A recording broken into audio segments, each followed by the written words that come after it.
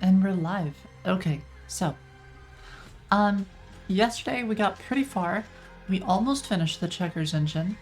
We got, movements done. We got, captures done for like, you jump multiple times for checkers. We got basically all of it done, except for the PDN, that's the portable draughts notation.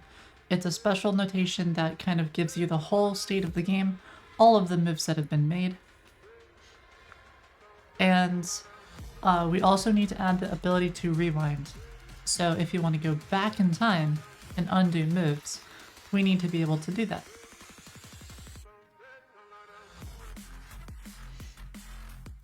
So the easiest way, I think, to do the rewind is we're just gonna store a state of all of the moves that have been made, all of the changes to the state, and then we just undo like the last one. So we'll set the length to, subtract 1 from the length of the history, and then replay the whole history, and you're done. Simple as that, and it will just work. Yeah. And on other news, I also got my accommodations for TwitchCon. So it's official, I'm going, and I got my flight ticket, all that jazz. I hope I hit partner before then because I really want to go to the partner party. It'll be close. It'll be really close.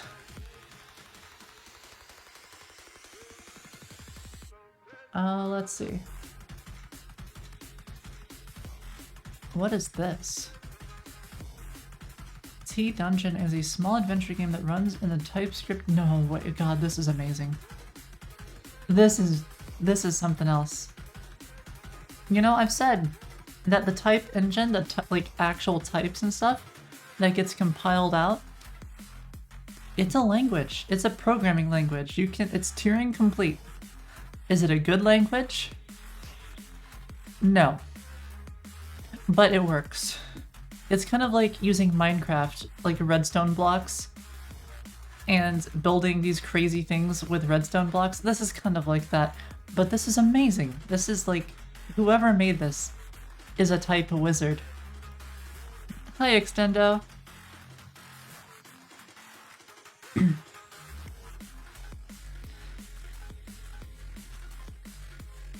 Yeah, this is ridiculous. I love this. Oh, this is pretty simple though. Positive and negative integers.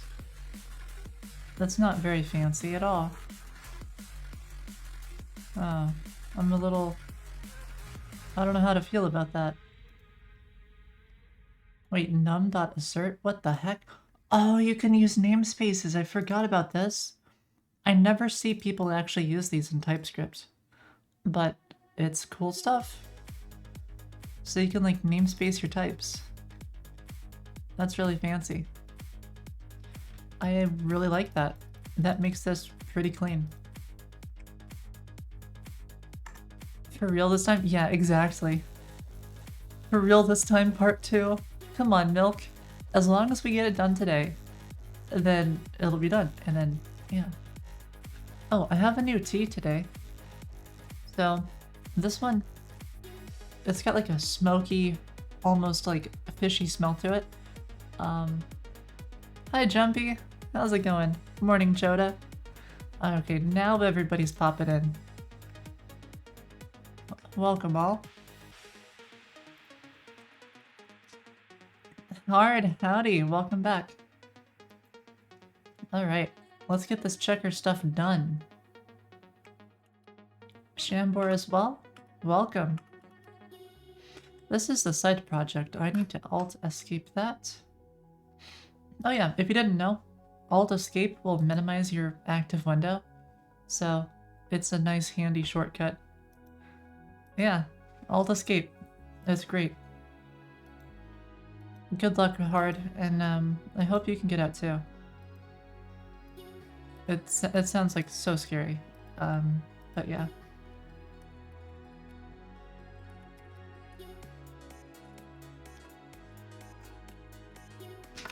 Alright, let's see. Item tooltip card, what is all this? Oh, right, yeah, because I was looking at, like, I was helping with someone with some form data. This here is how we're gonna do the form data, by the way. So, yeah, here's something else that's helpful.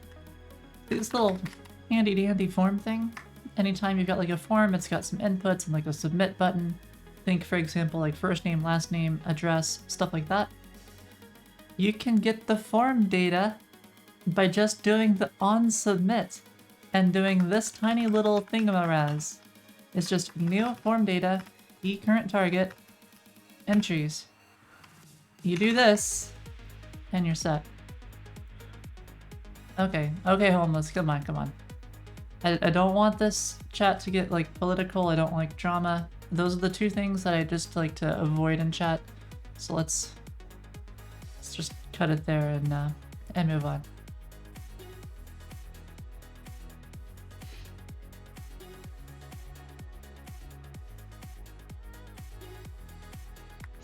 Alright. I'm just gonna copy this to the side project.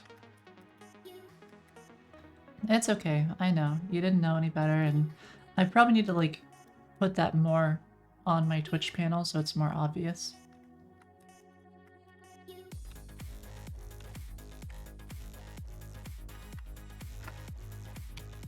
There, we'll just stick it in here and then comment that out.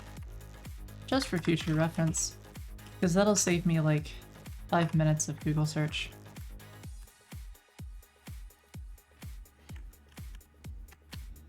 Okay, so that's fine, and now we go back over here.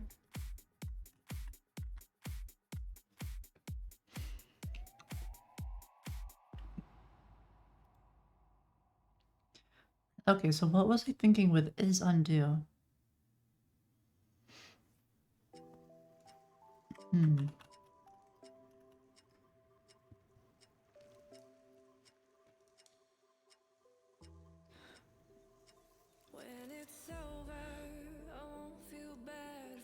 Okay, so let me think. So we reset, and whenever I reset, that's how it sets up the initial pieces, clears the board. It calls all the set piece jazz.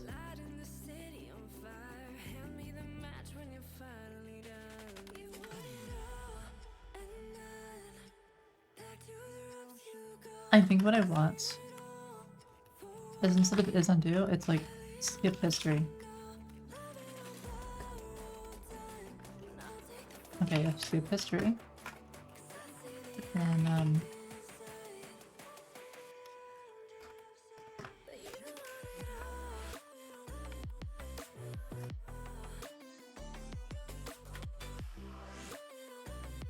oh wait, no, I don't want to stick it here on the set piece. I want to stick this on the moves, right? Yeah, that makes more sense.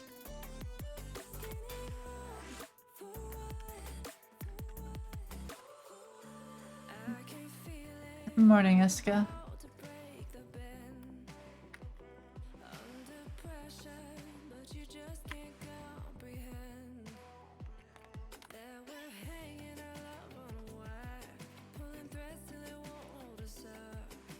Oh right, yeah, we also have to implement is promotion. So then history is just a list of from and to, which is really great because this is going to simplify our to PDN notation, because PDN notation is just from and to. And we can also tell if it's a capture, maybe? Because if it's a capture, then it becomes impossible. Yeah. So we get the distance, and I think like if the distance is only 1 away, then we know it's not a capture. And if the distance is not equal to 1 away, then it is a capture. And I think that's always the case. I think it becomes... Here, let me open up Excalibur real fast and I'll just be able to look at it and tell. Do I know how to join keys in an array of set state instead of the value? in an array of set. Do I know how to join keys in an array of set state instead of the value? Show me an example of what you're asking, because yes, I do, but I need to to make sure that I understand what it is you're trying to say.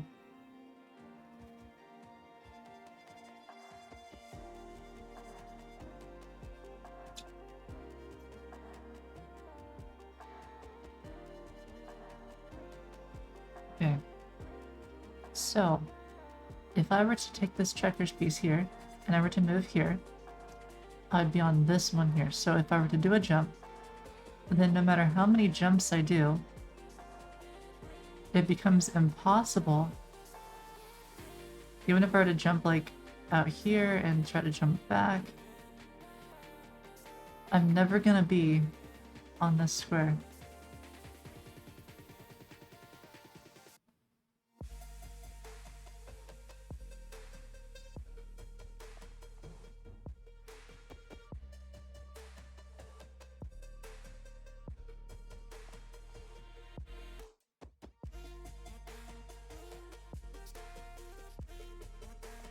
Yeah. Okay. So I can use that to tell if a move is a capture.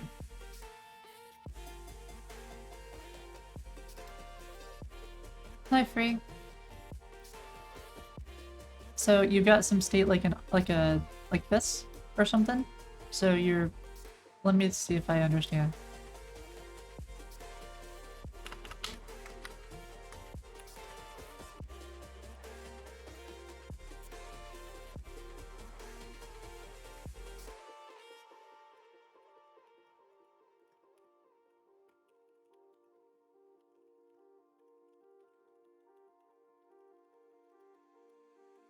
So you've got something like this. And now you want to... Oh, fiddlesticks. Okay.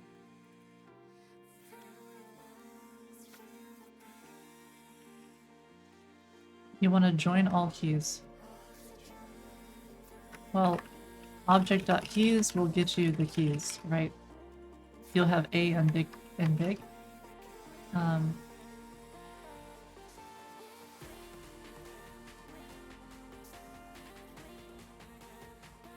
So is this what you want? You just want like the keys and an array? Object keys for any kind of like object is going to give you the keys. Object values is going to give you the values. Object entries will give you both in like an array where the first value is the key and the second is the value. And you can also do from entries where if you have a list of like key value pairs, meaning that this would be like A and then this would be hello.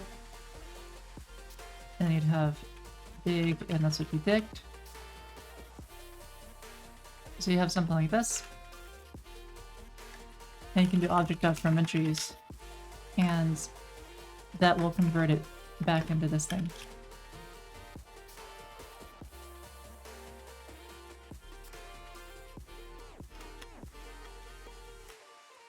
Now, if you're trying to set your state,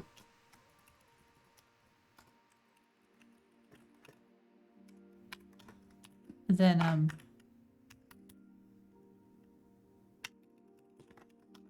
you can always set it like this, right? So maybe you want to add a value. You want small dict, you know, something like that.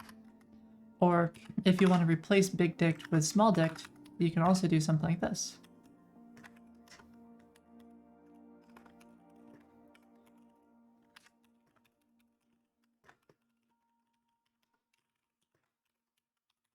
You could do like best.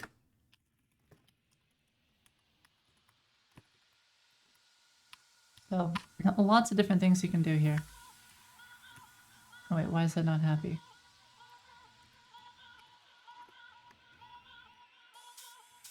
It should be happy.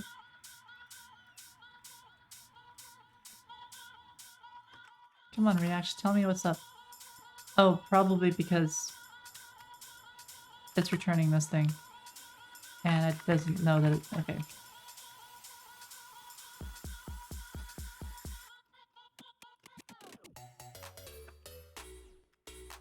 Yeah, there we go. It didn't know about small deck.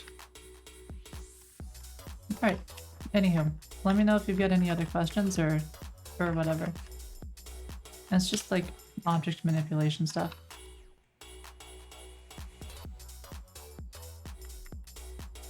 Alright, so our history. We got all this stuff here.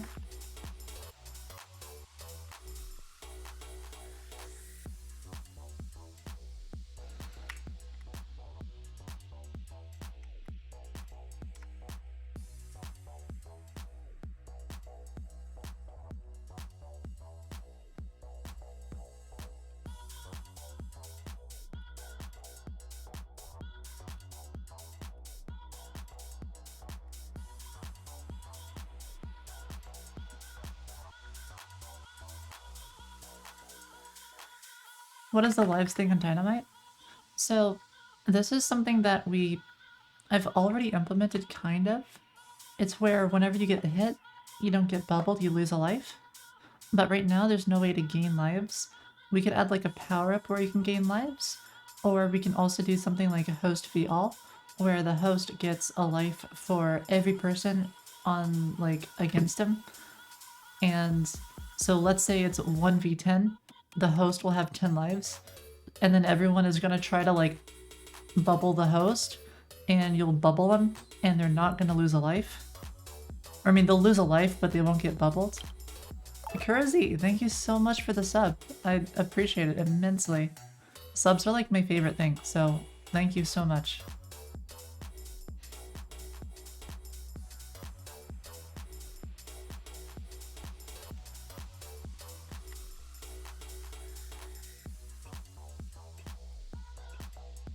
Alright, so this ARG's thingamabobber. I can do something fancy, where I do, this like TypeScript thing where you can get all of the ARGs.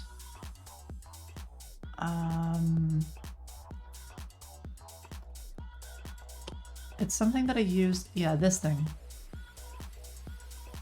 So we'll specify the type of it, and then this isn't really necessary, but I just wanted to use the same type for the history and also for this, and it works fine.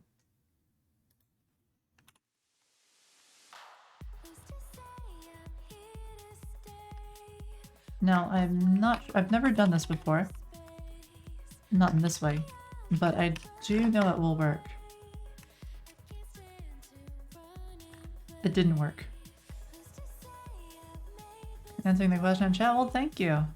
Yeah, I love answering questions. Anytime you've got like a programming question or something, feel free to ask it and I'll do my best to answer.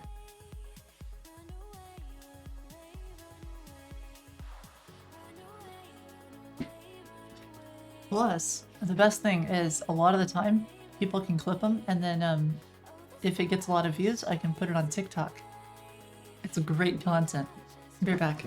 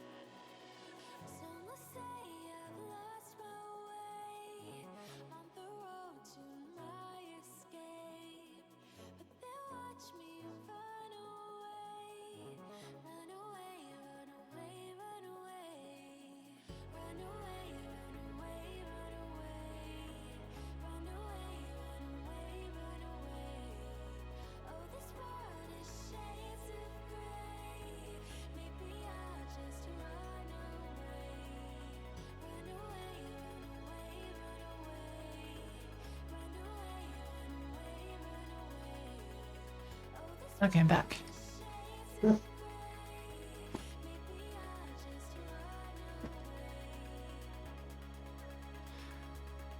Supply is not happy with that.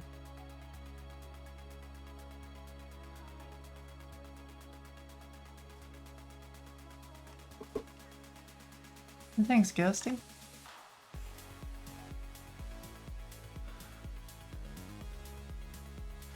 No, because it needs to be a list. But currently we have an object. Okay.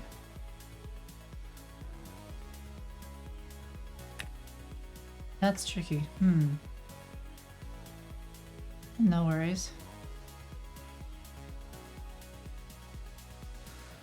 Okay, so I need an object to its tuple. What's the easiest way of... Okay, you know what? I don't think we can simplify it that way. It'll just make it more confusing.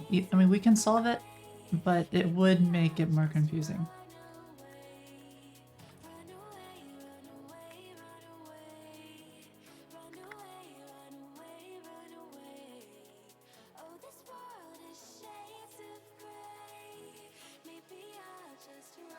Alright, so return null means that it's bad and does not make a move. So I think just down here, this is where it actually makes a move, and we're just going to go this dot history, and we just add another history from 2, just like that.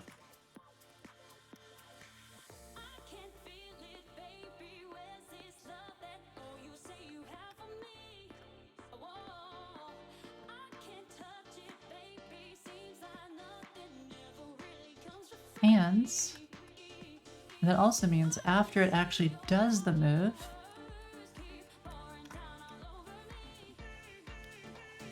we need to increment the current team index.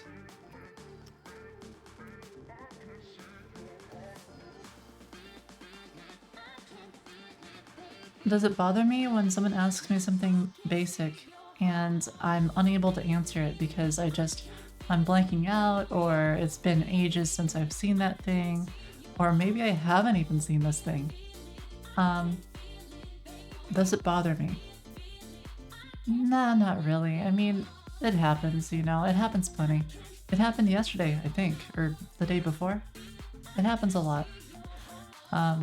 If anything, it makes me a little sad that I'm not able to help them, because I may not know the right way to phrase something, or I may not understand the topic well enough.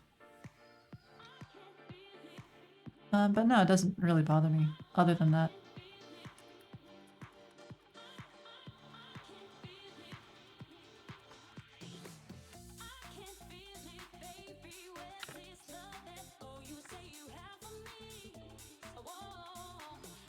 Sometimes you feel bad? Yeah, I totally get that. I feel bad too, because like you want to help them, right? And sometimes you're just not able to, but that's okay. I'm sure they understand. You got an ad in your face. I'm so sorry. Only one dino level today so far? That's still pretty good, Jumpy. You get there. Well, I appreciate it.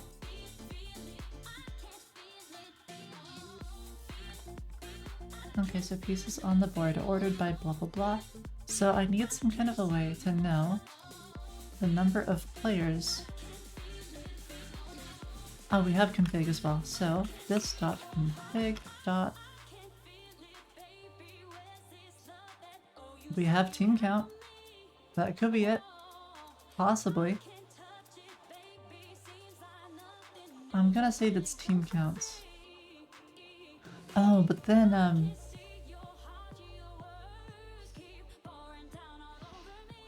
so if I increment the team counts,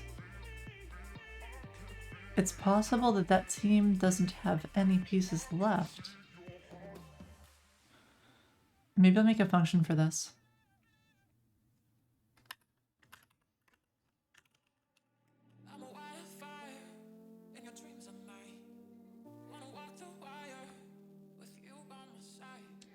It's a Graham. Howdy.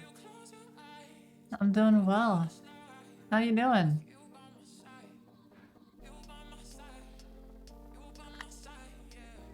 You want to increment,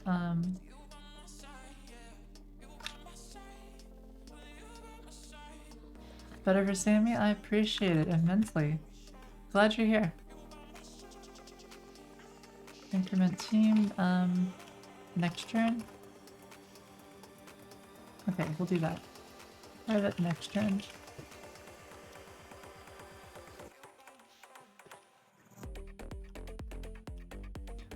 Okay, so we do that, but then we also need...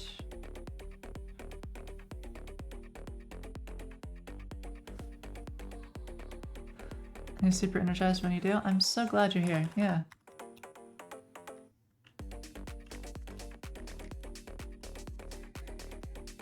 Yeah, I know. I start really late for you. I'm so sorry.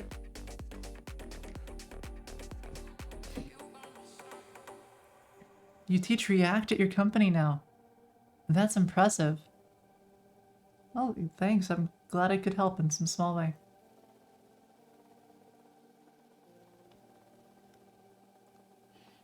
It's a very interesting tea.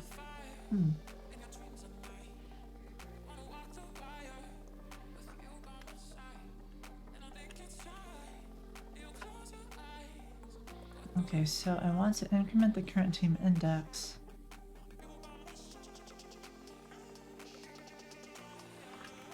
And I really need to know the number of players, which currently is just 2.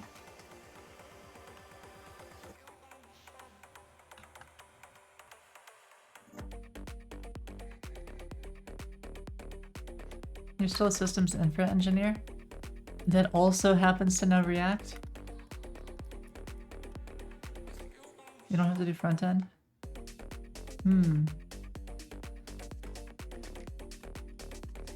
What, do you think your company will make you have to do front end just because you're teaching people React now?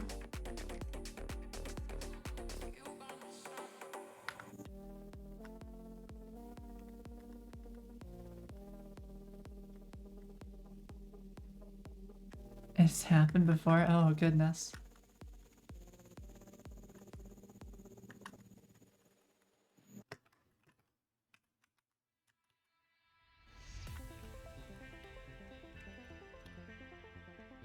Hi, Raticide.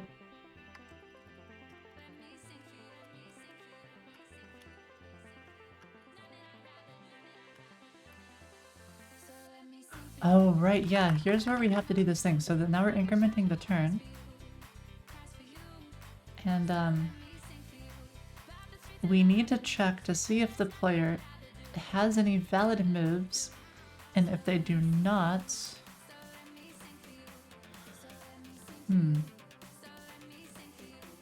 You're the sort of person that can't fix your computer unless you have 10... That's a lot of computers.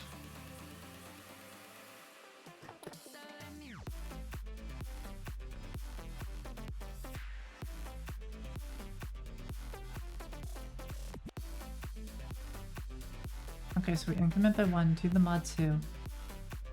That's the current team's index. And then...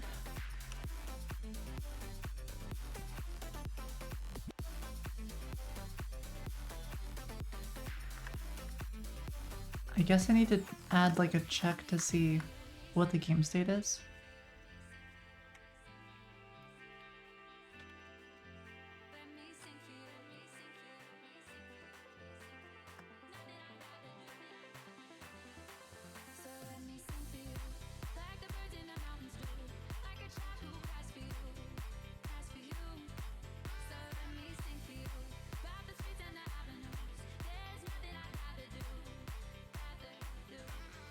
$231,000 servers? Graham, that's ridiculous. How? How do you manage that many? That's insane.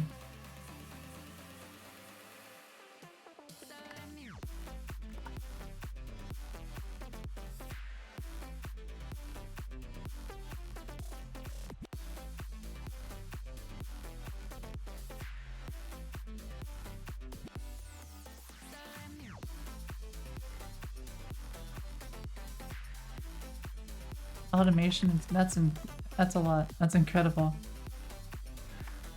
Yeah, I can barely manage my own desktop.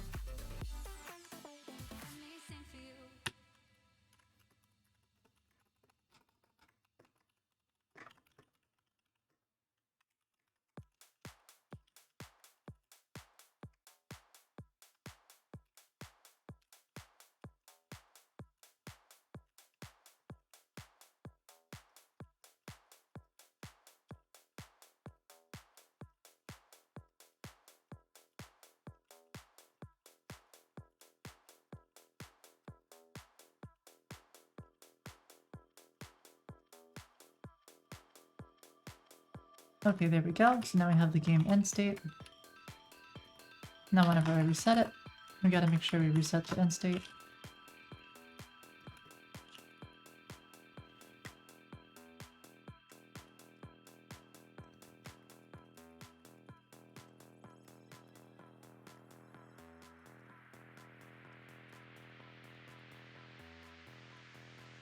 Alright, so now we want to get the next turn.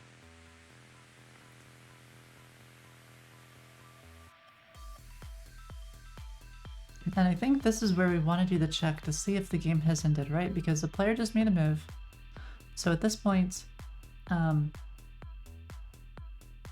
we can check to see if the player has any moves they can make.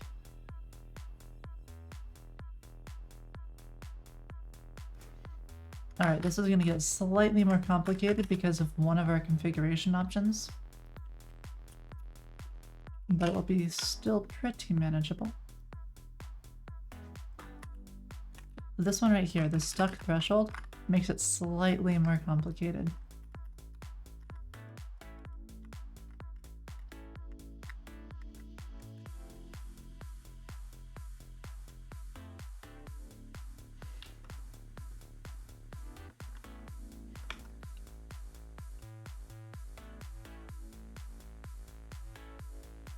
Morning, Bertoy.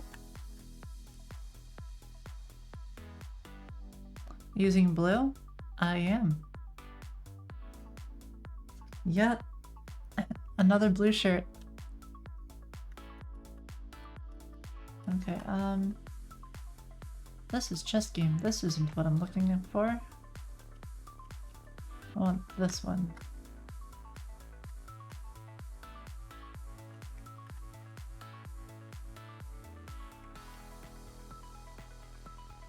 I think I also need to make sure I reset the history here.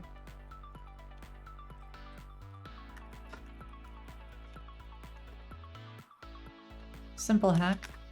You can use this to reset the list of or the size of a list or something. The auto subs are quite accurate. I'm surprised. How's the mobile project? Right. I need to do that at some point. We're finishing checkers first, and then I think we're jumping back into mobile.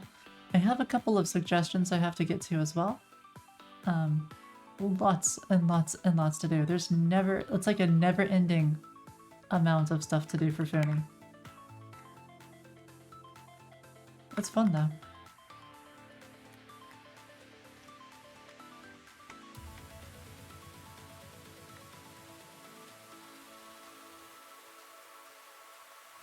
Okay, so we have player counts.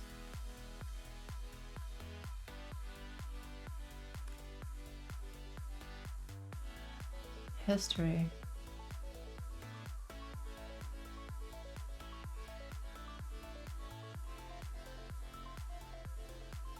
No, what's interesting is there's a stuck threshold, right? So, how does a stuck threshold work if there's more than 2 players? It worked? Glad to hear it, Ghosty. So let's say you have a stuck threshold of like 5, meaning that if you're unable to make a move for 5 turns, you lose. But let's say it's a 4-player checkers game, and one of those players is unable to make a move for 5 turns. Do their pieces go away? Do they just disappear off the board?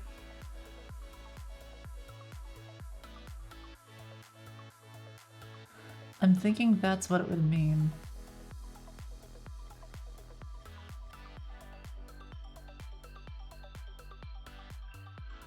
Okay, what's the best way to represent this then?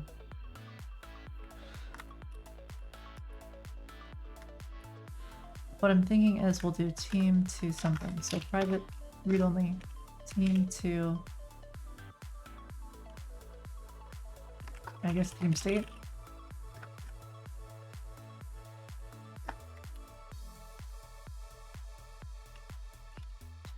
Okay, so what does a team state need? It needs turns stuck, which will be the number of turns in a row that they've been stuck. And then once that hits a certain threshold, they get just eliminated from the game.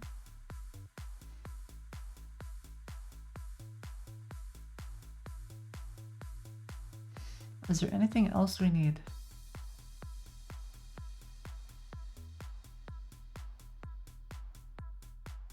I don't think so.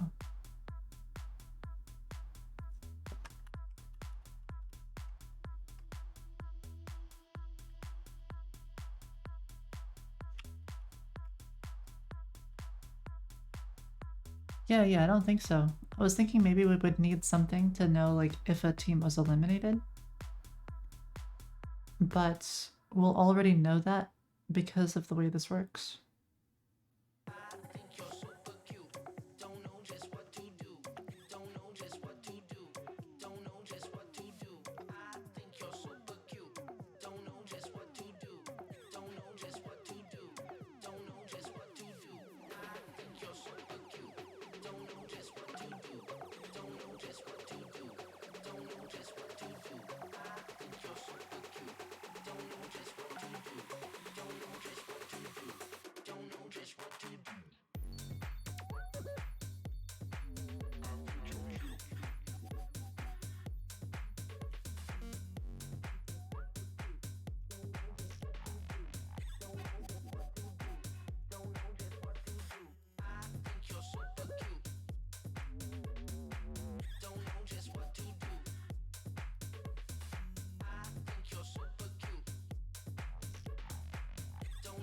There we go.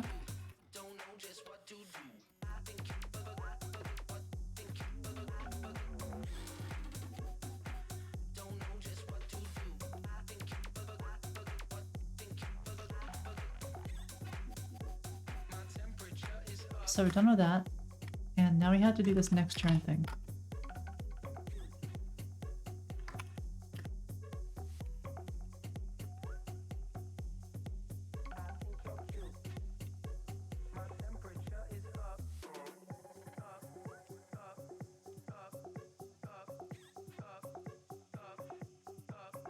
So first we increment the team counts.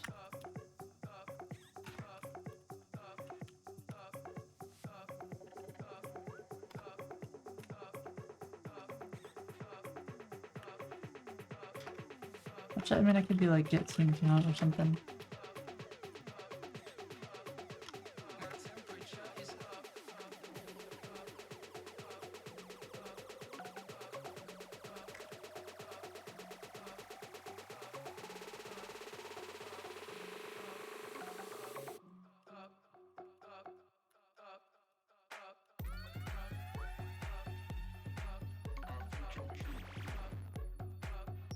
There we go. Okay, so that gives us the number of teams, which will get a little bit closer. It's bedtime for you? Alright, take care, Graham.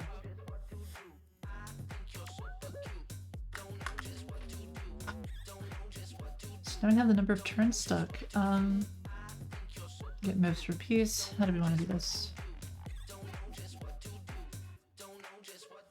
Do we have something that gives us all of the moves for all of the pieces? I guess it'd be relatively easy, right? You just iterate over all the pieces on the board and then get the ones for the player's team. Now this is an inefficient way of doing it because as the board grows larger and larger, this is still checking every single tile to see if there's a player's piece there, which is not efficient. But because the max board size is 12 by 12, that's only 144. It's not that bad. If this was like some special checkers that needed to be able to be like a 100 by 100 or something, I don't even know how you would design a checkers like this, but I guess maybe you could. Then we might want to look at an alternative way where we use like a map and it's the team index to the location of all of the players' pieces, because that'll be a much faster lookup. But I'm not worried about it. It'll be fine.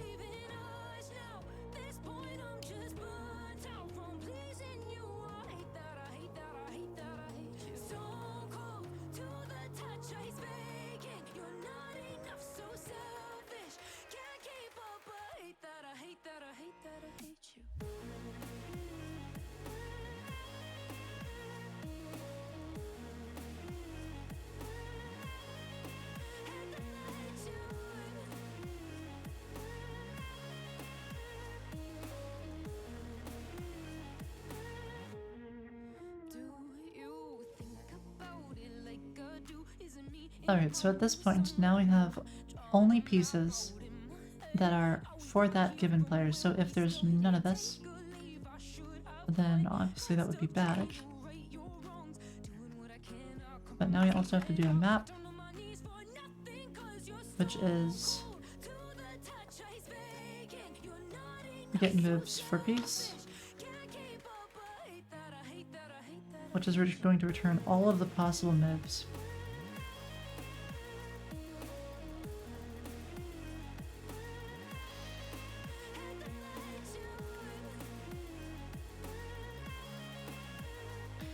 And of course I had to do it as a square and not as the actual position.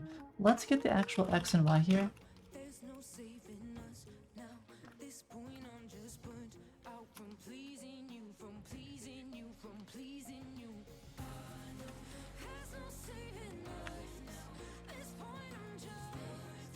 Just because I kind of want to do it that way. So omit the square, X and Y.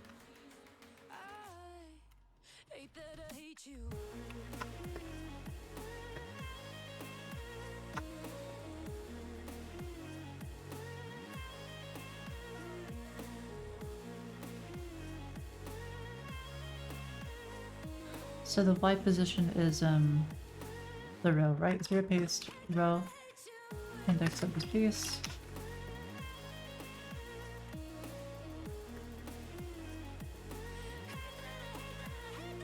Great stuff.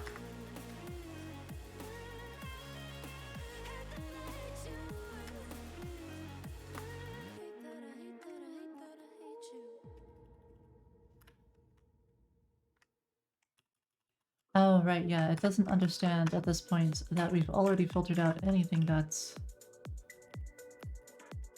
not there. I mean, so this should be fine. Great, that returns the moves for the piece. At this point, we flat it.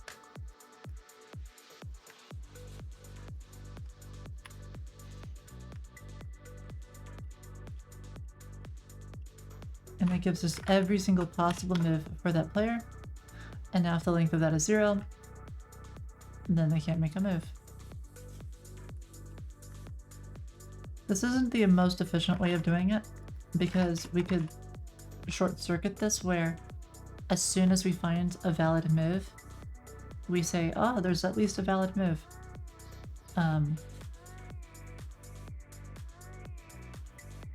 I guess I could make a function for this, but because it's only being used here, I'm just gonna leave it like this. It's fine to be inefficient.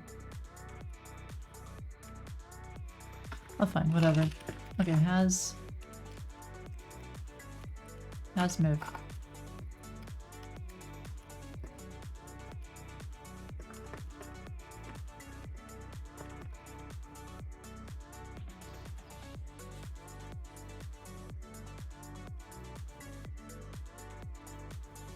What language am I using? TypeScript.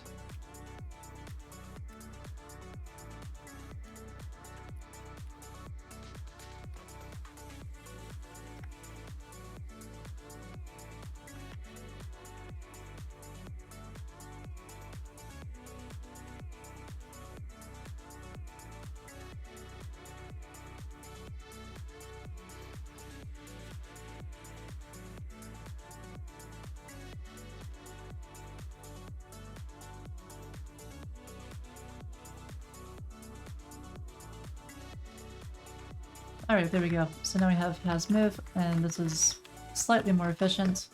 Now it'll just get all the moves for one piece. So it's more efficient, whatever. It's fine. Has move. Great.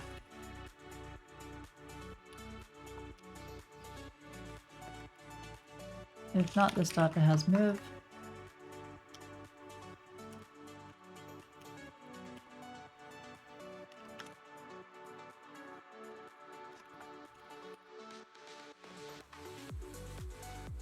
And then we get the next turn.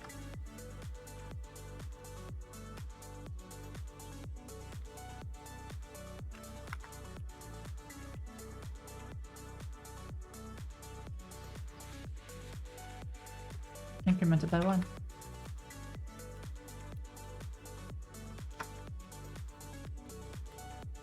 Can I use some in this case? I could. Yeah, I could.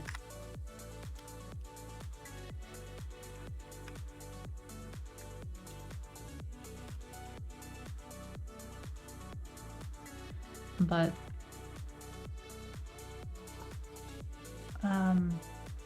well,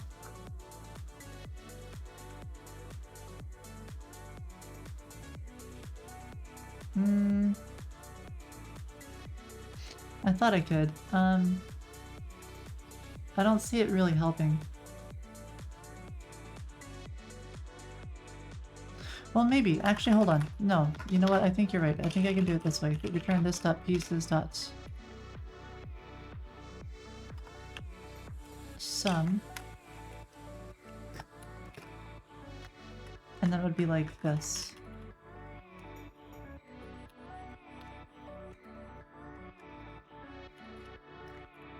And this dot get moves for piece dot x, piece dot y, length greater than 0. Nice one! I need to clean this up a little bit though, because a little unreadable there. Okay, that didn't make it any more readable.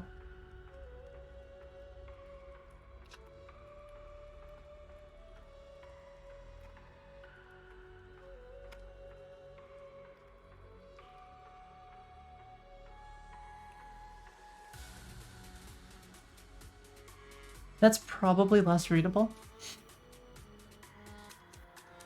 Just because not everyone's gonna understand what it does.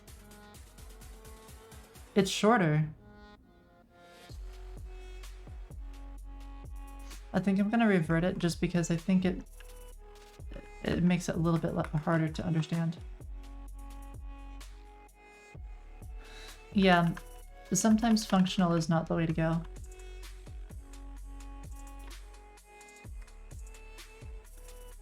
This is where I like the name any instead of some. Yeah, I agree. I think an any would have been a better name than some.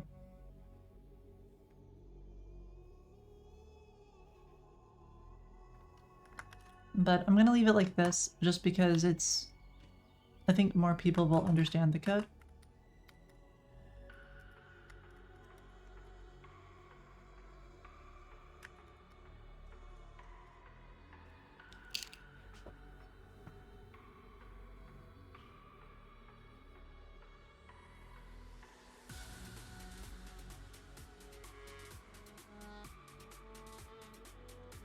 Okay, so team to turn stuck.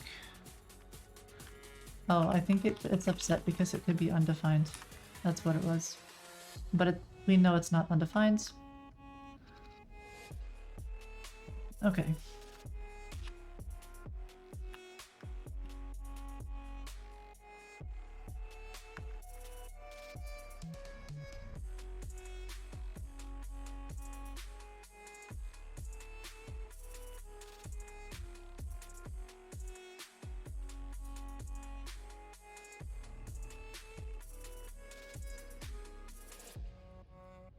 So we need to, well, no, we'll go back to this other way.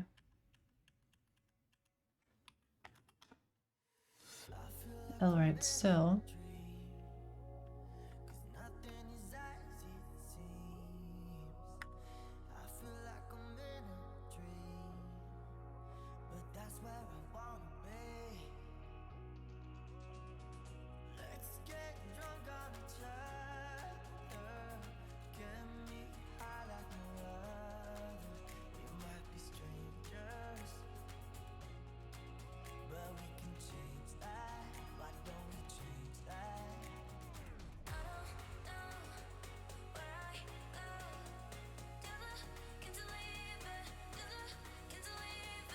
Alright, so if this dot game in state not is null, then the game has ended between null.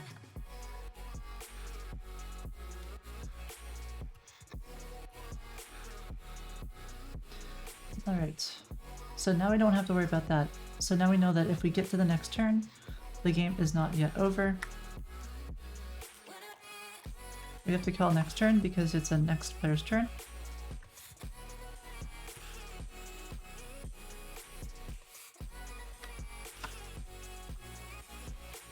If it has move, you return. Because they have a move. An invalid move.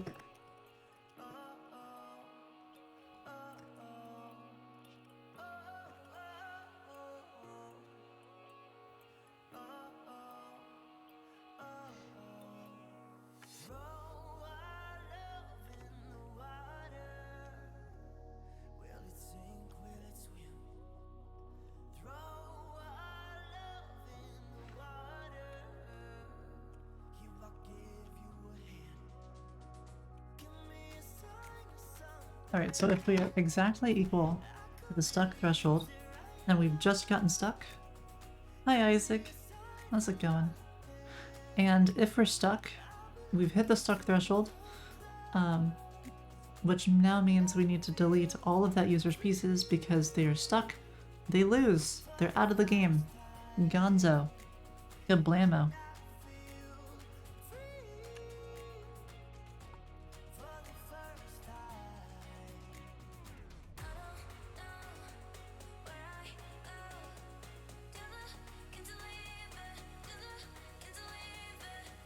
We also have to check to see if we have a winner. So, we have to go through pieces and replace all of them.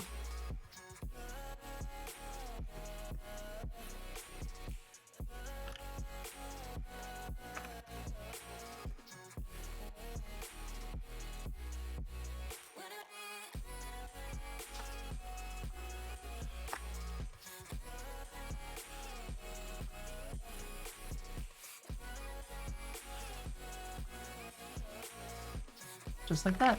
Okay, so that'll clear all the pieces. Pretty simple.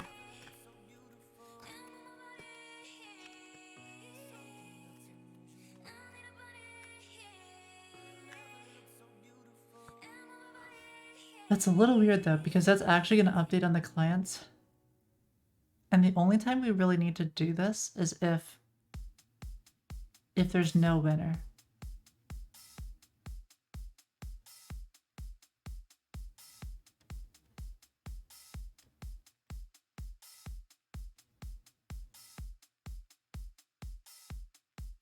Howdy, Nex.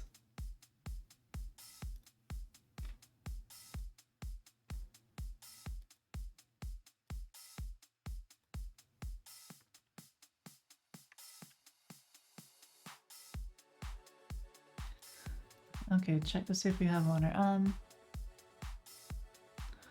So how do we know if we have a winner? Well, you can't eliminate yourself on your own turn. But if we're playing like 4 players, it's possible that you eliminate a player whose turn is not next.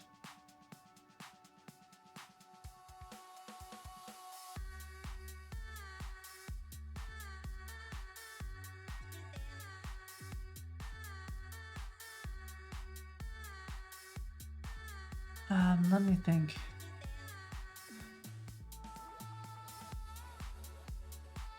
Well, we definitely wouldn't have a winner.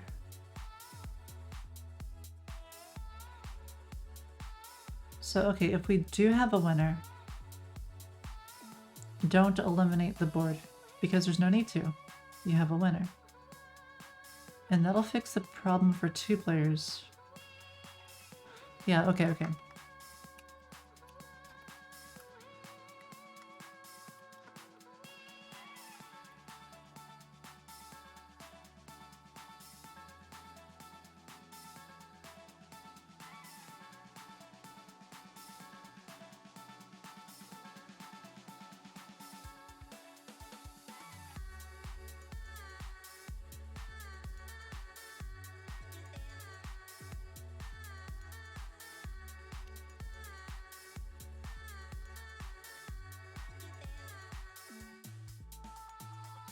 And I think the check for having a winner is going to be really simple.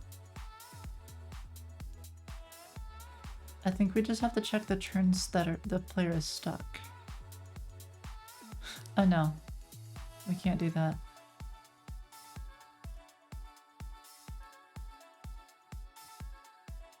We could store a set of pieces so we see like which teams, and then we just, okay, we'll just do it the simple way. Get winning team. About calculate winning team because we're actually doing calculations.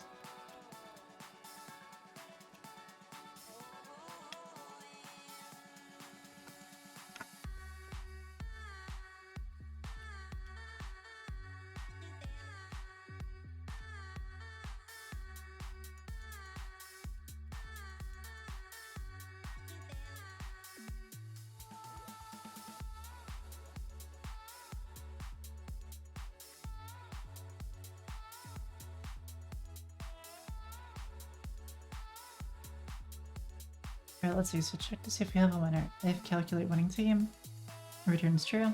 Yes, there was a winner. And then,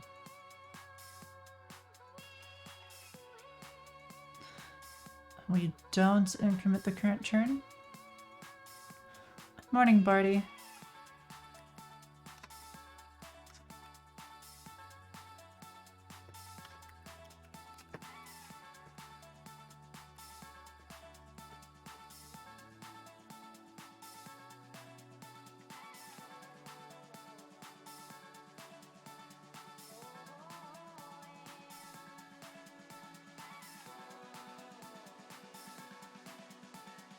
What am I doing?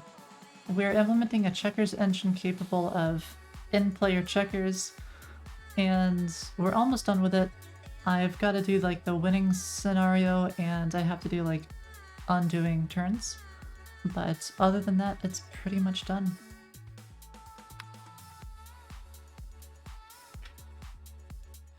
Oh gosh, it's gotten big. It's like over 300 lines now. Oh no.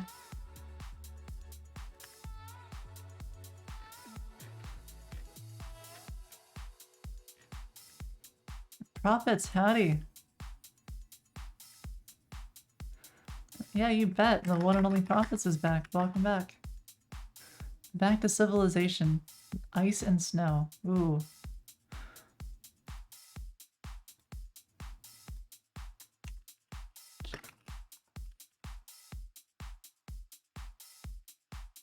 Okay,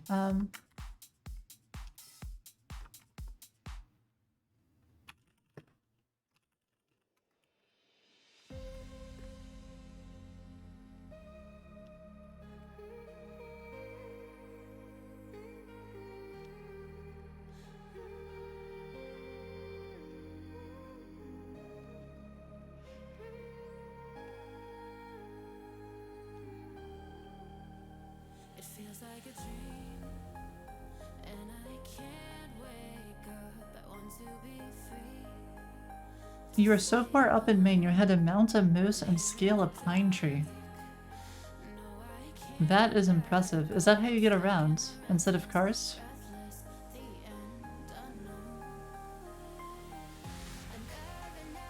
I think I've heard about this.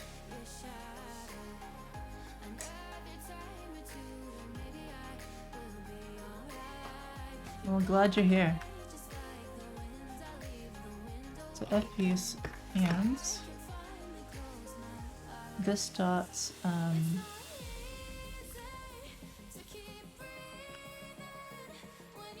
name to turn stuck dot gets given the piece name index. Am I back running Google? Sold Foony for oh man. If somebody offered that much, I think I might sell.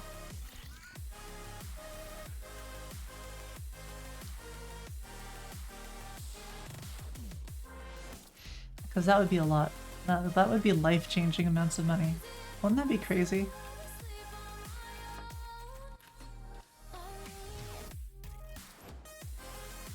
Would I still stream? Heck yeah, I would still stream. I love it. I love streaming. Probably from a beach? Probably not. If it was from a beach, it would be like a bunker underneath the beach with no sunlight. The acorn yacht? That sounds like a lot of sun. More like the acorn bunker. What's with the sun hate? Sun causes wrinkles and skin damage, and it makes you older. So I don't like the sun. Vitamin D left the chat, pretty much. Free cookies forever? Sounds pretty good. I hope there's soul cookies. I really like soul cookies. Chocolate chip cookies are pretty good too. Acorn's underground lab. That would be crazy cool. I would like that.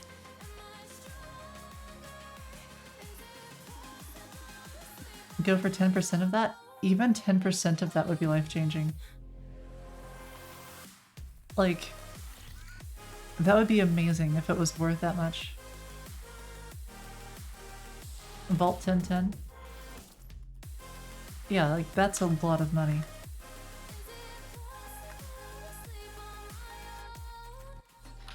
Okay, so we get this thingamabobber, and if that is greater than or equal to this dot config dot stock threshold, let's just simplify this a little bit.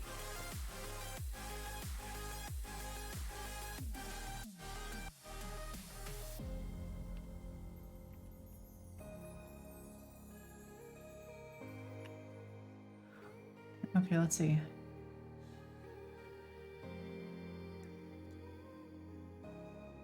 The remaining teams add...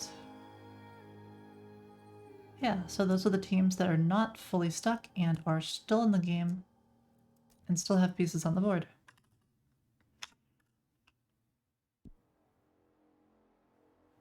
Oh, but this doesn't take into account that other configuration. Stale threshold. Number of turns without any takeovers before the game is considered stale.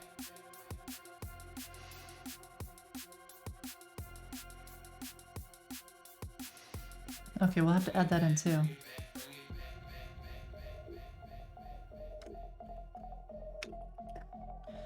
For now, I'm not gonna worry about it. So, okay, what I did do though is on this get game state, there is one of these things tie. If the white count less than 0 and the black count less than 0, this is impossible. This is impossible. Okay, cool. We're good.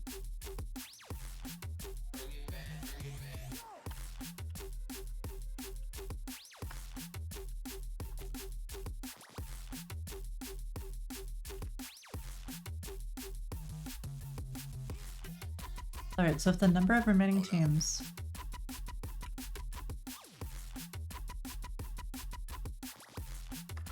Alright, let's just get this way done.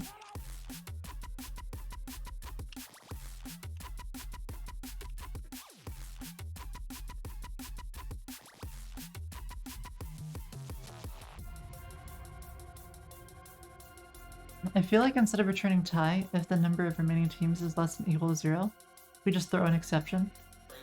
Because it shouldn't happen.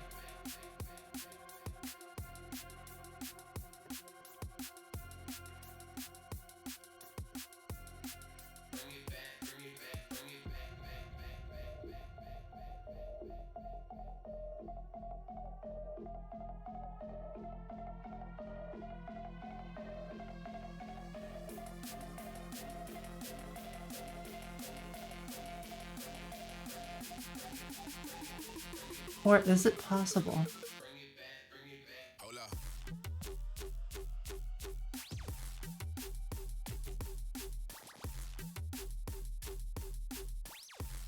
Oh no.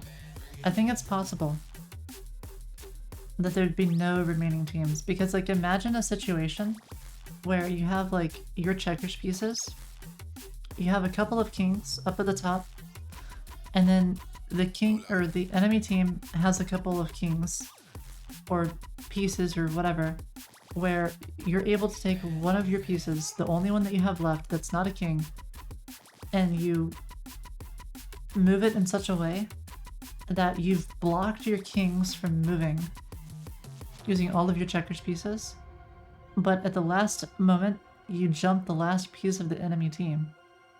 So the enemy has 0 pieces and you're unable to make a move.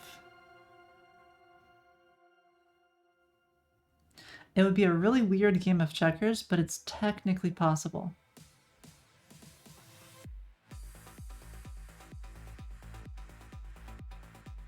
Okay, let's simplify it then. Let's remove some of these checks.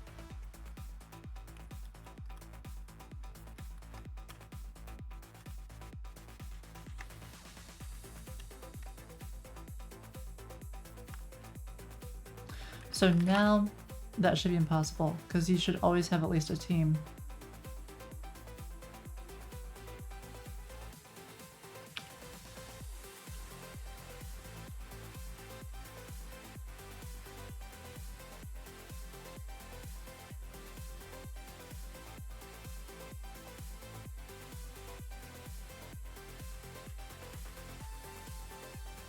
Let's see, is there any useful information we can include that would help us debug this?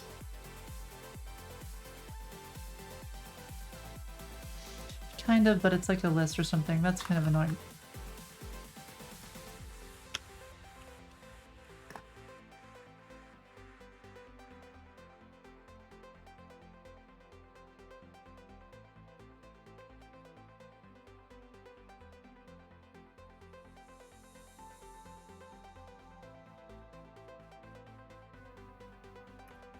Okay, else if there's one player remaining, return remaining teams dot values back at 0.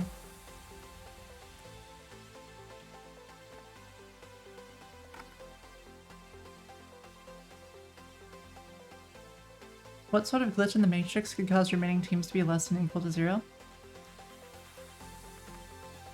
Well, nothing. But okay, fine, I'll remove it. But before, it was possible. Before, it was possible that you'd have... I'm not really sure how to draw the spell. Oh, here, let me do this.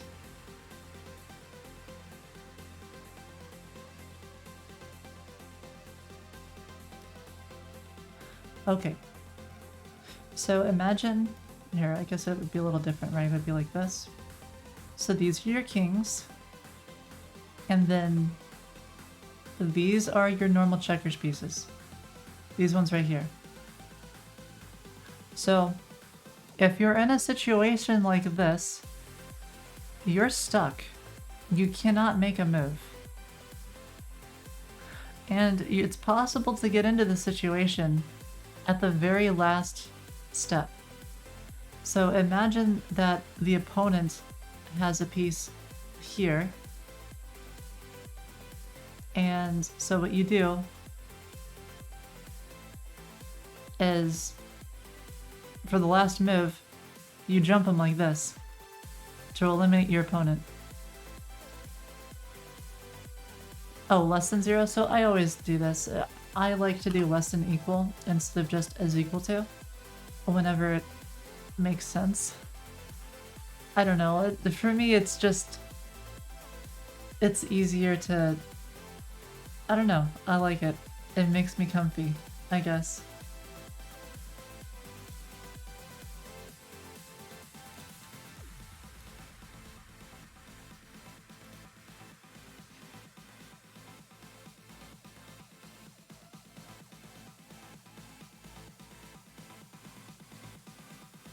Alright, so that returns an iterable.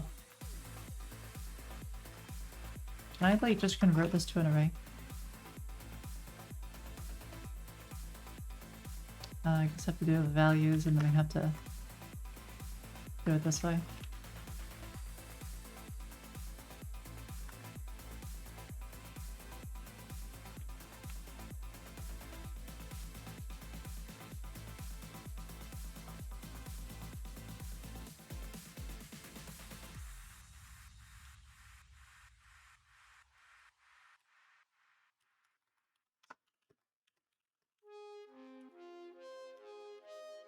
Okay, so now filter out any teams that are stuck.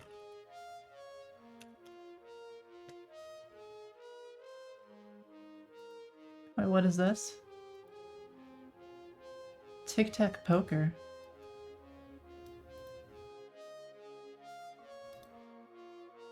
What?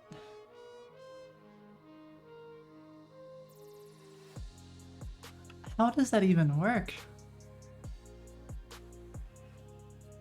Unregistered Hypercam 2, like, not even as a meme. This is so old, it actually is Unregistered Hypercam 2. That's amazing.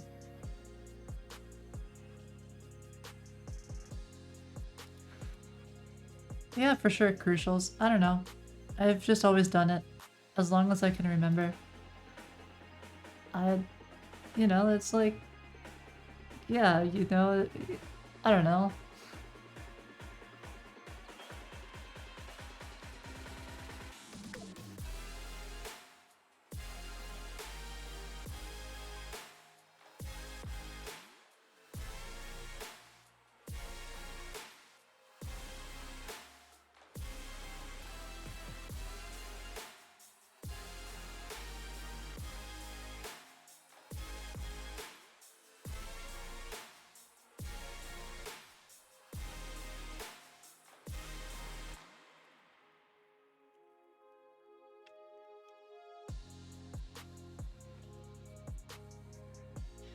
And now I need to compare this to the threshold.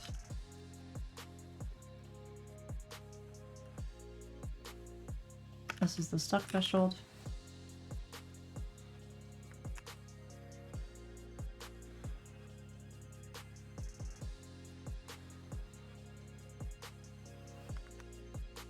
Okay, so if blah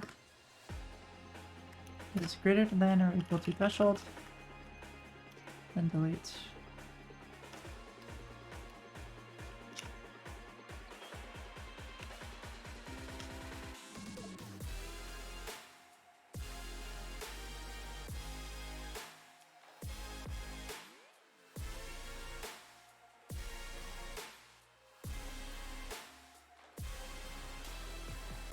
Okay. So that'll filter out teams that are stuck.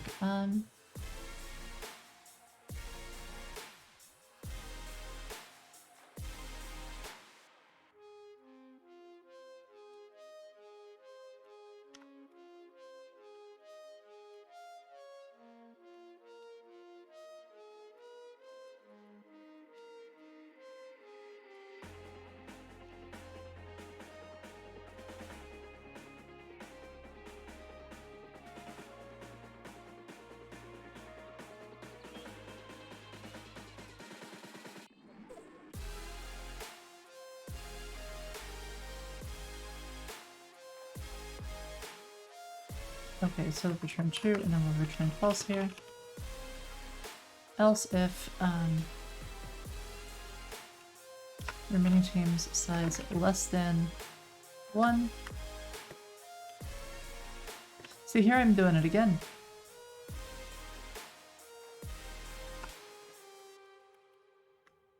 Instead of is equal to 0, I just do less than 1.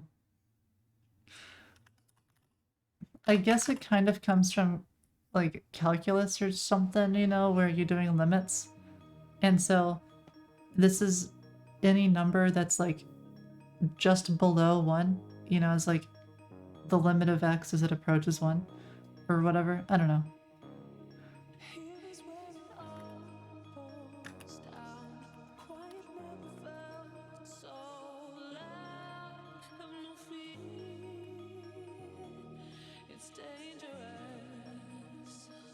Okay, so we also have to take into account the threshold.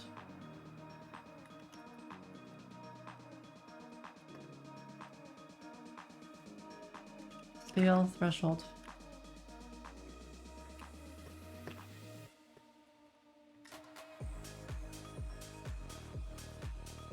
Which, actually no, I don't think we take into account there. I think we take into account the steel threshold in another area. So if there's a winning team, we stop progression. Next turn. Okay. Starts next player's turn. Current team index. If this dot current team index is equal to 0, meaning that it's made a full loop,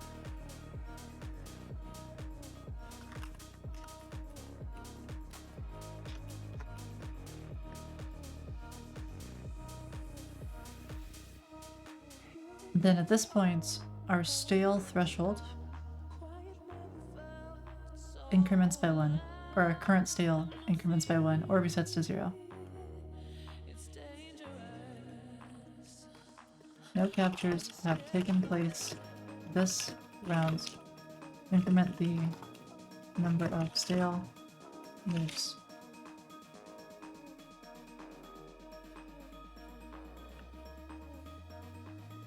Yeah, pretty much, Amos. I'm always like, I don't like, I want to avoid any kind of overflows, any kind of like negative values, stuff like that. And it's like so easy to do, to just do like, you know, greater than equal to instead of is equal to.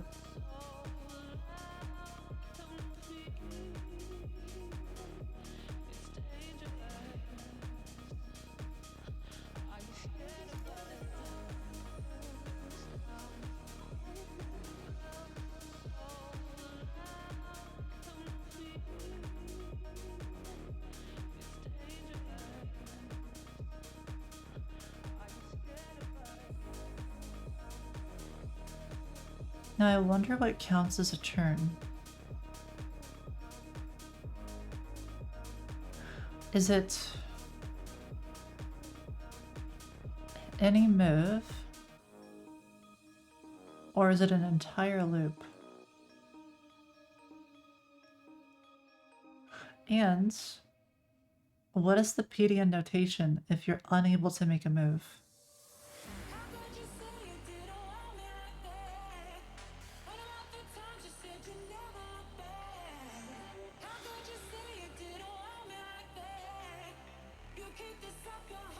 I think I know how we'll do it. If you're unable to make a move, we will omit the value from the PDN because it's not necessary. Like, you're able to look at the state of the game and figure out which team was unable to make a move, so it's not needed.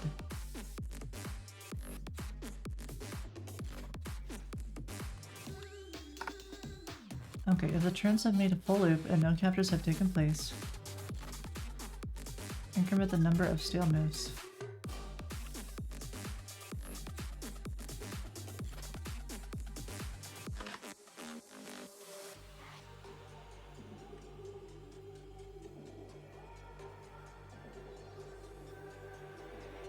And then if the number of stale moves is now greater than or equal to this dot config dot, and see here I do it again. Instead of is equal to, just greater equal to.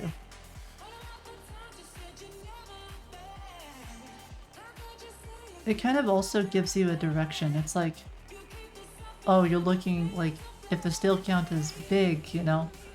So it kind of gives you a little bit of meaning. Instead of just is equal to, you don't know which direction.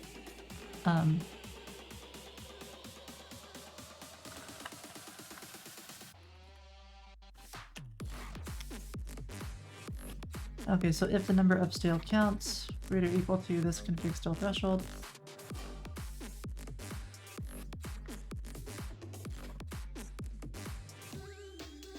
actually I think we'll do it a slightly different way.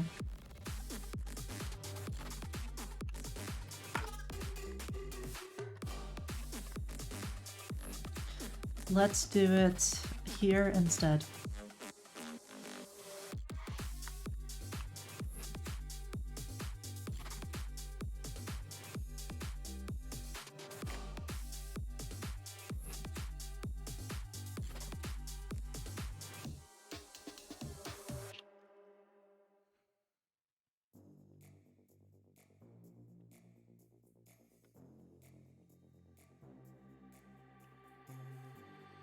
Eyes above, the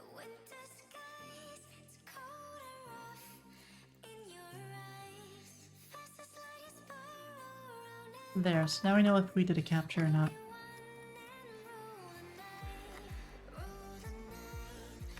So if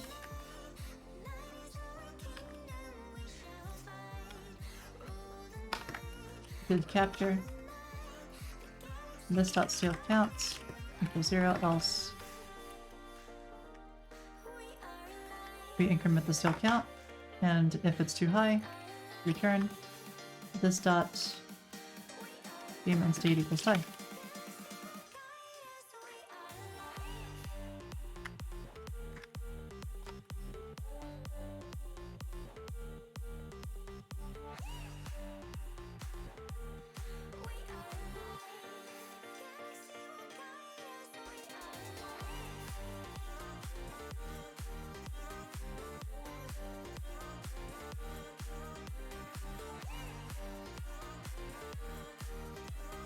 Right, and we know if a capture has taken place just by looking at the from and the to of a move. Simple enough.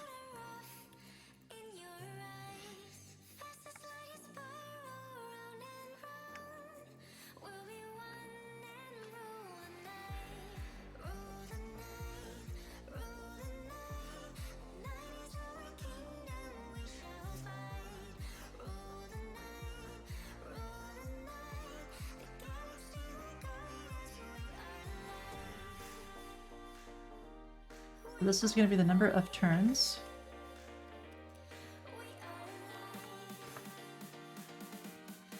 that have elapsed. This is not quite enough because we also have to do this increment check in one more area that have elapsed before without a capture taking place.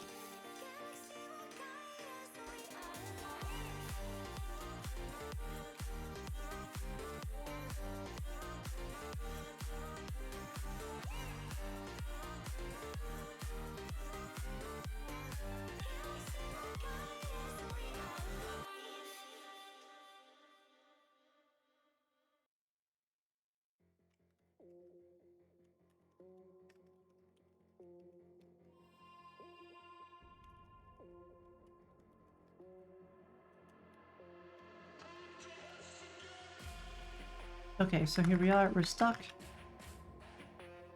There's not a winning team yet. So we increment the number of stale count, and we return with the game and state ending if necessary. Great.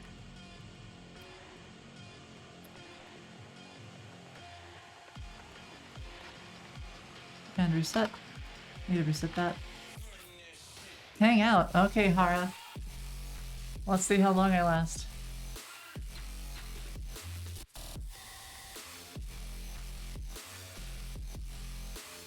Let's see. Make sure you can see me. Yep.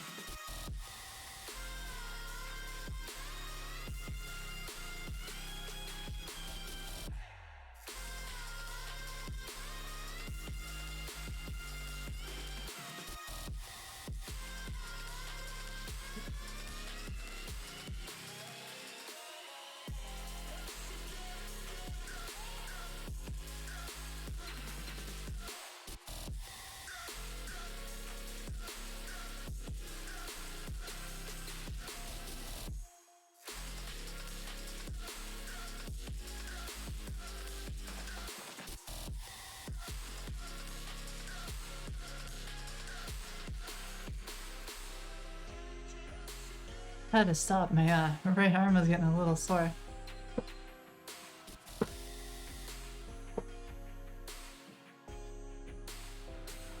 All right. Let's see.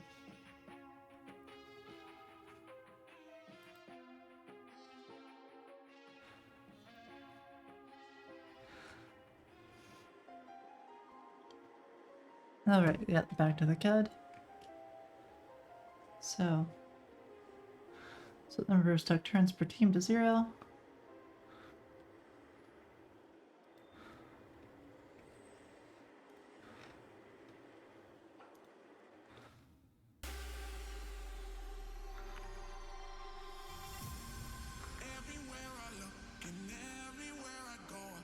So, okay.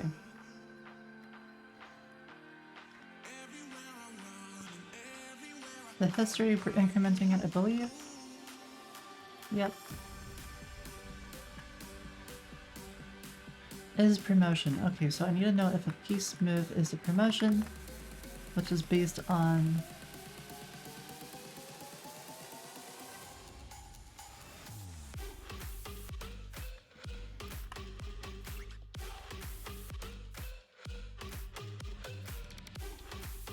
Oh good, we have a team index here.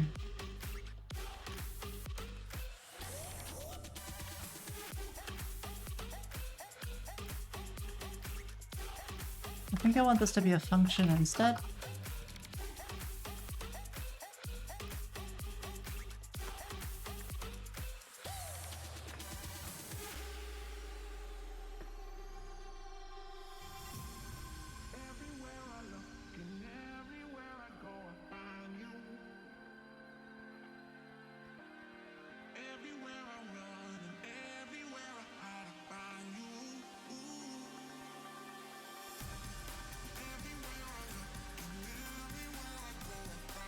I'm curious, how is Chinese checkers? Like, is it just a I think it's just different, period. Yeah, it's different. It's 1, 2, 3, 4, 5, 6 instead of 4. Because I was thinking, like, what if I could make it so that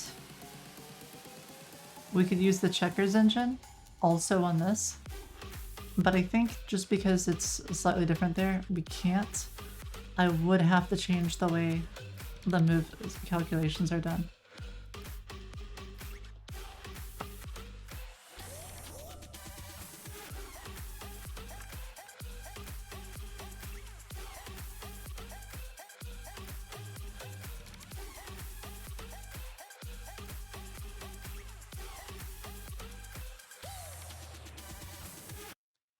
Alright, so team index this whole thing, I'm a bobber.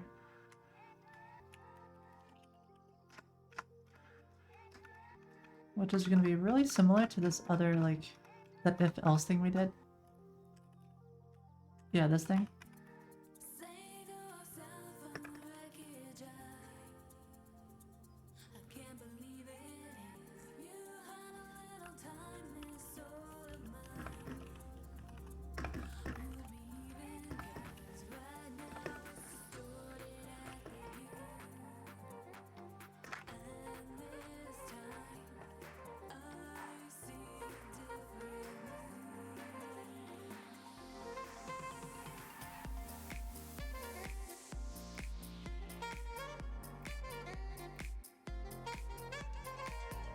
Wait, can this be made? I think this can be made, just a function.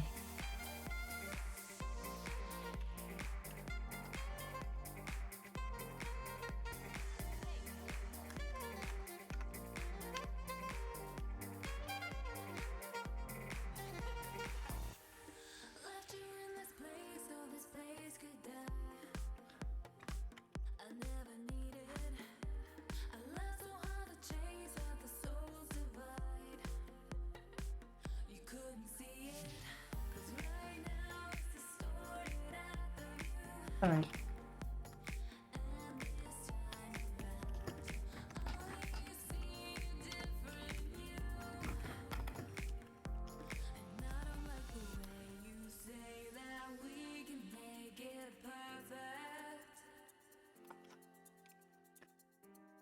So his promotion means that, this one actually requires config. Because I need to know what the board is like.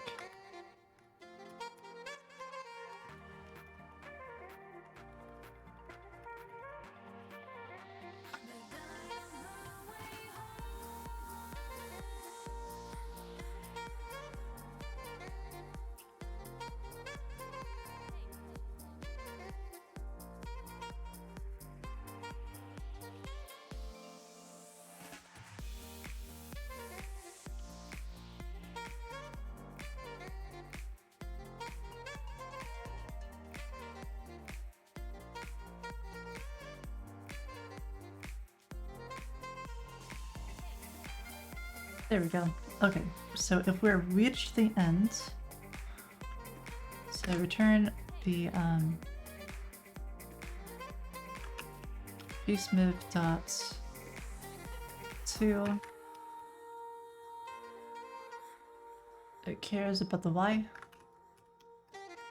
greater and equal to number of rows minus 1, because the y position is 0 indexed and the number of rows is 1 indexed. Okay, else if index is equal to 1.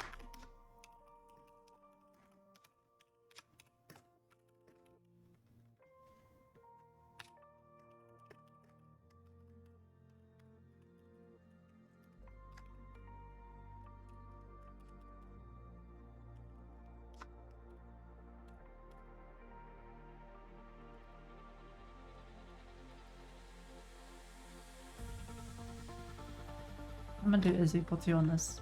Okay. Also, if it's 2, that would go,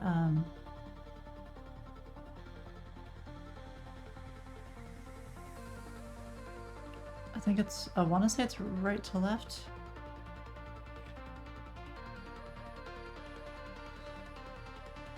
But it should be left to right, right? Okay, backwards is to the right.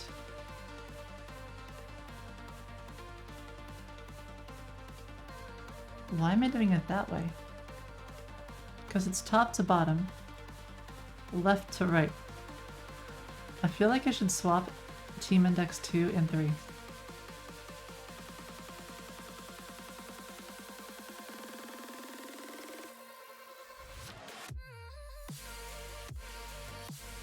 %. Yep, that was the right move. Okay, cool stuff.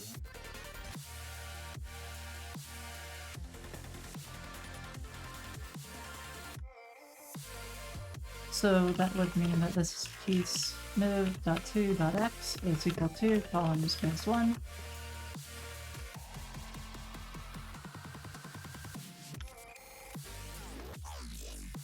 There we go.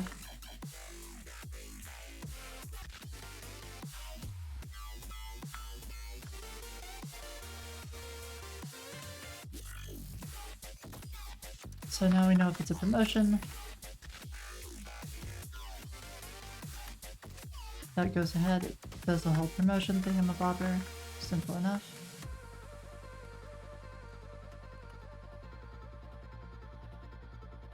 Undefined, that doesn't make any sense.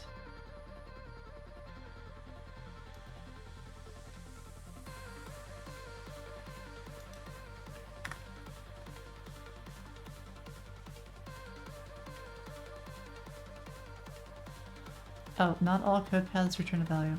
Oh yeah, that would be a problem. Return null. Ah.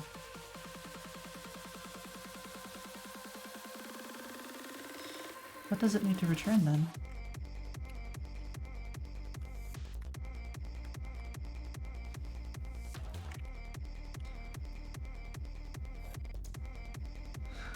Oh, it returns the thingamabobber. It returns the move. Else no.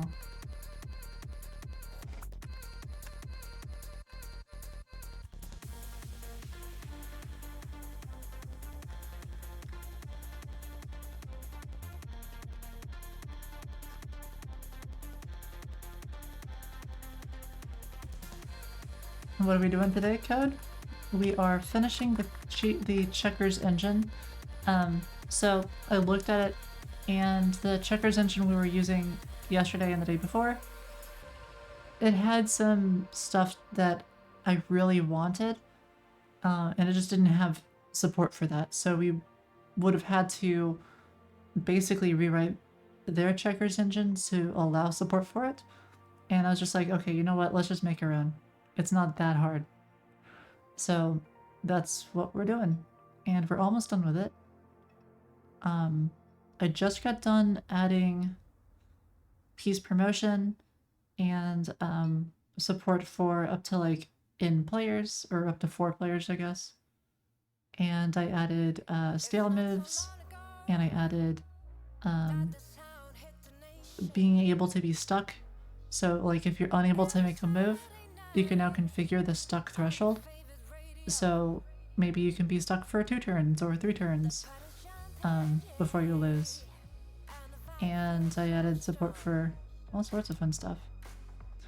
Oh right, yeah, the stuck threshold. We have to reset the stuck threshold.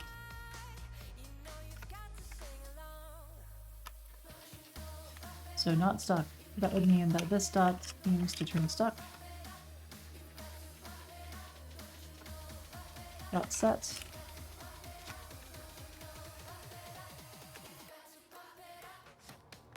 Okay, so we're done with that. Now all that's left is rollback and passing the PDN, which is going to be the state. So the PDN is relatively simple. Move null. What's up? What's up with this? It should be happy. Ending statement. Oh. Oh, yeah, that would do it.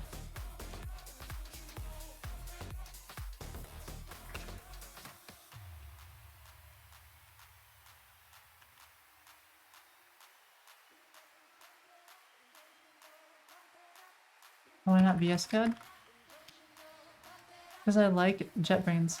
Speaking of, JetBrains, please sponsor me. Oh wait, there's a sponsorship request. I wonder if this is applicable. Please fill in the form below. I mean, the kind of. It's just that this is more for a little different. Maybe it would be more like developer recognition. That's not really. Oh, maybe it also. Yeah, I'm not sure. I'll have to figure that out at some point. What's the Acorn stack for code editing? I mostly use the keyboard. I don't really do a lot of Vim, but I do some Vim. The mouse is mostly for navigation between windows. So like doing that. But even between this, I don't really use the mouse for navigation. It's mostly just if I want to go from like the left tab to the right one. Because I don't know what the keyboard shortcut is for this yet. Do I game? Yeah, absolutely I game. I'm playing a game right now. I mean, this is an idle game, and it's just something I can play during the stream. But other than that, yeah, I play like old school RuneScape, I play Lost Ark.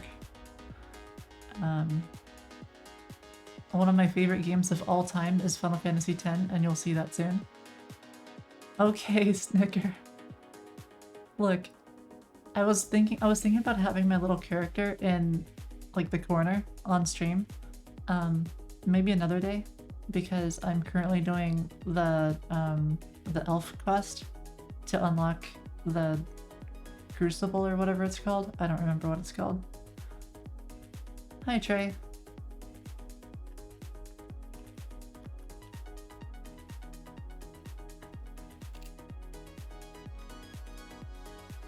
Okay, so we've done all that jazz. History is good. What we have to do now is undo.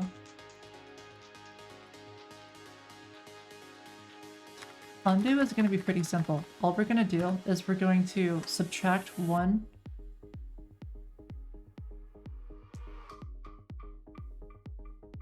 from the history. And then re-roll it. Okay. Undo is not supported here yet. I'll have to make a function for that.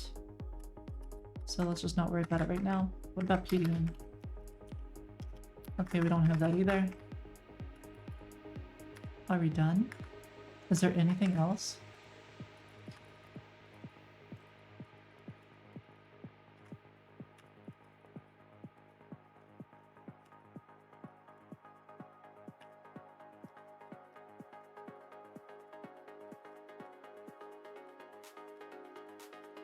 I think we're good.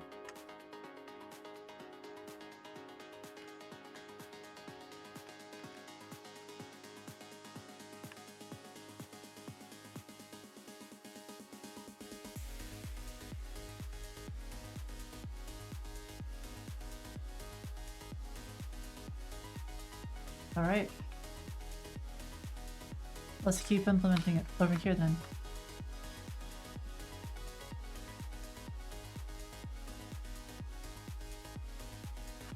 So we've got board. That gets the dimensions filtered. Coordinates, okay, that's fine. Returns a piece at square. Yeah, we got that. Okay, move support. I think this is as simple now as just return this dot engine dot move. From 2.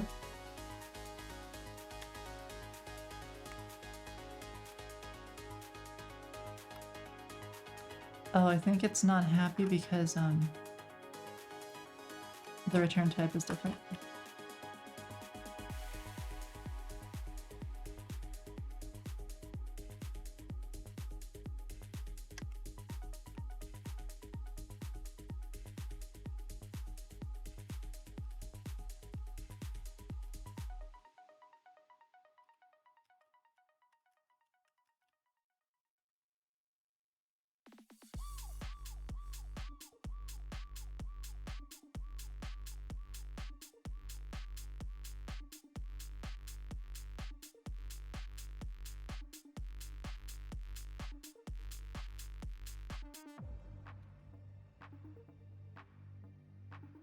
Oh, yeah, that's what it is.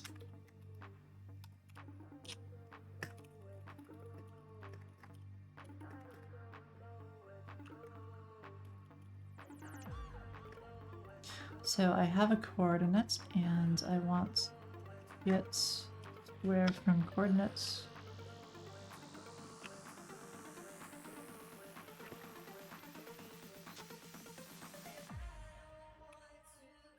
And done. But why does this get upset with me? Pass in a from, pass in a to, and good to go. Oh, because it's okay.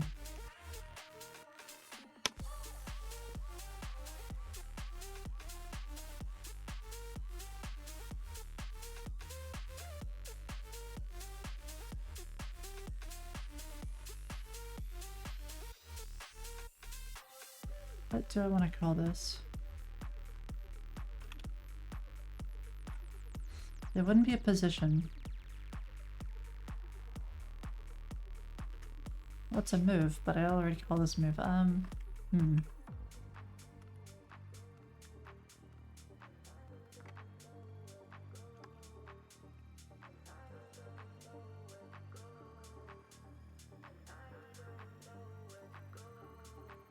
Let's do it this way.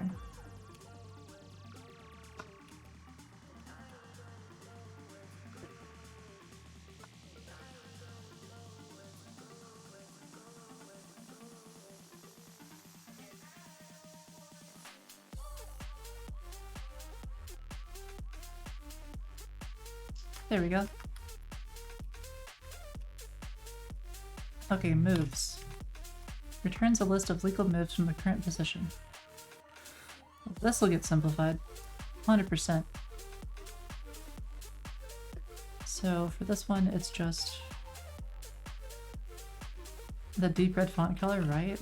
I love it. This one's 1 dark.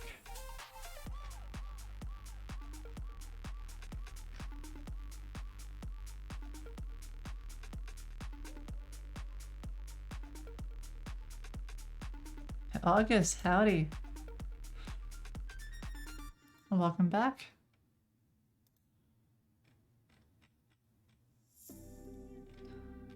Okay, now where do we have... We've got the logic. I think it's a next turn. This has move. And that... Okay, that kind of almost does what we want. If you're looking for a version you can read, if you got a little time, open up your mind and take a seat. Say you're looking for adventure, baby I can knock you off your feet. You're looking for a thrill, I'll control your mind and will. If you let I think I'll just call it moves. I've got all my secrets, the bombs in the closet for you to find. It's yours if you want. Yeah, we'll do that. Turn the pages. Read me like your favorite book. So this is gonna be like a conversion thing. I'm a bobber. Read me like your favorite. I could be a monster, baby, not a Maybe there's a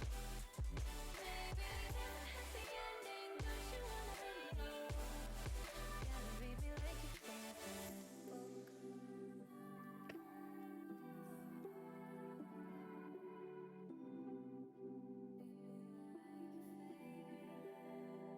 book. Well, it's kind of like get moves for peace, right? Like that's exactly what it is. Where's peace move?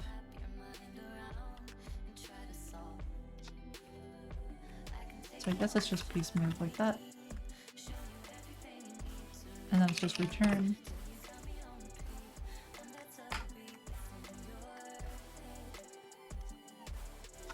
I've got all my secrets, the bombs in the closet for you to find. It's yours if you want it. Turn the pages. Read me like your favorite book. Okay, so if from, then get peace, and it would be from dot x, from dot y. Else, this dot get pieces, and then return.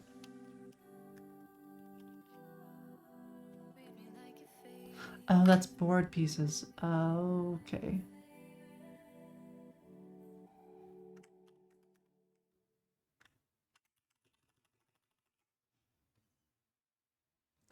I guess that makes sense.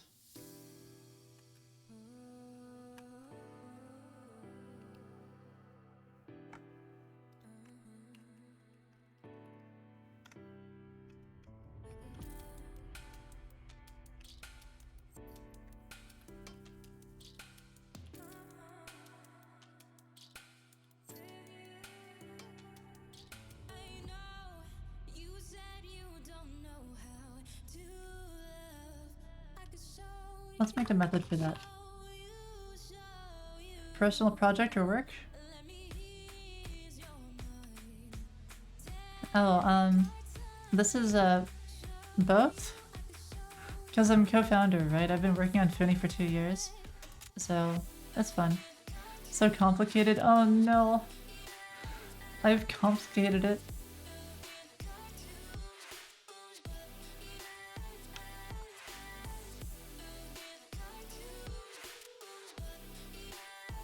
Let's just call it this dot its game pieces.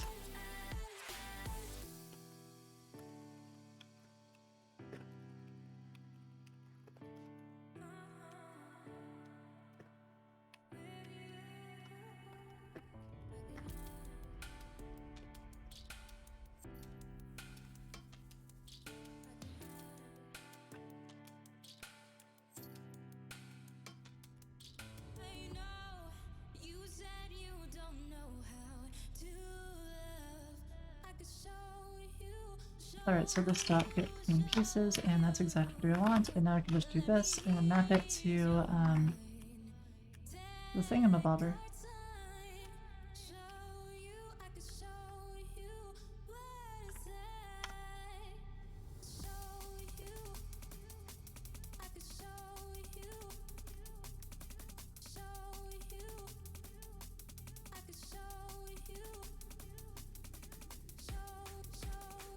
Now it doesn't actually know at this point that all of the pieces exist. So we'll just do it this way. Piece, block, else, block, and block.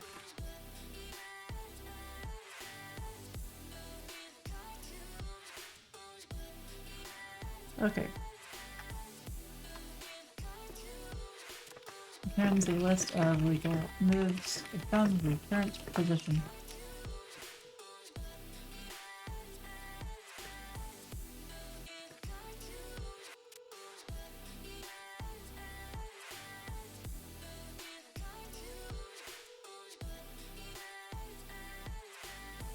Coin is the only crypto not losing value this week? That's right, Shanbor.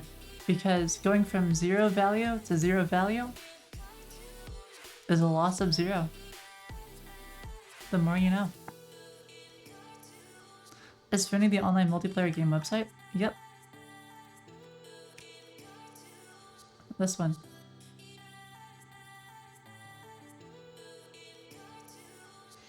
What is tennis, juggle, and hangout? A hangout is where I hang out on the bar thing back there for as long as possible. I might remove it just because it seems it's like kind of not that exciting, I don't think. Tennis juggle is where I juggle a tennis ball as long as possible with my tennis racket.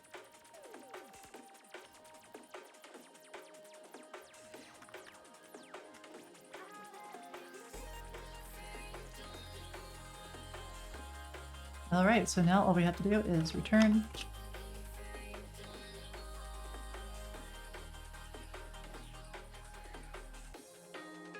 Did I water it lately? I did. I watered it today, actually. I was thinking about getting a spray bottle so that I could water it more evenly.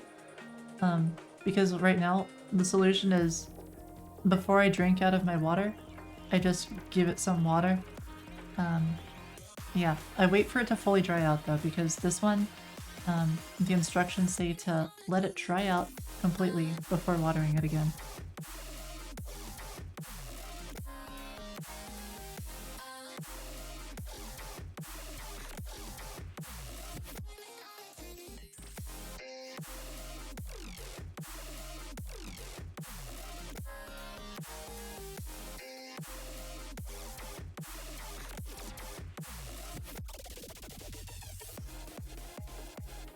Okay, so this engine moves from else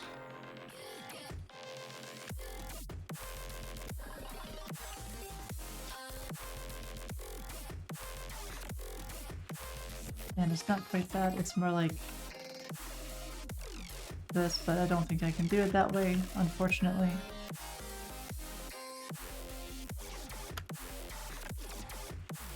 Oh wait.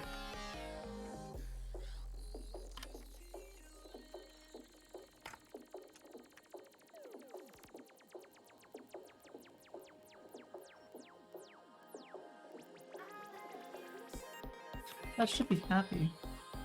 Oh, it is happy, it's just that it's not in the right format. Yeah, that makes sense.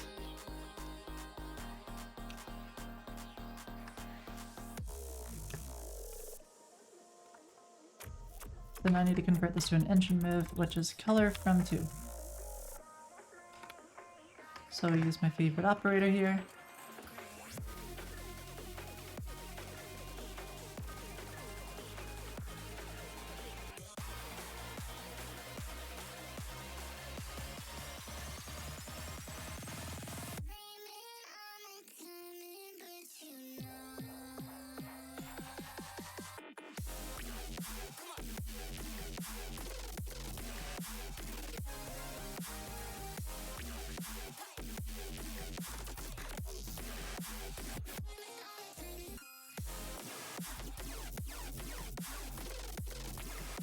Wear a hat. Okay, go see which one. And there we go. The hat. Okay. If you don't specify, what framework is this? It's TypeScript and Node.js Express, stuff like that. Any hat. Okay.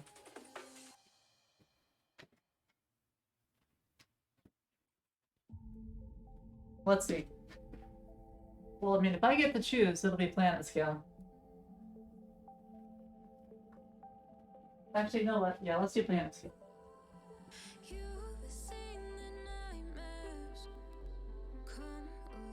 Because I haven't worn this one in a while.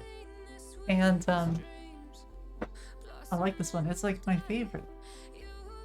Pikachu hat is really good too. I wore it into an airport once. Like I got off the plane to meet up with like a friend. And I had my Pikachu hat on. And I said, Pika Pika. No, I didn't actually say that, but I did wear the hat. Okay.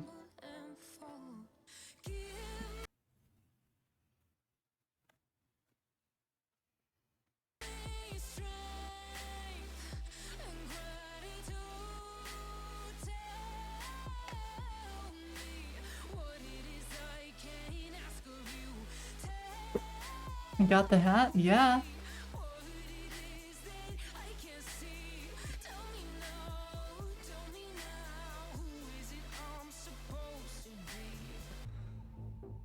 This is the current song. Good morning from Brazil. Good morning to you too. Okay, so now we have the PDN thingamabobber. So I'm just gonna return this.engine.pdn. And we'll have to actually implement this.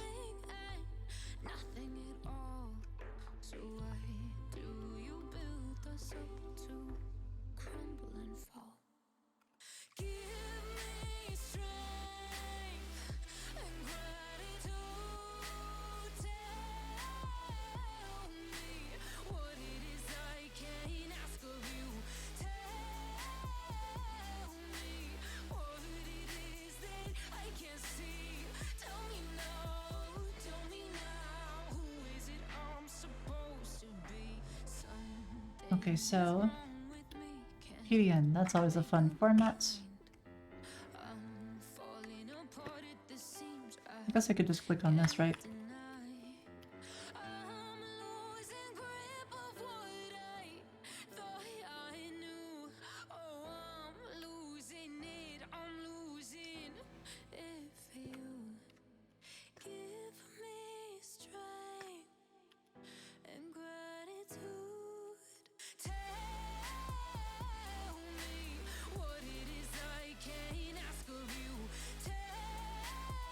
I have no idea what that means.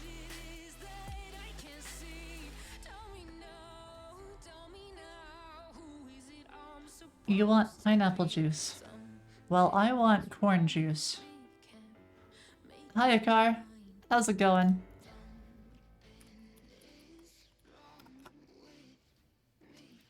Corn juice? Yeah, corn. It's got the juice. Mm-hmm. You're a bit sick. Oh no. I hope you feel better soon. This is Python. It's like Python. If Python was TypeScript. So no, not really. It's got types and stuff. It's quite different.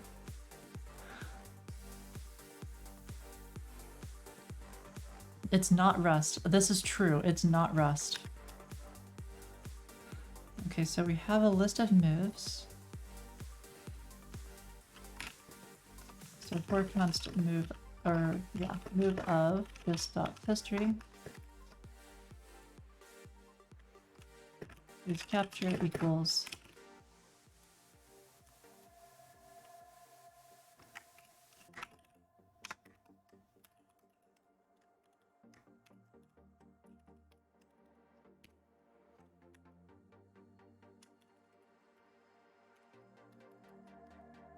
okay, let's see. That's not enough to know if it's a capture. I know it's a capture if and only if the absolute value of the difference of the x and the y is 1. So if the absolute value is 2, when you add them together, it's not a capture. Else it's a capture.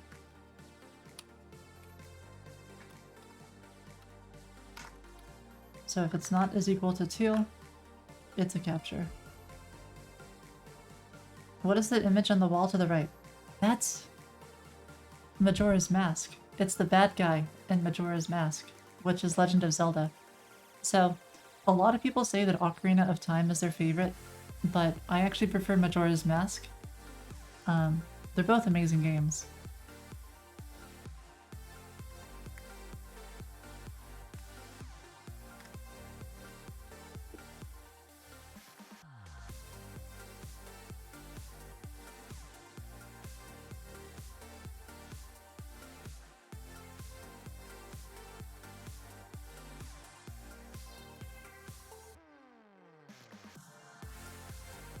Oh yeah, Majora's Mask was fantastic. I love all the little different things you could do in that game.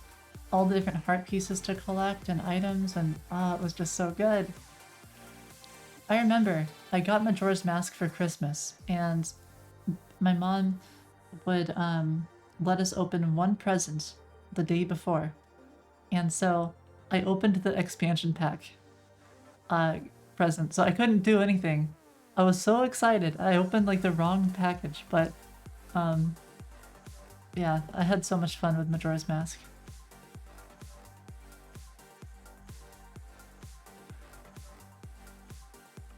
One package the day before? Yeah, I really liked that. It was a lot of fun. So is capture if you don't land exactly at 2? I think that would be right.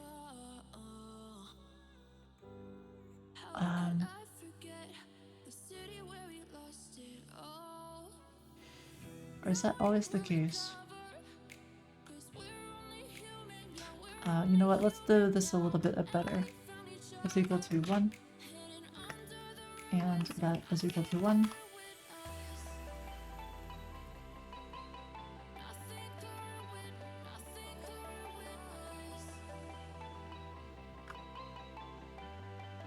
I'm going to play an MMR. What? What do you mean by that? Zelda's a great game though? Absolutely. Oh yeah, Breath of the Wild, I love that game. Majora's Mask Rando? What is that?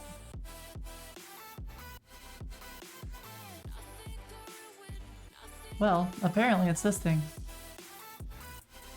A Windows application that randomizes item locations, music, and more for Majora's... What? Wait, this is a thing?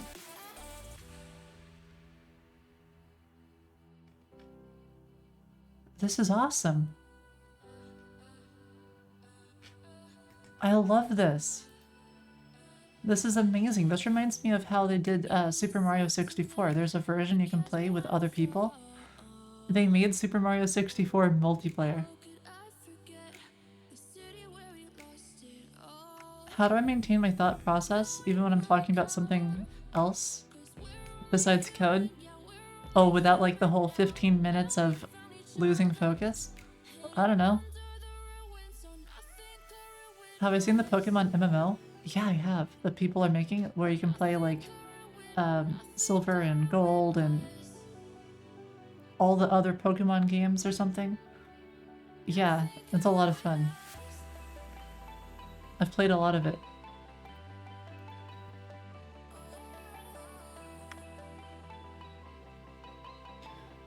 Okay, so we know if it's a capture and then we just have like a string builder.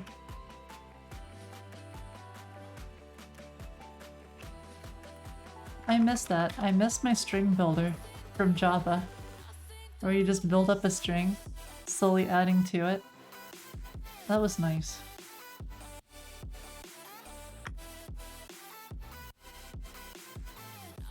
Okay, so...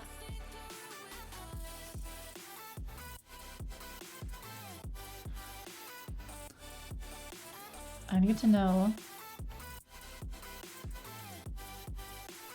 Well, these are all the moves, but it doesn't tell me which turn it happened on.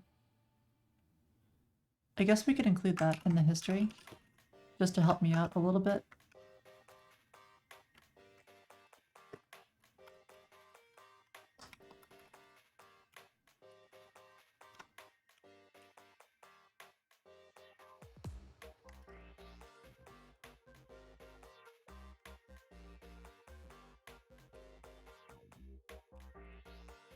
Because with the way this works, players' turns get skipped, so you're not always guaranteed that you'll have a move for every player. So I think I need to keep track of the turns, otherwise it's kind of like... We can make it work, but it would be annoying.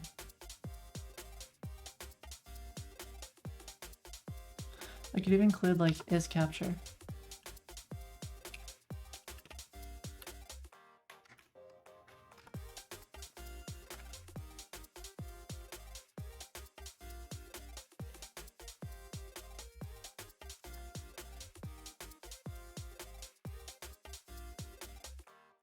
I think I'll just do it this way, because it'll be way less confusing.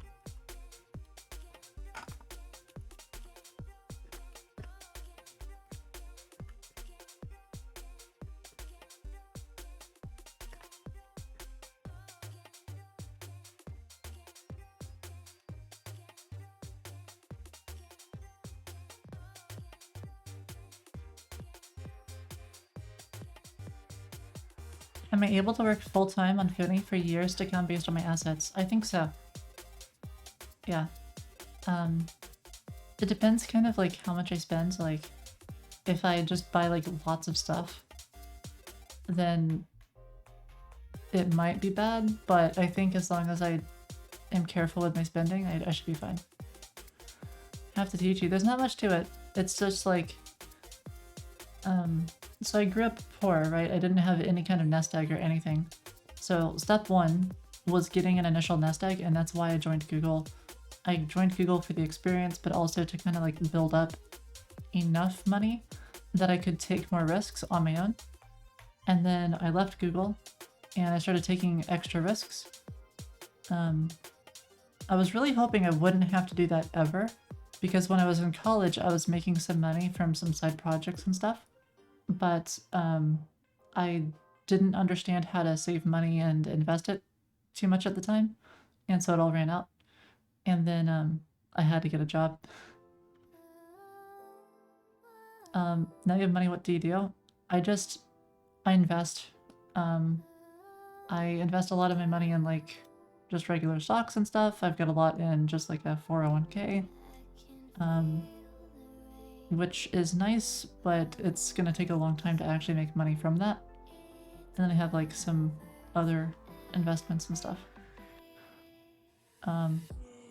So then once you have enough where you can live like a few years at least, and you're able to take some more risk, then you know, you can, you know, obviously be a little bit riskier. So for me, for example, I started working on side projects and stuff to try to make some kind of passive income, and just trying to build up the passive income streams.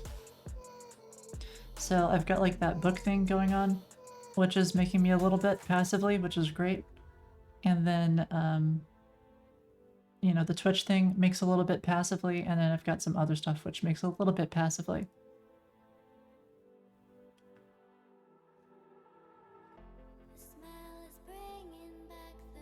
What would be my advice for somebody who's been learning Java for 3 months? Well, I like the Google style guide for Java, because that's one of the best style guides for Java.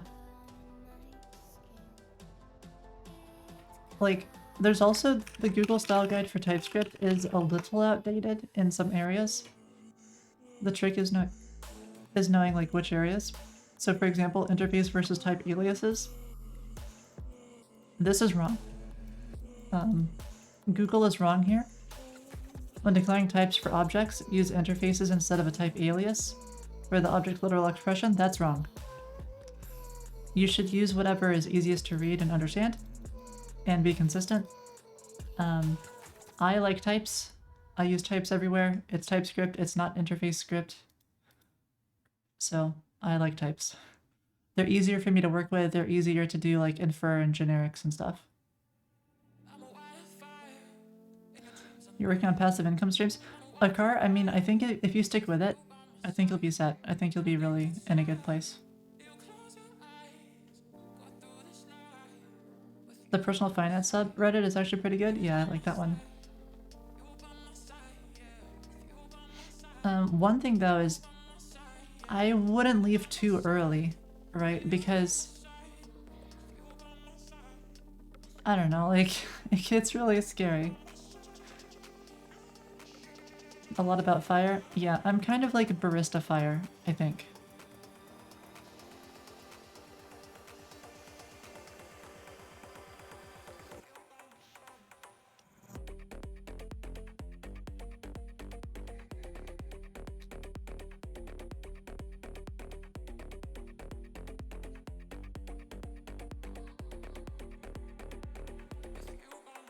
And for me, when I left Google, it took me a number of months to finally get back up to speed. Because Google kind of like, I felt like it hamstrung me in some ways. So I was learning some stuff, but other stuff I was kind of stagnant on. So the like web stuff moves really fast. You know, there's a new framework every day. But yeah, so I had to like get up to speed on that, and I also had to get back into the habit of actually working hard. It's weird when you're at a company, you can work super hard, but then you don't get that much more money. So it's a weird incentive. Whereas if you're working on your own, then you get as much as, it depends however hard you work, right? So I find it much easier for me to work really hard on my own. I don't know, I guess.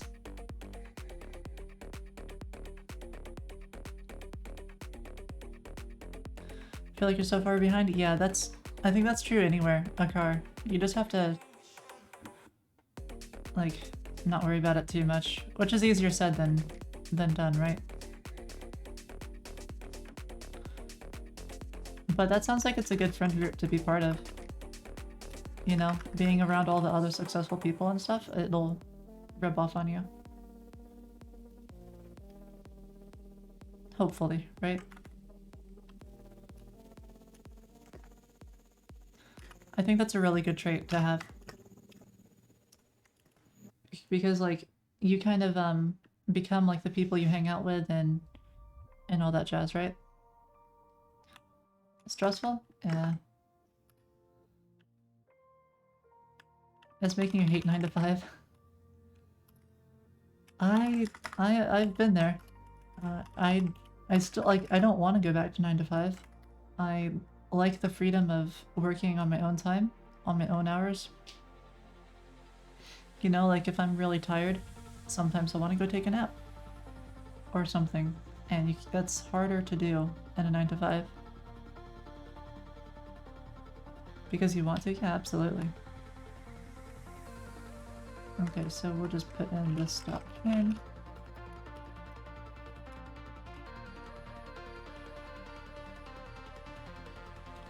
What was my Google interview process like before I was hired? Or like when I was hired?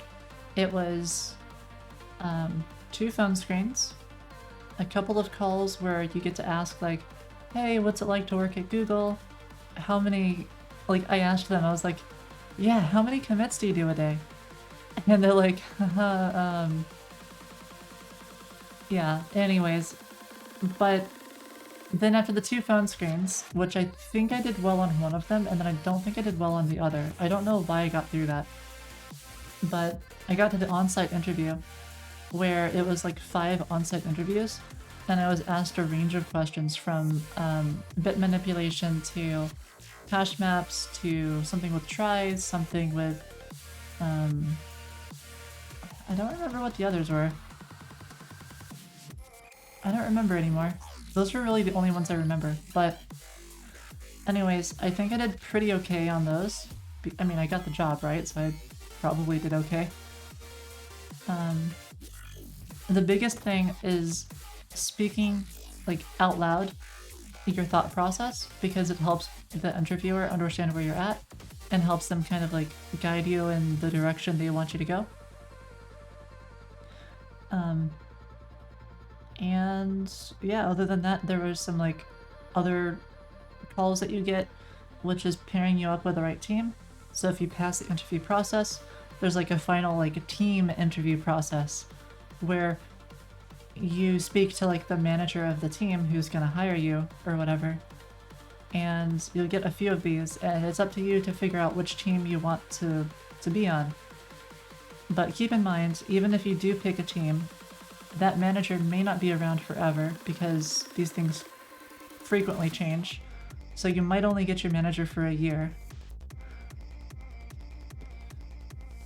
If I had a lump sum of money right now, would I throw it into an index fund or invest it into individual stocks based on what I believe will win? I mean, it depends. I like taking risk, so I'd probably try to pick downbeaten stock, but I'd probably also put some of it into index funds. I don't like to have all my eggs in one basket because that's the Kelly criterion kind of tells you not to do that. I'm not sure if you're familiar with this one or not, but basically if you don't spread your stuff enough, then that's how you go bankrupt. You could invest all of your money into Amazon, for example, and that would be a bad idea because you've wagered too much, like a high fraction of your wealth, and so the growth rate then becomes negative. Relying on a single job, a single 9 to 5 is a no-go? Yeah, I mean, Kelly criterion even for diversifying stuff like that, yeah. Same with Twitch, right? Like, if I were to have all of my money coming from Twitch or something, that would be bad. So you gotta diversify. Because, yeah, it kind of just applies for all sorts of things.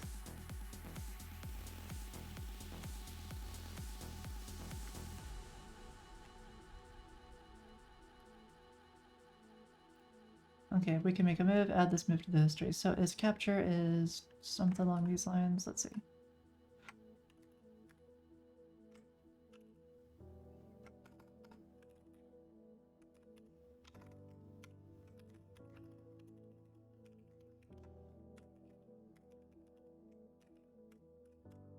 Imposter check. Okay, Bertoy. Let me tell you a little story. One that's so short and sweet. Don't burn yourself out. I feel like I was really burning myself out at Google because I was doing a job I didn't want to do. I wasn't holding on for anybody. But Nearly gave I can work way, way harder on my own stuff and I don't burn out. and I heard the beat of the drum and it touches me Thank you so much, Taj. lovingly I appreciate the sub. Thank you so much. and it touches And thank you, Ashan, for the original gift sub. so lovingly and it touches me. And thanks for taking a clip. I appreciate it. Those clips are how I grow my TikTok. And also my YouTube.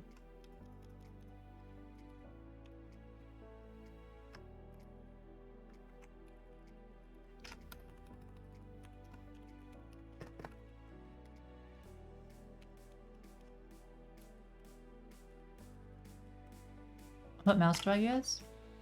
This vertical mouse. Mouse is not that important. I mean, the mouse is more important for playing video games and stuff. And this is not a fantastic one for games. Because, like, how often do you actually touch your mouse?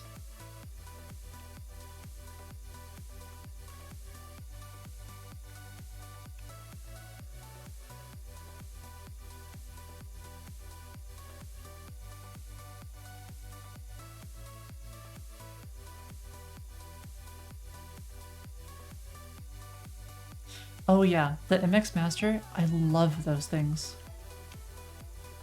That's my favorite mouse.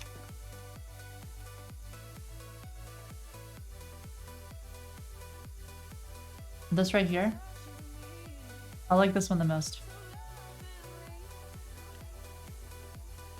This is what I used to use. Then I was getting like some kind of pain, and I still have some pain in my middle finger. Probably from all the middle mouse button clicking. I don't know, but so I switched to this mouse, but I still have the pain a little bit. But this one right here is such a good mouse.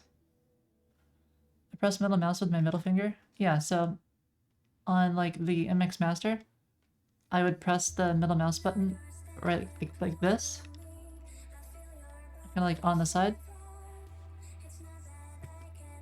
Pointer. Yeah, I don't do that. I just use like for that, and then middle, and then right click.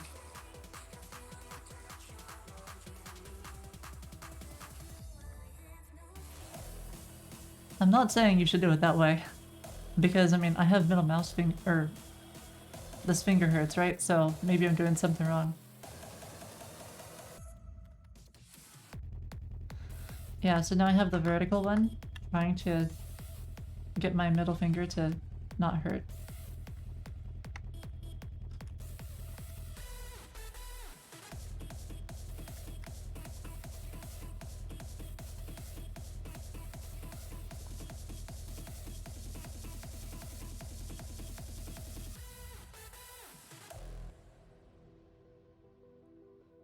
Alright, let's see, so...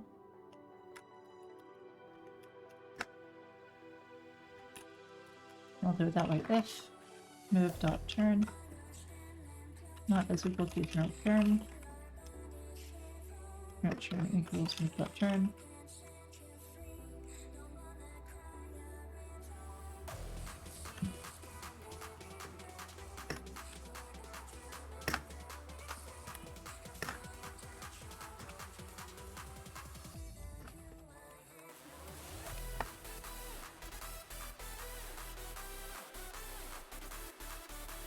Alright, so then we add to that.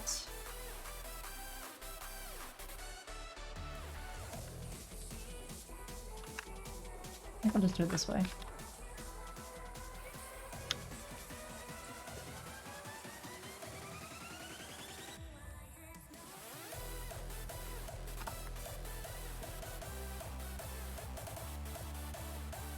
So now I need to do it from like the X and the Y to just the numerical index.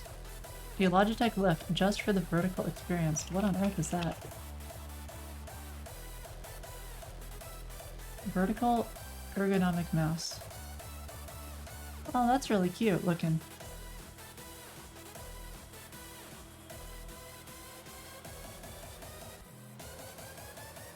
Would you get it in this color? Like it has good grip? Yeah, like this little thingamabobber here.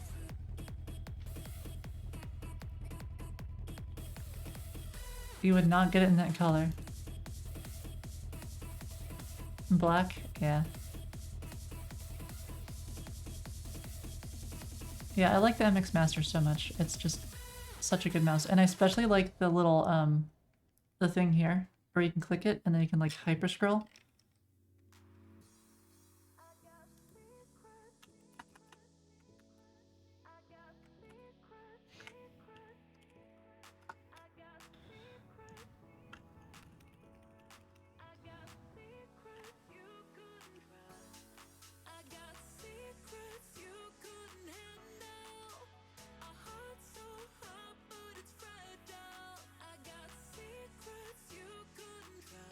There we go, so now I have the from and the to, so from is capture, if so it's an X, also it's not an X, to.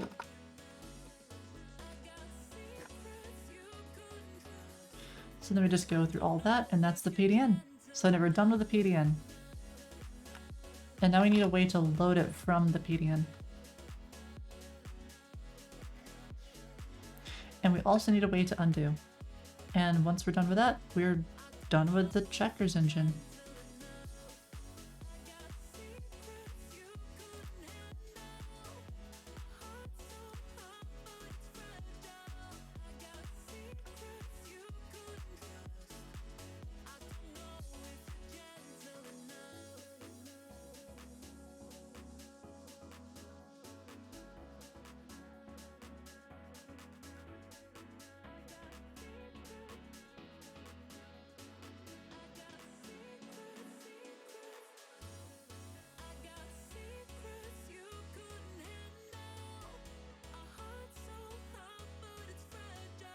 Okay, so how does the PDM thing work? We got this. Open that up again.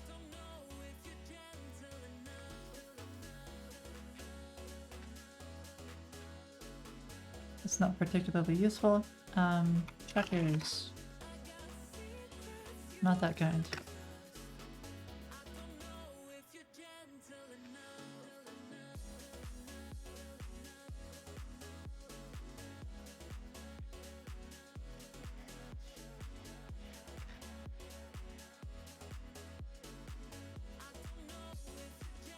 There we go. Okay, okay, that's how it works.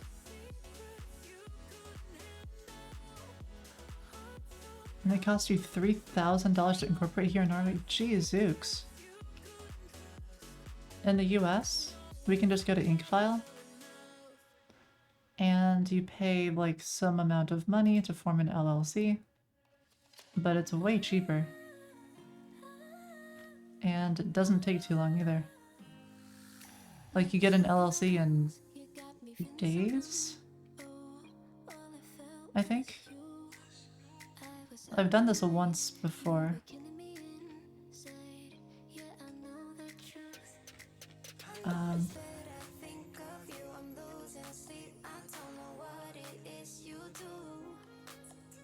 Yeah, like $200 because of the state fee. Wait, I feel like it was cheaper in Texas. Oh, that was more expensive in Texas. Okay.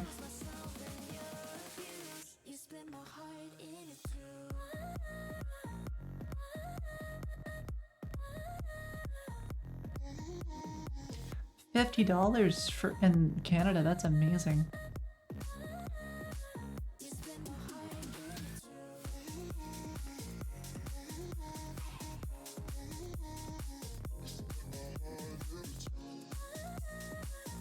Alright, so we need the config to get the fields. Or no.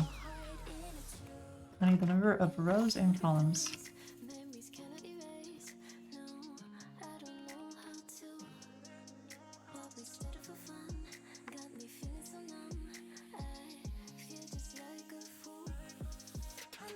Hi there, Akar. You need a better accountant to manage? Oh yeah. I don't even have an accountant. I don't have a maid, I don't have an accountant. I probably should get an accountant. It's just... I would need to know, like, who an actual good accountant is. Because right now, like, whew, tax season is always a... It takes me like a full day or two to do my taxes. My image optimization script? Yeah. It's not really my image optimization script anymore. Because there's a lot of credit goes to, oh, they were in chat just a little while ago too. I can't remember. Yeah, Karai. Karai, made this script super awesome.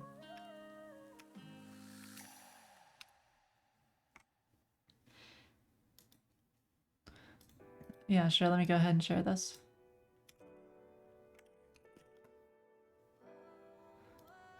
Not that kind of gist.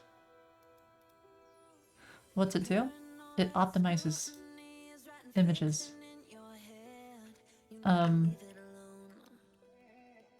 So it'll take PNG images, which are lossless, and you've got like some folder for that. And what it will do is it will have like a destination folder, and it will convert those PNGs into optimized PNGs using zop clipping, which is not state of the art. There's slightly better ones nowadays, but more importantly, it does WebP and also AVIF. And AVIF is state of the art. So AVIF gives you way smaller file sizes, and it's got some kind of semi-sensible defaults. So you run the script, and it does everything for you. And it runs in parallel, and it's pretty great. Made a note. Oh yeah, I have to add a title for Battle Blobs. I haven't gotten around to it.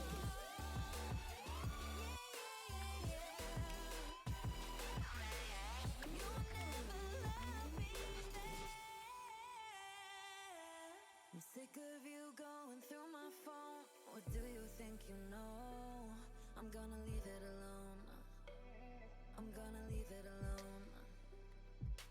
Held to me for your esteem, but you never gave me loyalty. I'm gonna leave it alone.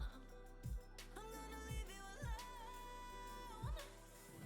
I'm not the criminal in this fight. I won't take the fall. You're bound to make our worlds collapse. Okay. Number processes probably reduce this back to 8 or so. You were never on my side. And I'm just gonna comment that out or just delete that because it's really not important at all for you. Oh yeah, this also does GIFs as well. So instead of a GIF, WebM is a better format. It's way smaller. Okay, we'll create a public gist. Alrighty, here you go. 4 depths. Yeah, it uses Avif ink, Zoplaping, magic, and you don't need pack textures. I needed to change that. How do I edit this?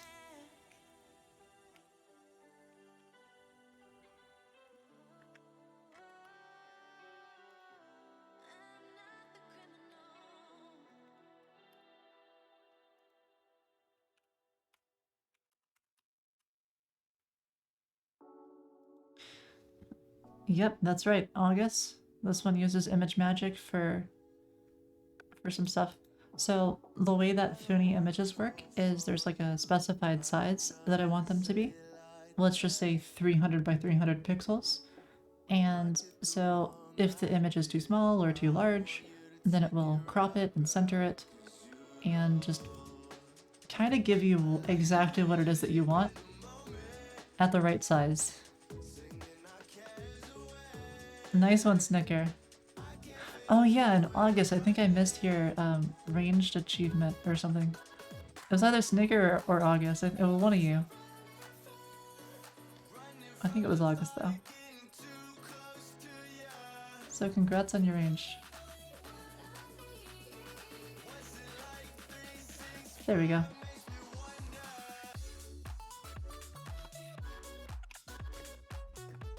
Coordinate to index.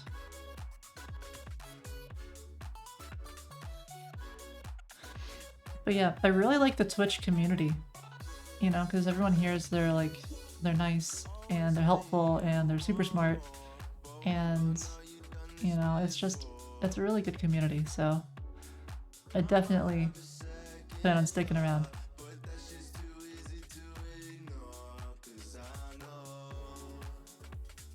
Hi, Ollie. Yeah, absolutely. It's a great community. Okay, so there's, okay, this checker standard. So how do we calculate whatever the number is here? So every 2x increments the value by 1, and every 1y increments the value by... Yeah, absolutely.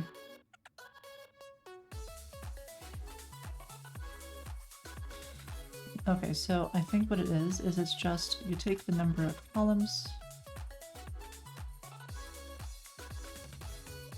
Let's do it this way.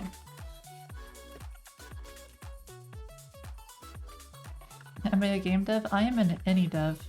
I am a software engineer. I will do anything related to software.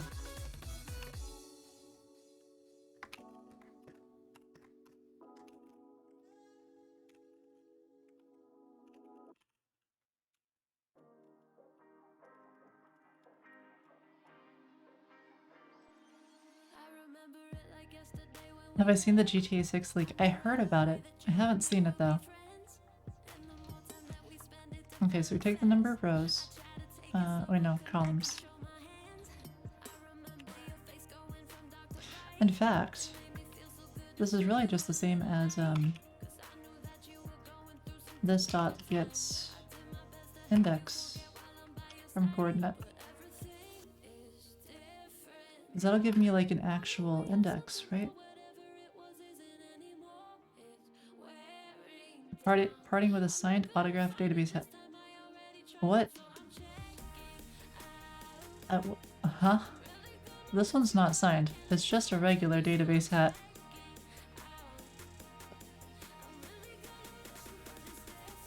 Hmm.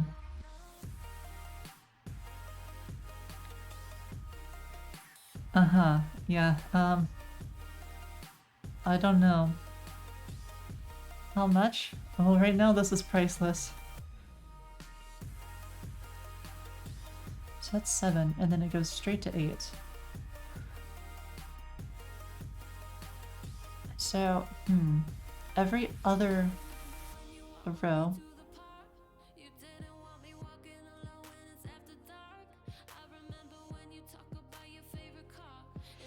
Okay, let me think about the first row first. So this would be 0, 1, 2, 3. So I need to add 1 to it.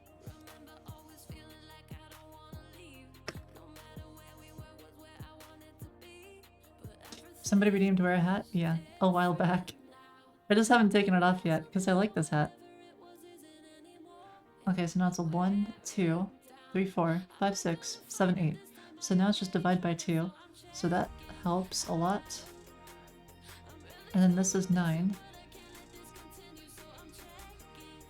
10. So I have to add 1 again. Okay, let me see. 1, 2.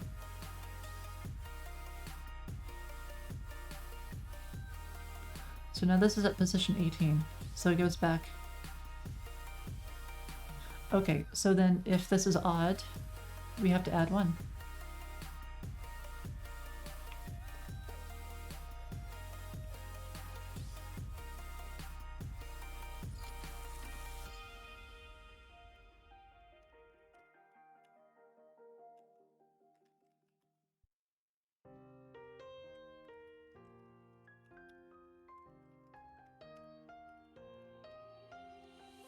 There we go.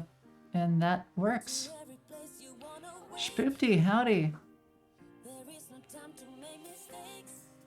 Mod 8? Nah. This one works on any size. Right? So if it's an 8x8 board, it works. If it's a 10x10 board, a 9x9 board, whatever the board size. I guess 9 would be a little odd. But yeah, this works for all board sizes. Not as simple as mod 8 and stuff. Howdy, Ryan.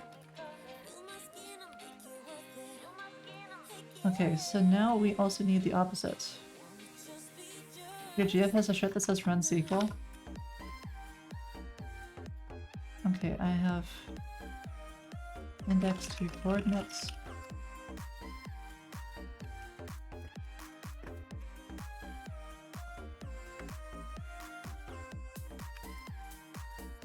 Alright, now is the tricky part.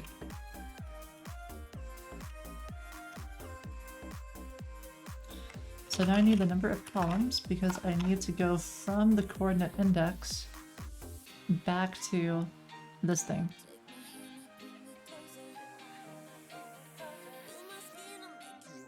So I think step 1 is multiply it by 2, subtract 1, figure out what the value is. Oh, that's annoying.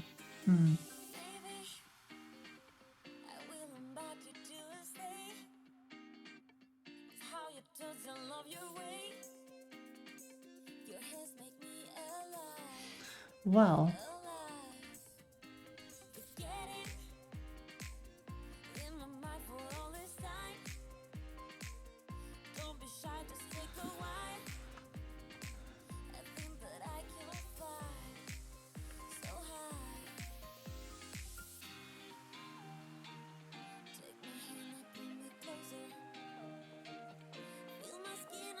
I didn't add DDR to the redeem. Not yet, Dante.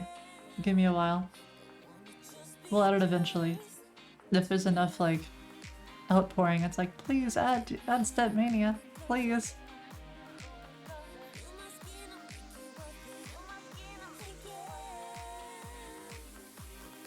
I need more anime songs.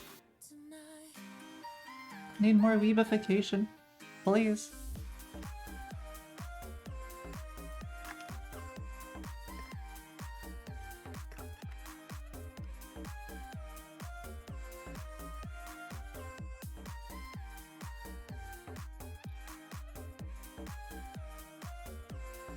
Okay, so we multiplied by 2, subtracted 1.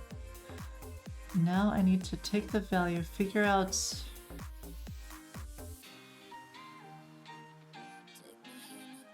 if I have to subtract 1 or 0.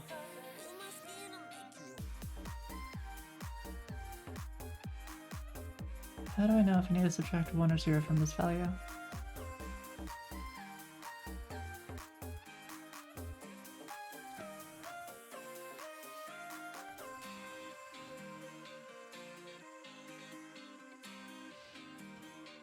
Okay, so here we have piece index, right? So 5, 6, 7, 8.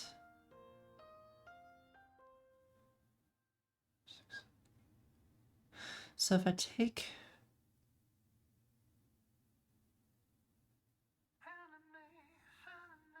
Yeah, so it's... okay. Well, there's 8 pieces here, right? And then 2 rows makes 8. Which, because of course it does, you can collapse it down. Oh yeah, you can collapse it down. So this makes it actually really easy. Is that y equals index mod columns greater than.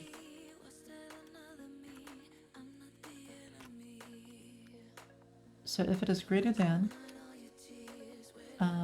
columns over 2, then is odd y. So is odd y. Subtract 1, else 0. Okay, so now we're at the right piece index. And now return.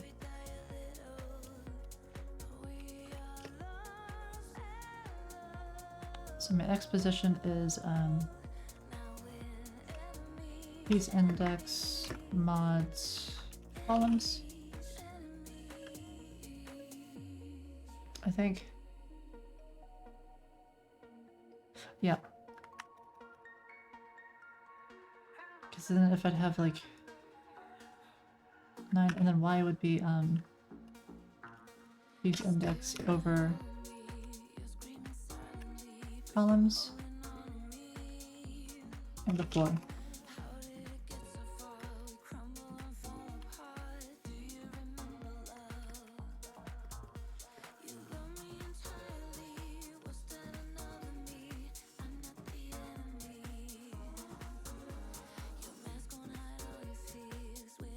Alright, I think that works.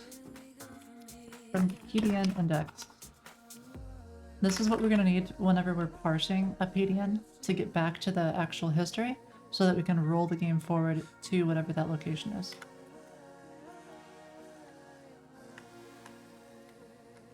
Or whatever that board state is.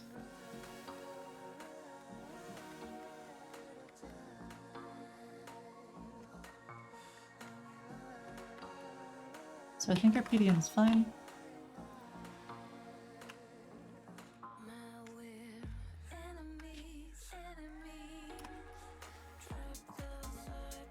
Alright, turn. That's simple.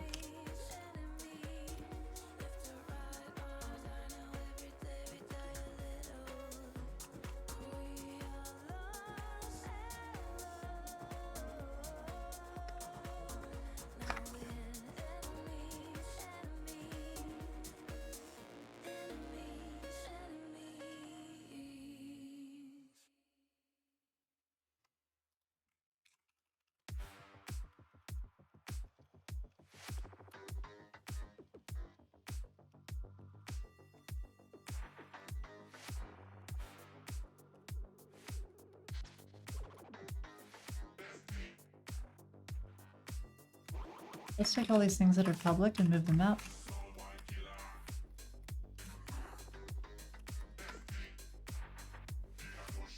Wook's made me crack the clue. Are you serious? Can he be like any more ridiculously good at OSRS? If you're not familiar, like if you don't know what OSRS is, it's old school RuneScape. this like really old school kind of MMORPG that's been almost run by the community because they get to vote on all the changes that get into the game. And I think it's such a great kind of way of, you know, including the community and making sure it's what the community wants. And Wooks is...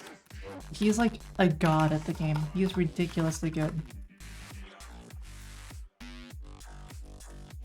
He's basically Chuck Norris, but for RuneScape.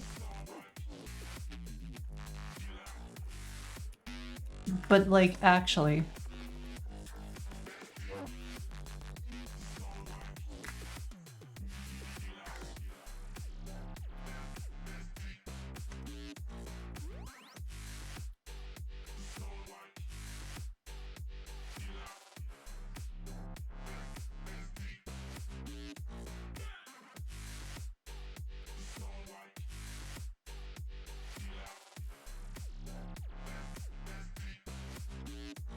Okay, so get dimensions, get peace.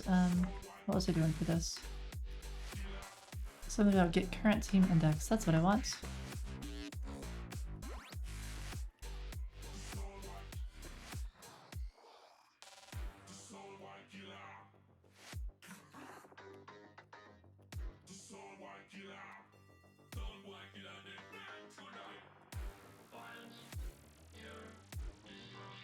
Alright, so now we have to implement undo.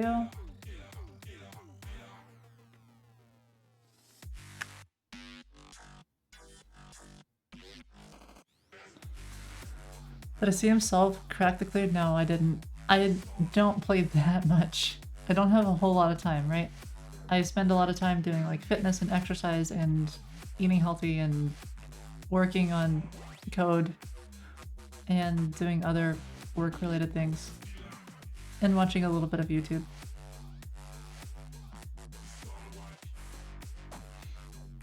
He made this thing that made a map of the game as he ran through the game. That's ridiculous. I do play games, okay? I play games. I'll stream it sometime. A fitness stream? Oh god.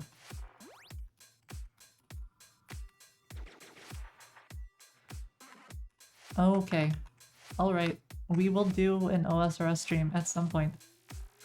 Maybe on like one of my days off, where I don't do a normal stream, we can do an OSRS stream.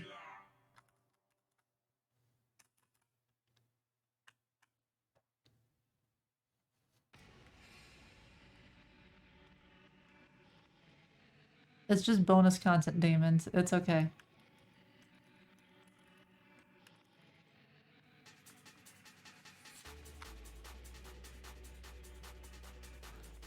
Do for a RuneLite plugin? I could do that.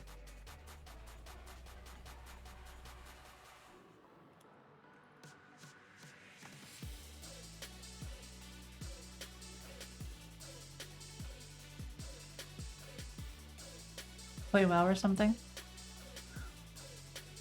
Okay, you know what? Maybe we should introduce like Bang WoW as well for people who want to see WoW. And y'all can just like vote on which one. Or on the weekend when we finish the side project, get it to a point where you can actually do polls. And then just make a poll and see which one wins. Are we still into that? I mean, that'll be good again someday.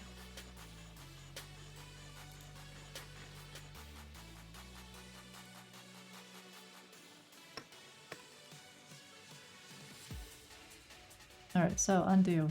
It's gonna be this dot history dot. I need a copy of the history.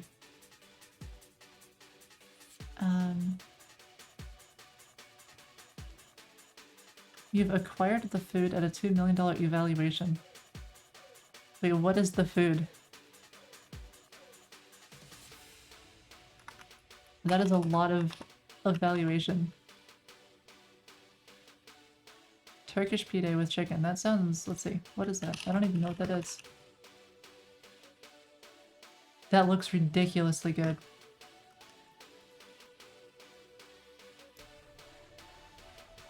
This is like... this looks delicious.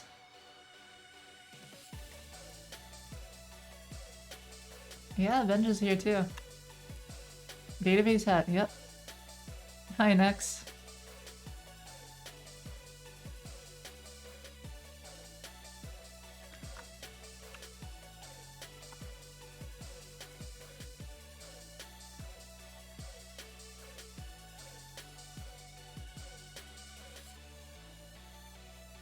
Alright, so 0 -1 I believe will make a shallow copy. Let me just verify.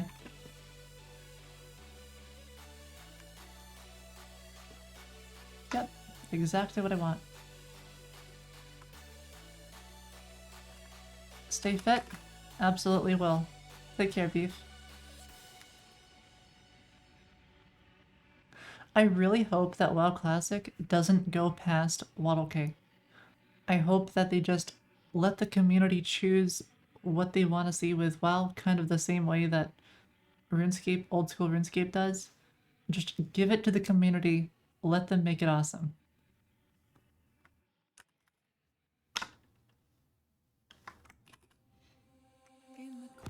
Until you're free?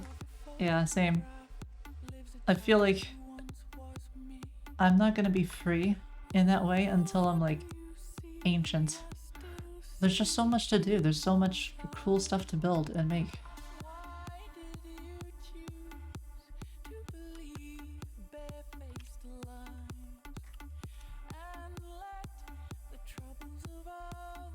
Okay,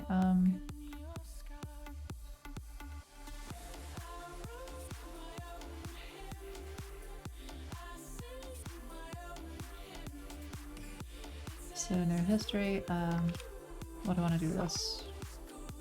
The start resets, and then we just replay the history.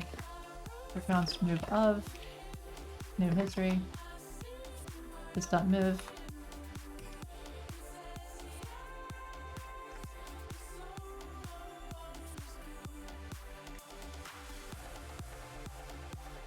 And that is an undo.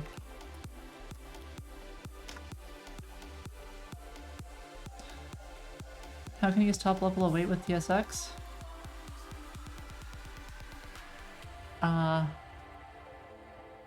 Well, it's because it's common JS. You can't use top level await with common JS. If it was like an MJS file or something, you could. At least to the best of my knowledge. Maybe there's a way?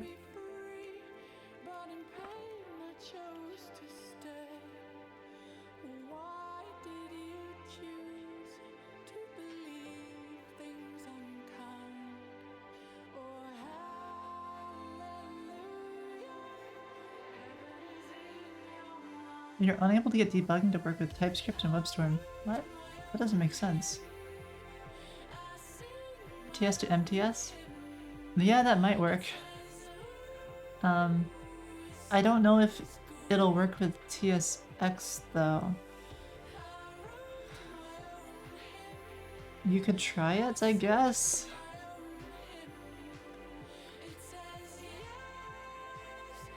Oh, really? I didn't know this.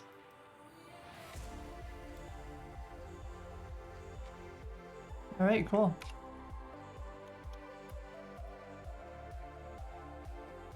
Wait, no, this isn't, this is TypeScript execute. This isn't related to JSX. This is different.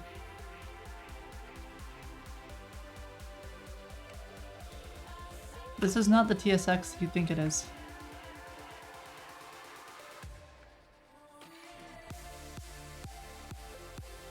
It is?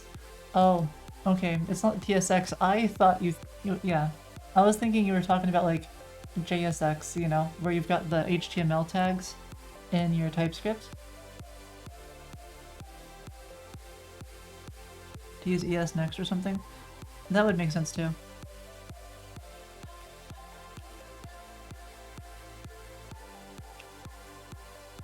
Let's see, how do you do that? Oh, you just change it from like this to ES next. It may not play well with some of your libraries though if you do that. Oh, yeah, okay. In that case, yeah, MTS would work.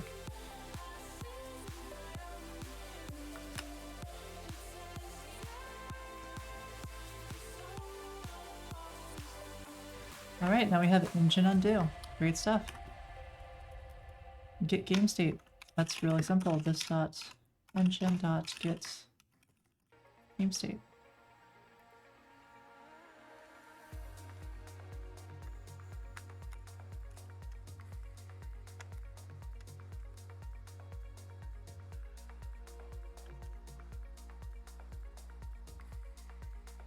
Yeah, beware, especially with your imports.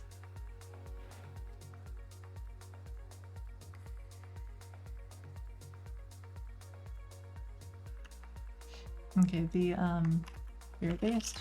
Learn that the game is on. Increments by 1 every time.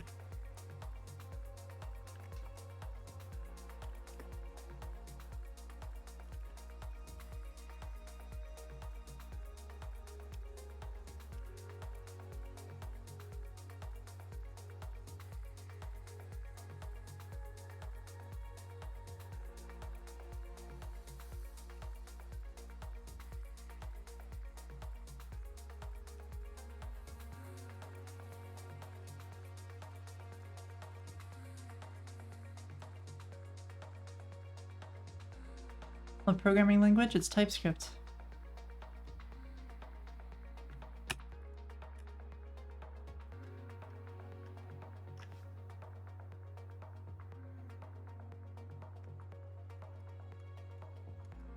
So now we have game end states. Let's go ahead and just see what we've got here.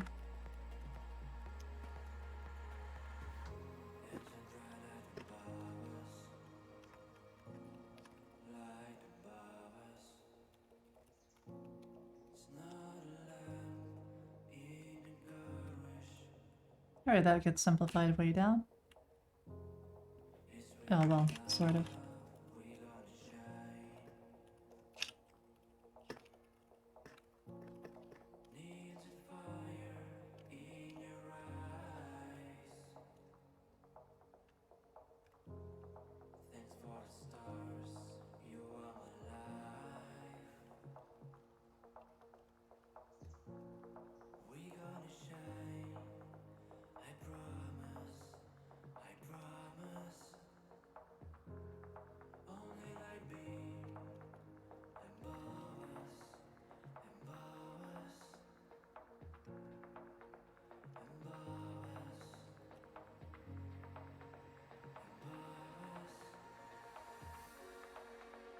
And it's not happy there because it could be 3 or 2 or 3. I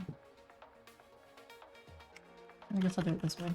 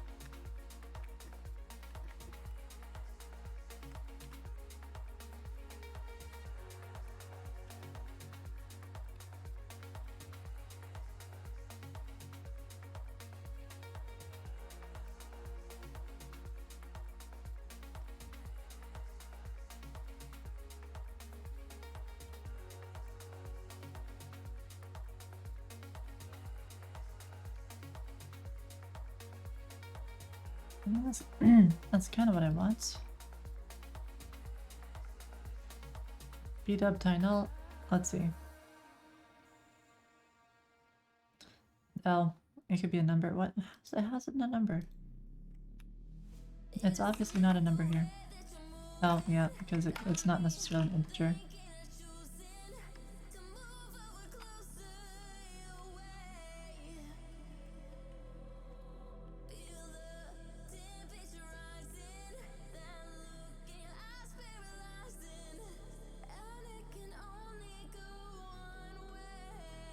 There we go.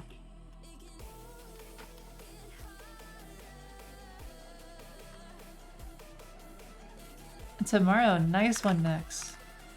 That's exciting. So now I can delete all this stuff. I feel like I should be able to... Oh yeah, I guess I can't delete all that yet.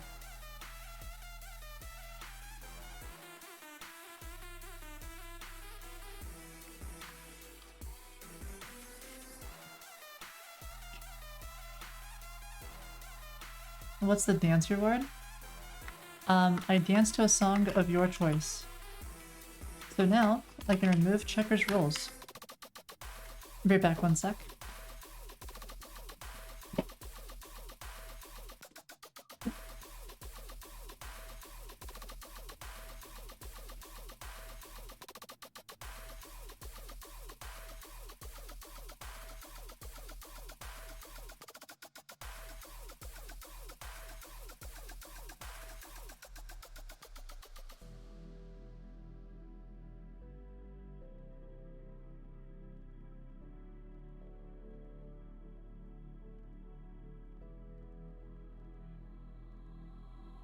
Is it the way that you touch me?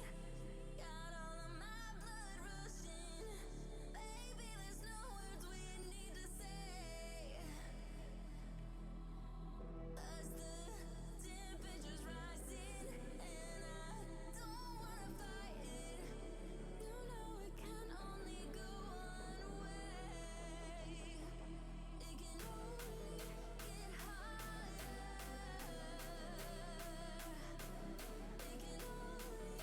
can only get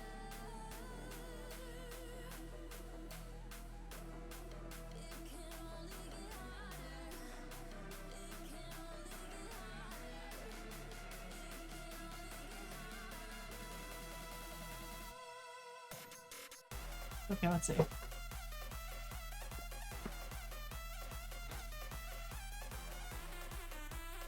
I have a lot of rewards. I know. I need to reduce some of them. There's too many. So when you have too many rewards, then there's like choice paralysis.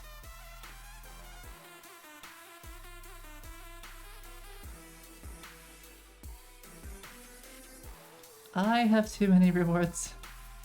100%. Make dance cheaper? No, no, no.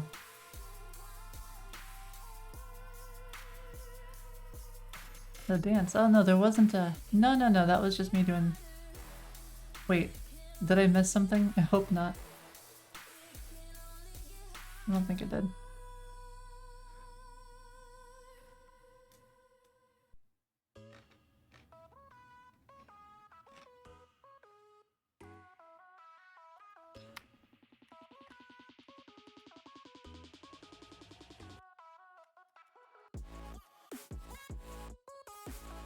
Okay, so this checkers engine thingamabobber here is just like a wrapper around the real checkers engine, which is this board thing.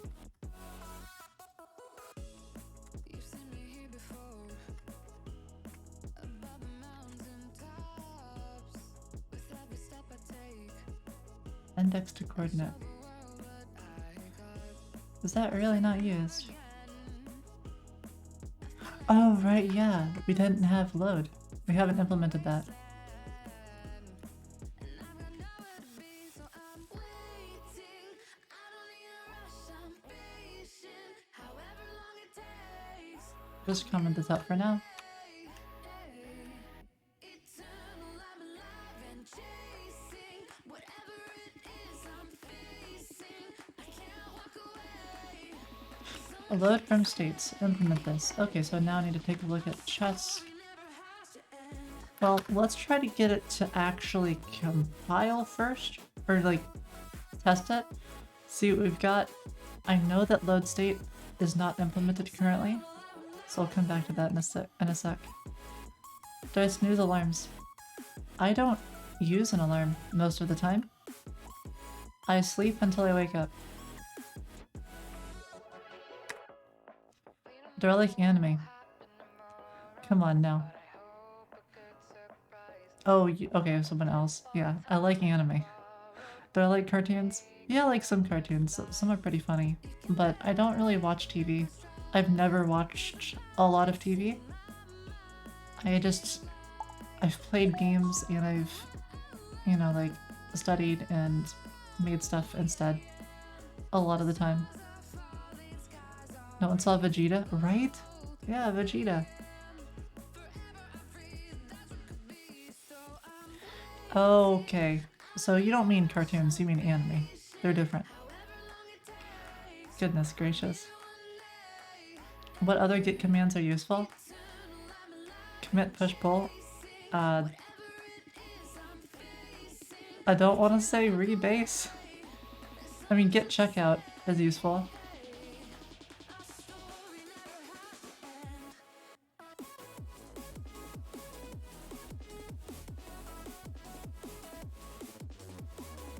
Oh yeah, git clone. Yeah, definitely that one.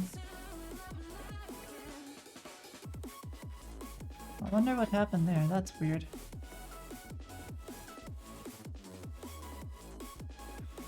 Git add. That's not as useful.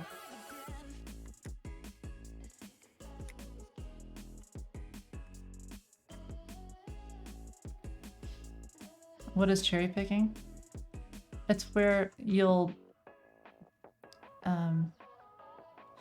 well, I'm telling you next because I like to use a GUI instead, so I don't use git add, I use a GUI which does the git add for me. Add is the thing you do. Yes, yes, yes, you do it before commit, but a useful commit, okay, sure. Yeah, I just don't use it personally.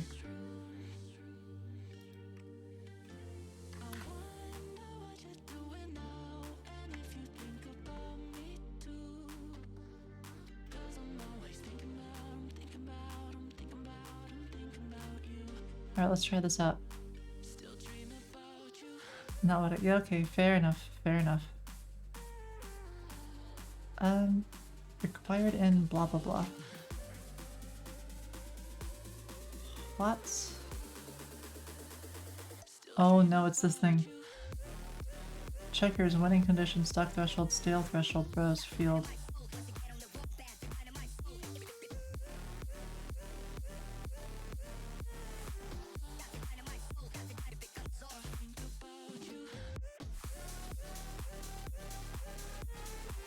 Huh? Okay, so source games index.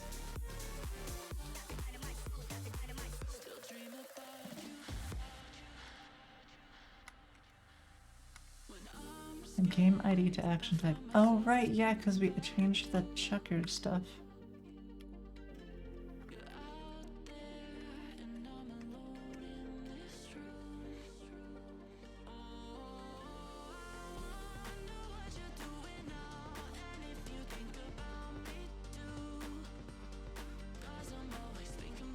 Oh, this is so useful.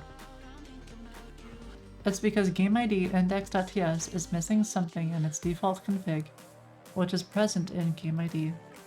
Okay, so checkers is what was failing. So go checkers index. Oh yeah. Okay, great. The type system is saving me with my crazy thing which does stuff. And makes this horrible looking type. Oh yeah, I remember this now.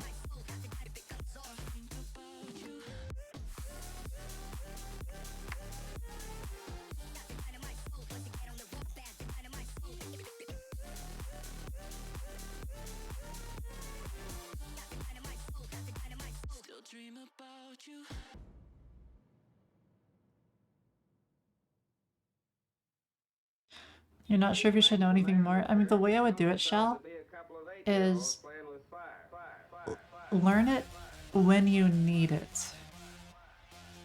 Otherwise, you're gonna spend a lot of time learning things and that are irrelevant and that you don't actually need. So I just like to lazy load my learning.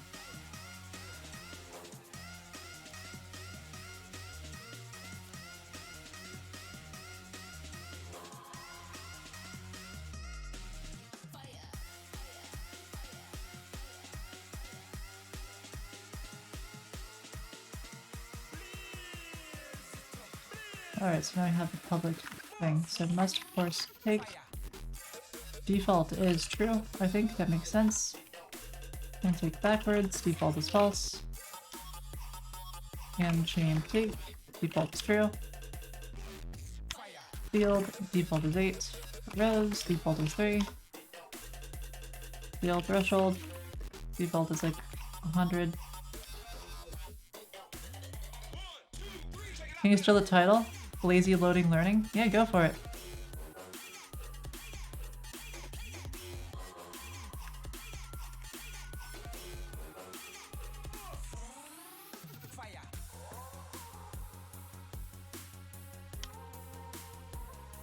Oh, we never implemented the winning condition. Let's implement the winning condition real fast.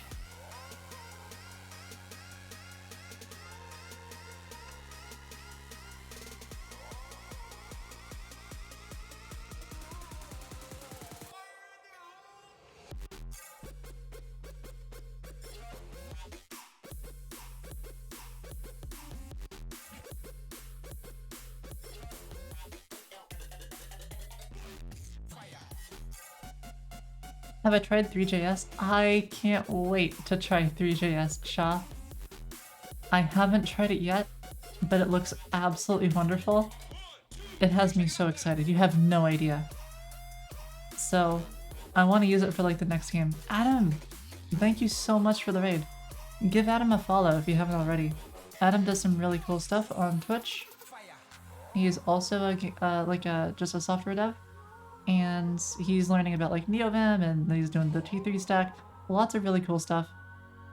And he's got these really awesome transitions and just like a super high quality stream. So give him a follow. Definitely worth it. And yeah, welcome raiders. We're working on checkers. I just finished my checkers engine for the most part. And so and now we have to implement a little bit more in the front end, I think, and then we'll be done. And I can release checkers and we can all play it. So maybe it'll be out today or tomorrow. Welcome so much for the raid. Well, thank you again so much. I really do appreciate it immensely. You wish you had 10k channel points now. I don't even remember what's at 10k channel points. I don't know if I want to know.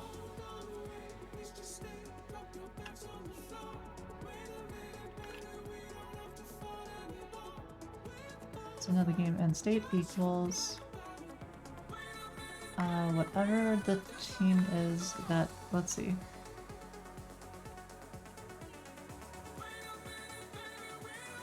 Yeah, this dot current team index has won.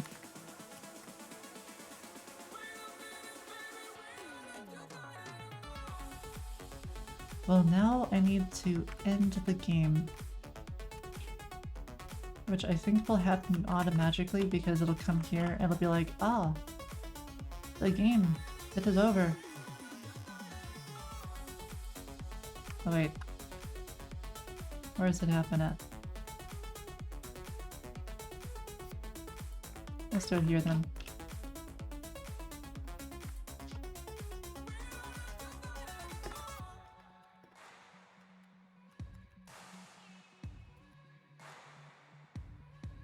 A little bit more on the front end. I like the front end. I like TypeScript and React and a whole bunch of stuff. The full house achievement. Ooh, that's gonna be tough. I'm telling you. There was one time on Foony where I think we had enough players for it because we rated Coding Garden, and Coding Garden showed it on stream, and all of his viewers, there's like a bunch of them, so they all hopped in and we played 4 in a row.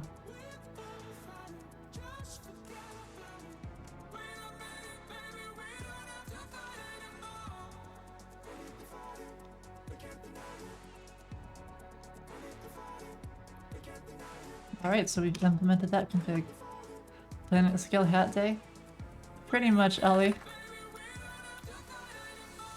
I guess I could take it off now. I don't really want to. Somebody redeemed the hat. Did I buy the database hat? No. I got it because I wasted their time.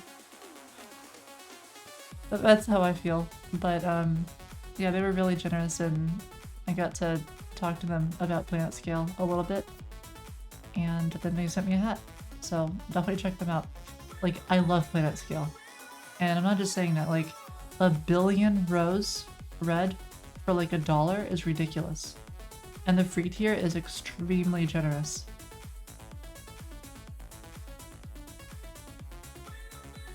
Everyone. Well, it's just really good. I can't help it. I mean, Theo chooses a lot of really good technology.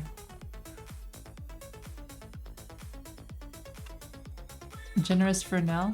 Even if they change it and they stop being super generous, it's still MySQL. You can still hop off of it and go somewhere else.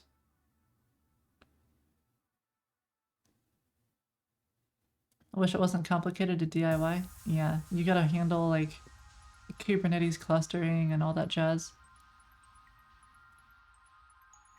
Who is this with? I'm not sure what you mean by that one, artifacts.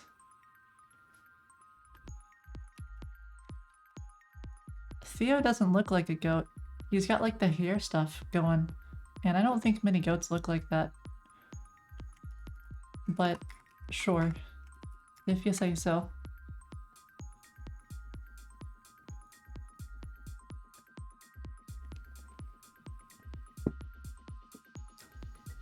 I know what a goat is, I'm just giving you a hard time. They eat paper. More into cats? Yeah, I like cats too. And dogs.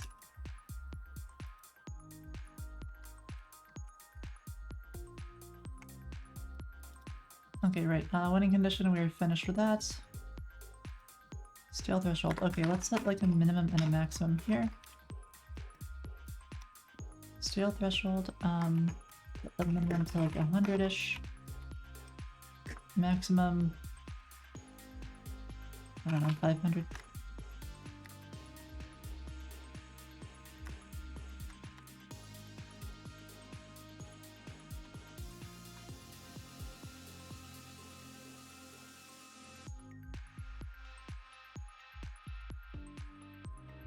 Number of total milliseconds the teams can play.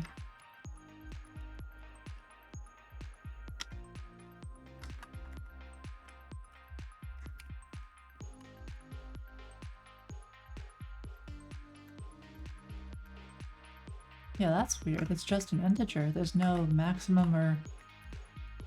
That doesn't make any sense. What's it actually? Oh.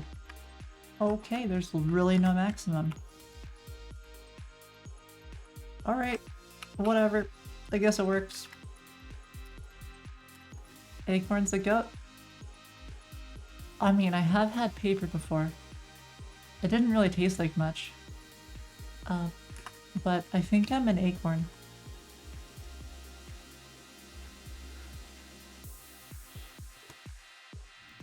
Two to the 31 minus 1, what, 2.147 billion?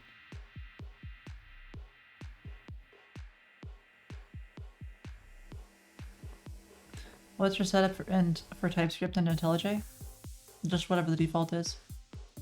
It pretty much supports it out of the box. You might need some plugins, but they're just pretty simple ones. So these are what I have installed. Things you don't need. You don't need this. Go. This makes you go faster. Not really, but I haven't really needed this yet. It's just kind of there if I want to use Go. MBX. I like this because it's like markdown stuff. Plugin could be a little bit better. OneDark. I love this. PHP. This, if you like elephants, this is cool, I guess. Prettier, this is pretty great. I like this with the side project, and I'd consider doing it for Foony. Maybe. If other people were working on the project, definitely. PHP crew checking in? Well, I would say there's dozens of you, but I'm not sure there are. But howdy. Welcome to the the channel. Okay, Prisma support. This is not very good on IntelliJ. It's better on VS Code, so I use VS Code for Prisma. Python. It's Python. It's useful. Tailwind. This is amazing. I love this so much. What else? We've got Docker. I don't know. It's like for Docker files or something. Some other stuff here, I guess. Angular. I might as well just disable that. TypeScript. This is what you want. It's bundled. It comes in like automatically. You don't really need to do much.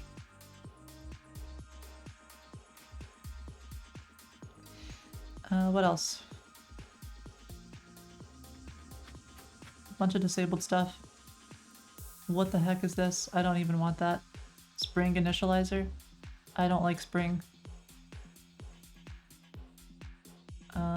Just personal preference. How do I do joins with Prisma? Oh, well, I haven't used it, right? So this is kind of like... I'm sure if I used it more, I would like it more. How do you do joins with Prisma? So, let me show you. Oh, hold on. Let me finish going through this real fast. I think that's about it. Some Git stuff. Whatever else.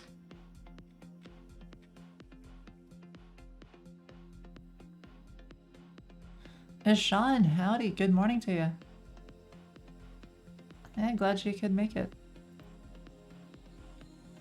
Okay, so, right, joins. Post, TypeScript. Post.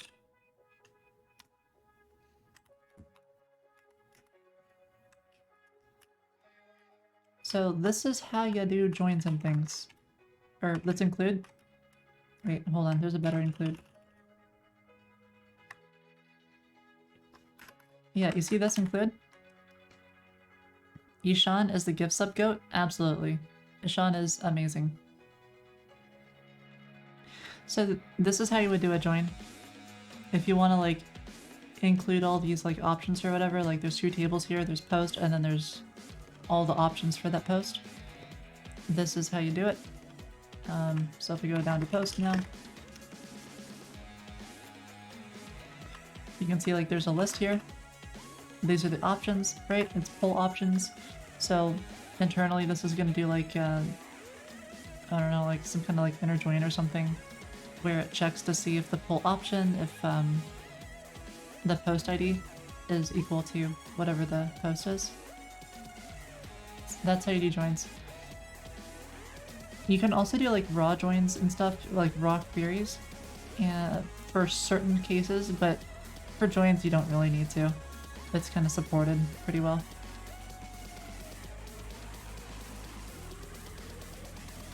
You need to update the Prisma schema? Possibly. You need to make sure that your schema has stuff like this. There's an easy way to do it. So, let's say... I kind of need VS Code for this. Okay. So let's go to post. Okay, maybe each post has something new to it. It's got... I don't know, stickers, because we want posts to have stickers for some option, for some reason. So you go like model, maybe you got like post, sticker. And a sticker belongs to a post.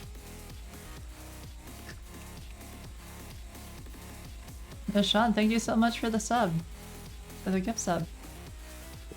And congrats, Ghosty.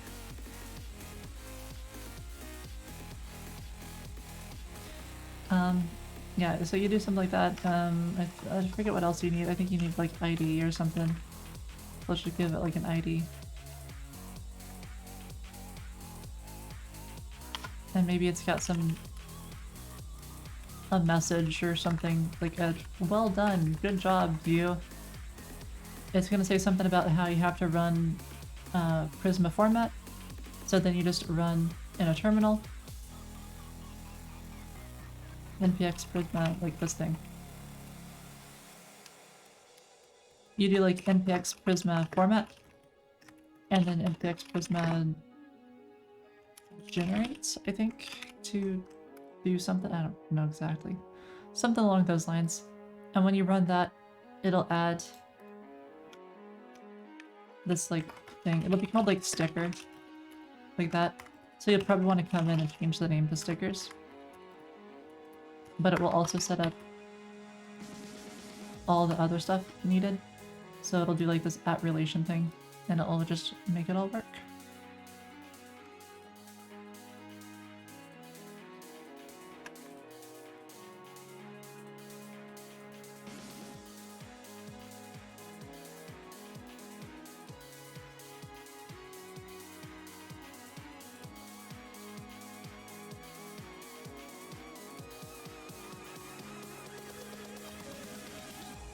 Prisma is magical in the best way, right? I love it. It's really good. Okay, so we added all the types there. I think we need to now npm run builds. And it still fails. Okay, so what are we missing from our default config? We have a clock. Game mode, I think we have that. Must force take.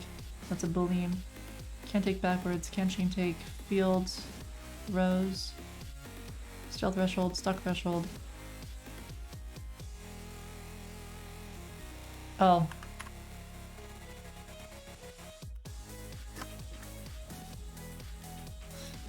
It's real specific about like the types. The stream title? Oh, what even is it?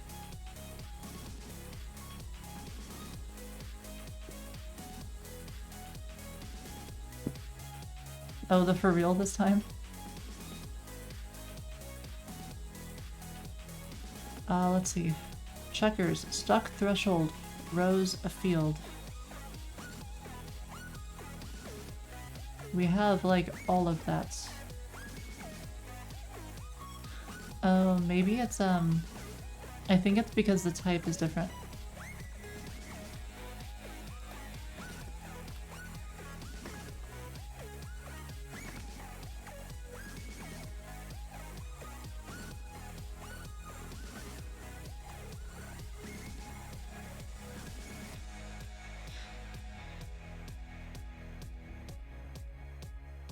That's what it was. Alright, so now it builds, now it links. I hope that my IDE catches up and finishes its index thingy, because I kind of need it at some point. Okay. And now is when I need it.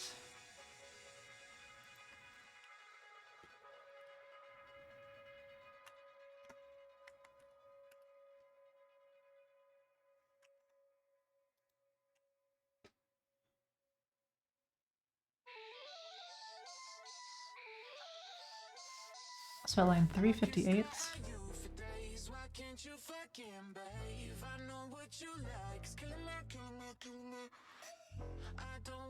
Oh, you know what I think it is? I think it's because our config is not full. Yeah, we're missing all the stuff. Okay. I think I can still fix this even without the types.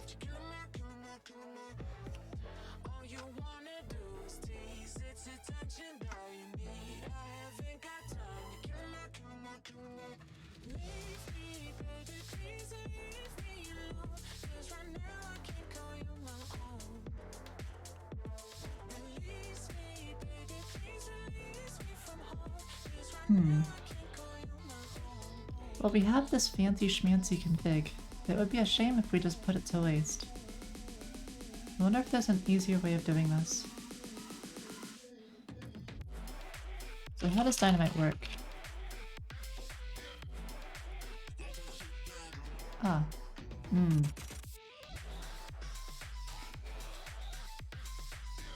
I don't think that's necessary though.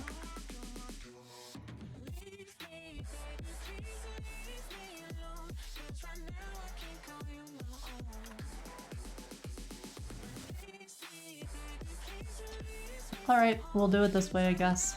For now.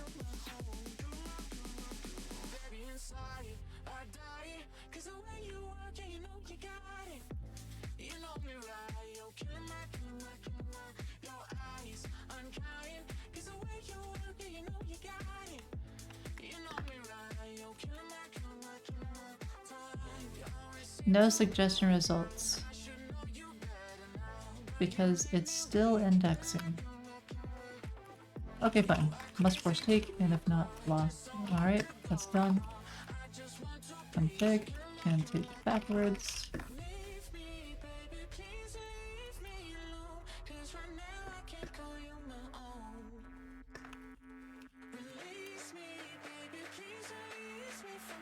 And if not defined.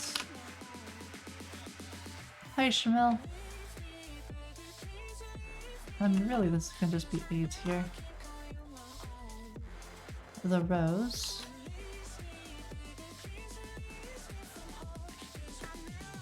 This one I want to be clamp. What am I building? I am building checkers that's multiplayer, round robin. I just built a checkers engine capable of supporting up to like 4 players. Or like, you know, it's like a plus or something, but we're not going to really implement that because I don't have the boards right now for it. So it's just like regular checkers with a whole bunch of different config options. So you can have it where you have like a single row of checkers, 2 rows, 3 rows. You can set like the stale threshold, how many like turns you can be stuck for, the winning condition, bunch of stuff. Doing pretty good, Haskell. Don't hack you. Or I've been out of the hacking scene for so long. Like, yeah, it would take me a while to get back up to speed. And I don't hack people. I never do that. I've only done like reverse engineering of like, you know, some network stuff and stuff like that.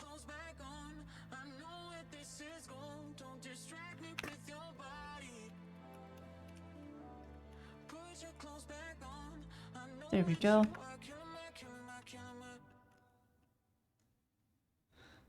I hacked you once. What?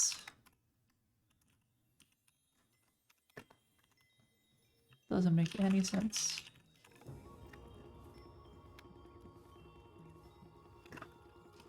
Alright, so we'll say 100 is the minimum stale threshold. Oh, what was that other game? What is their threshold? Oh goodness, I have so many windows open.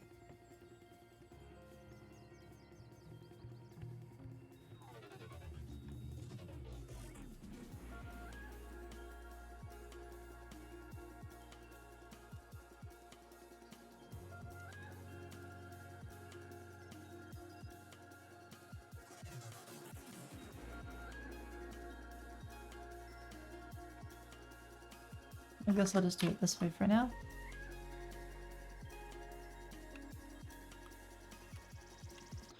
Stock threshold.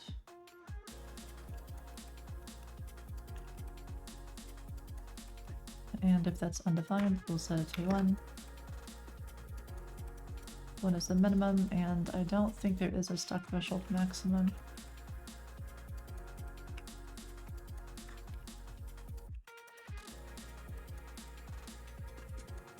Oh, that should just be a number.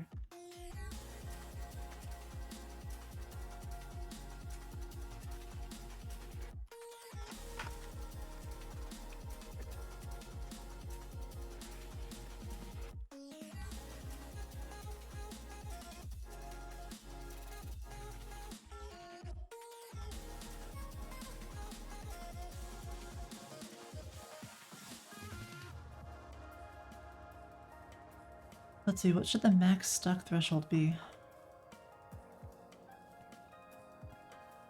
I guess I'll just do 500.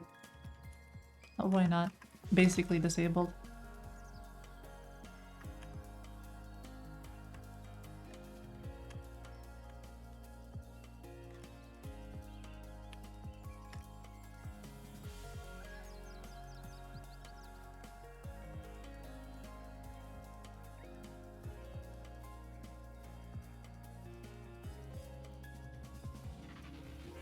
And if not specified, we'll just do elimination.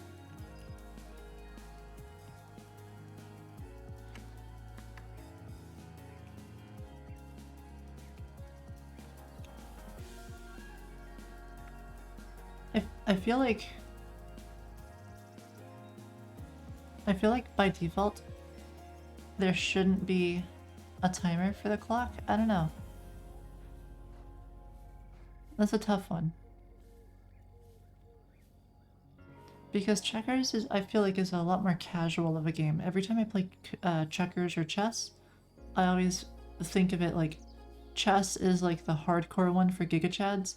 Checkers is just like the fun one you play casually.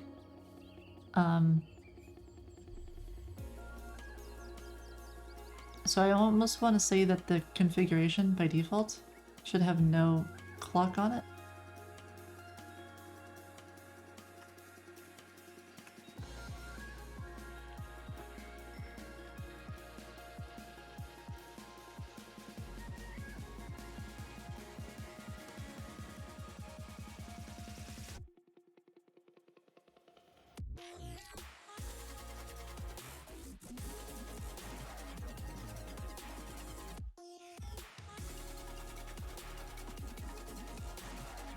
Something kind of like that, I guess.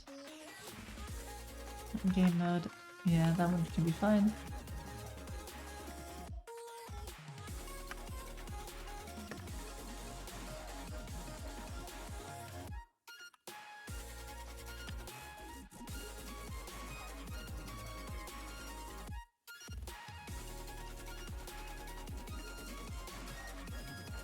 Okay, right, now we have to import clamp.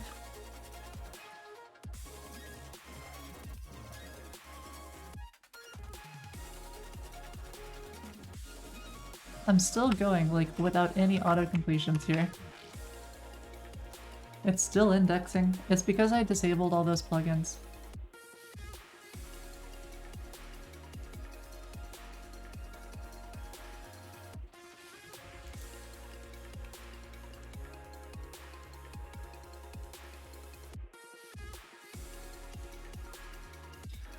Oh. Now I need the configuration. So I think that this is...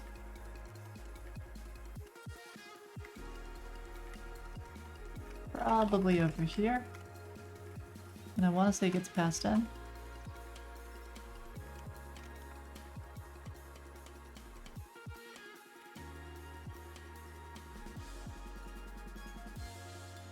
It does not get passed in. Ooh.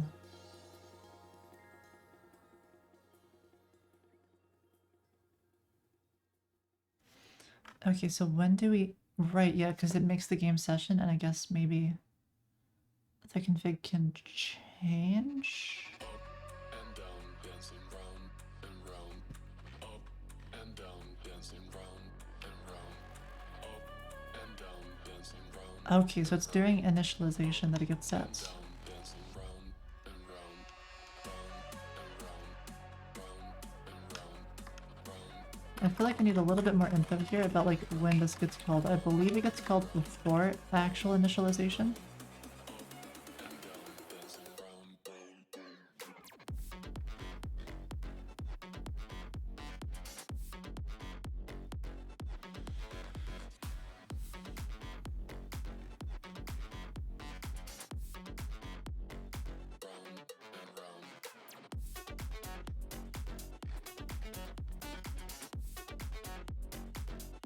Yeah, 100%. This gets called before the initialization.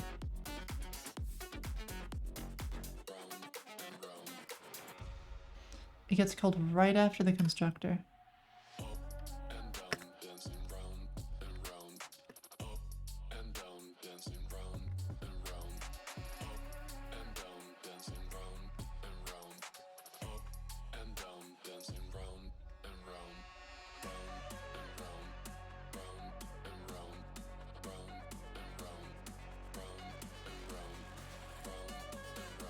Oh, but then there's also update config.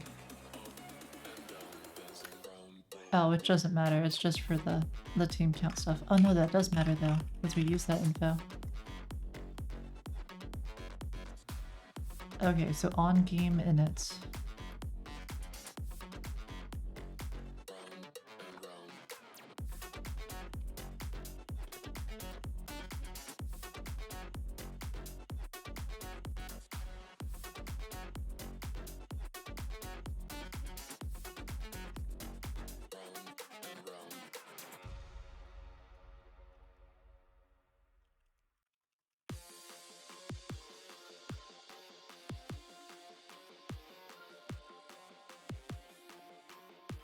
Let's do this then.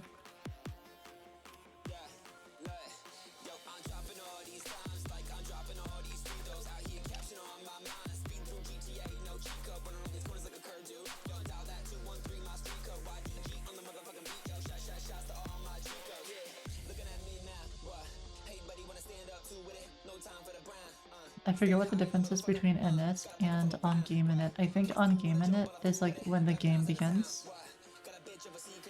And then init is I probably should change that. I feel like that's overly complicated.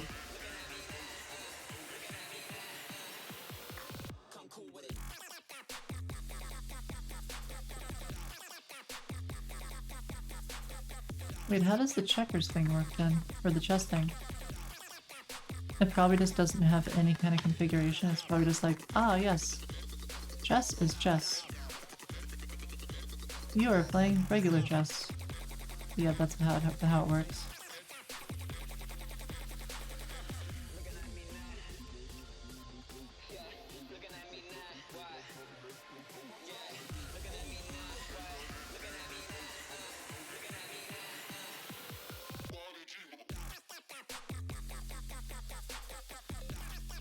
Hi, Chris.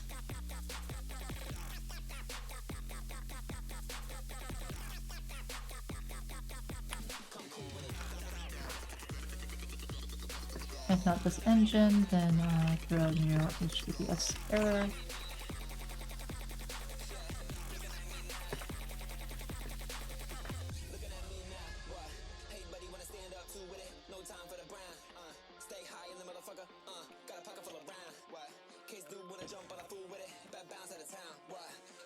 Start turn timer, okay.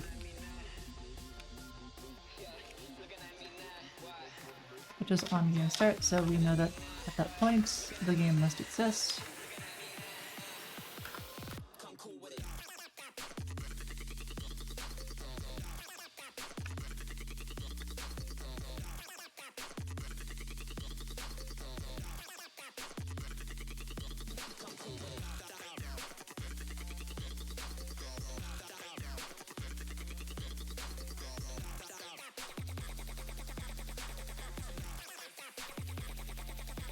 And not having any auto completions at all. Ooh, I need them. Scanning module clients. Is this actually doing something? Remember back in the day when you'd have pages that would load, or you'd be playing games and they'd be loading, you'd have like dial-up, and it would have like a loading bar, and you'd want to know if it was loading, so you'd stick your mouse right at the end, and then you'd come back to it some number of like seconds or minutes later to see if it moved.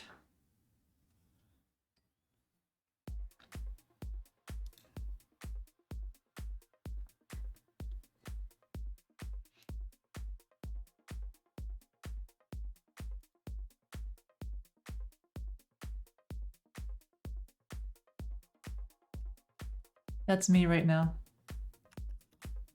That's me with scanning files to index.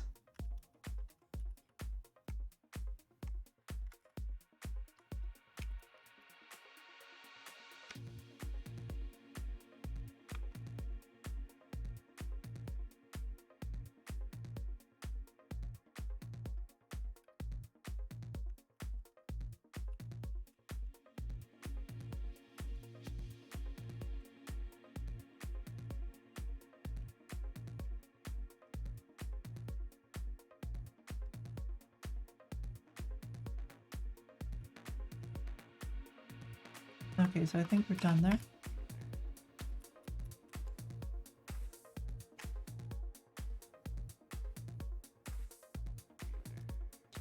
I mean, this is back in the day. This is back when you're playing like Flash games and you had a really slow dial-up connection. If you were on a fast internet, this wasn't really a thing. Alright, it built. So, I think the code is good. I still don't have any auto completions. But it seems like it's working.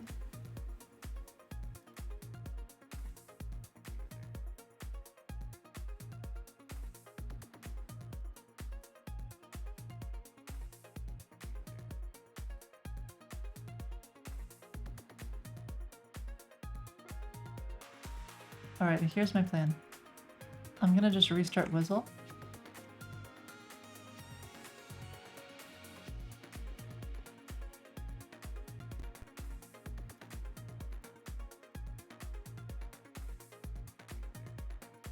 I think I just broke it. Okay, okay, it's back. Great.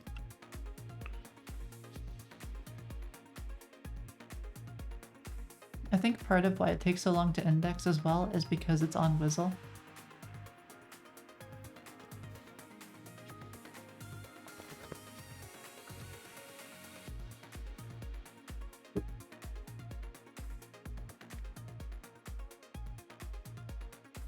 Foony? Hey, C. How's it going? Oh god. Errors. Many error messages. Okay, hold on, let me try that again.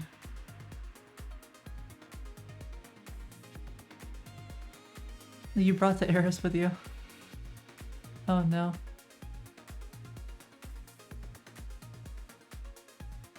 Okay, well, it seems like it might be. Oh god.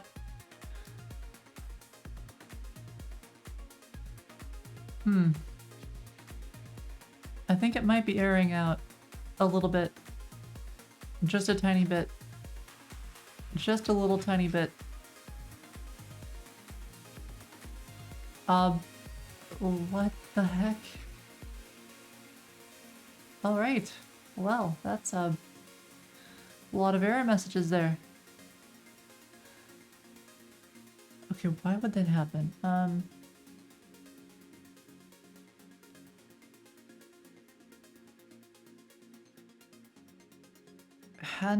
what? Data error. It's just a whole bunch of undefined.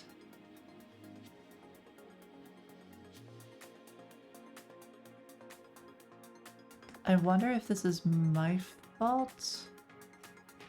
Unauthenticate. Yeah, it's really weird.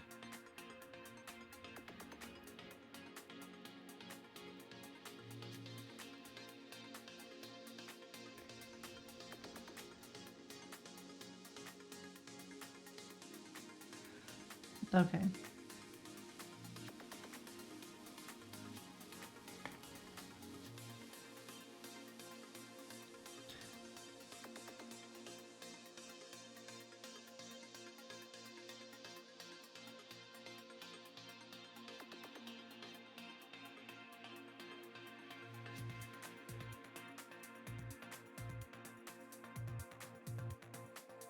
Let me just close a few of these windows I have open.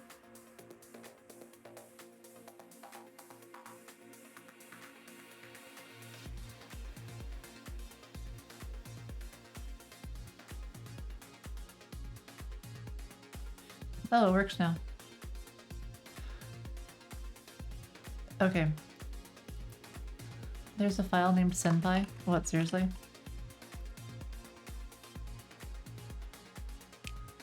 Yeah, okay. I wouldn't be surprised if there was. Oh, on my desktop? Oh, really? Let's see. Oh, yeah. Well, it says Senpai Chomp Chomp. I don't know what Senpai Chomp Chomp means. I don't know if I want to know.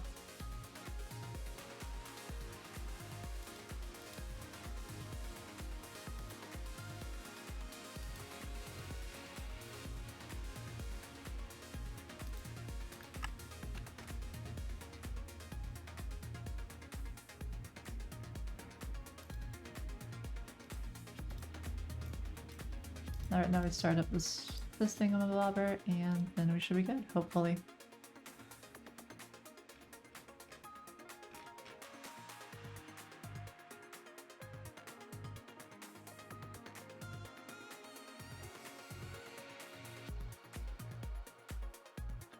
Hi, Shiraz.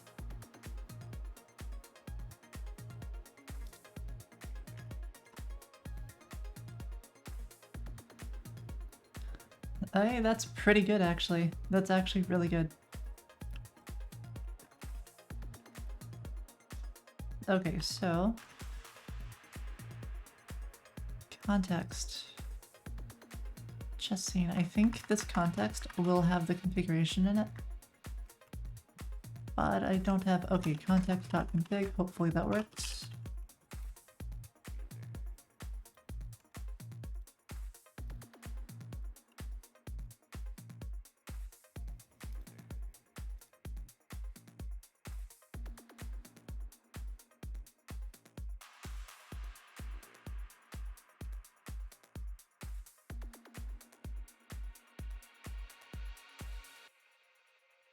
So if I'm right, then we'll be using our new stuff. Console error. Get square from coordinate to be in 0 to 7. Got 0, 9. What? I got 0, 9. Maybe it's better to be shy, better not to let it show. But baby, you're like a midnight sky, wanna lay back, watch you glow. Spark, we light The super keyword? Oh, just... Well, I mean, you have to, right? Because you gotta call your... I'm just gonna fall, Call the parent. keep on falling into you. Okay. I wanna feel it all So what the heck happened? into you. Something about the engine in here, I'm guessing.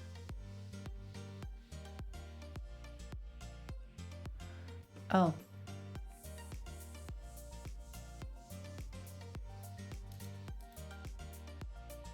I need the stack message. Okay, so board. Okay, that's it failed on the board.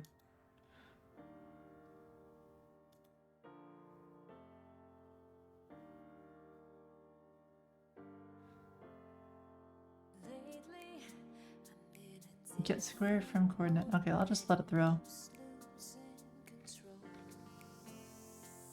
Feels like I'm speeding on this road. There's only one way left to go. So board set piece from board reset. Oh, it failed in the board reset. Agnes, thank you so much for the sub. 5-month streak as well. You've been here since like before I started streaming. You're OG. In like 2 months, but well, thank you so much for showing up. I appreciate the support. And for so long too, like, thank you.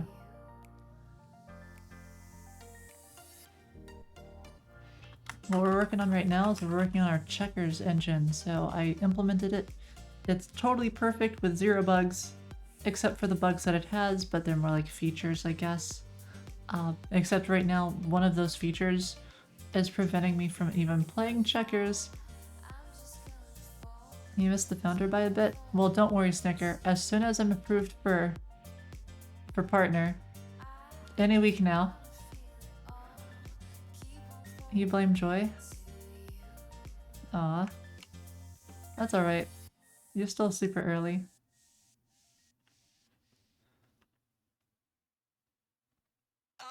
Let's see.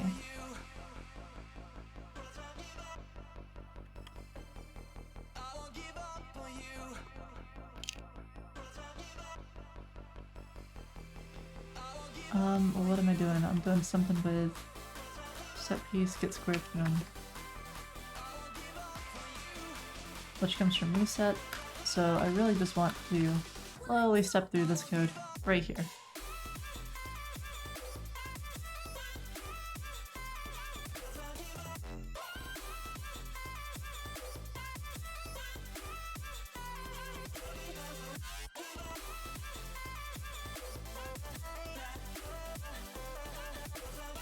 How do you make maps from dynamite?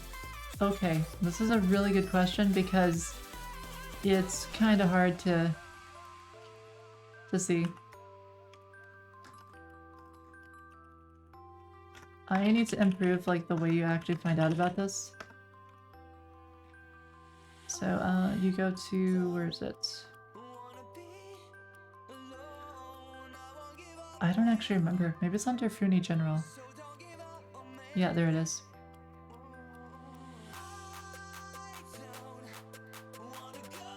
Do you need an external tool? You do. You follow this guide. And there's like requirements for the map, and it shows you how to do it. And it's like step-by-step guide. It's pretty simple once you get the hang of it. But yeah, this is basically what you do, and then it'll give you like some TMJ or JSON file, and you can just upload it from there. Hi, morning.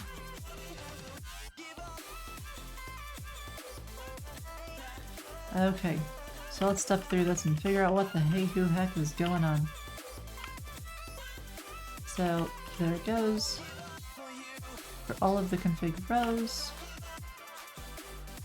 which okay, we've got 8 and 8. That makes a lot of sense to me.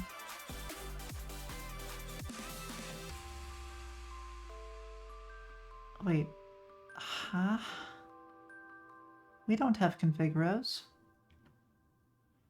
We have config fields. Oh, rows is 3. Oh, right, rows is 3. Right. Okay, I get it now.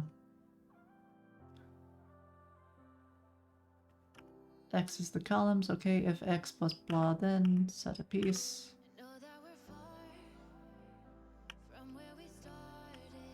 And now I'm just gonna go through here and set a piece each time.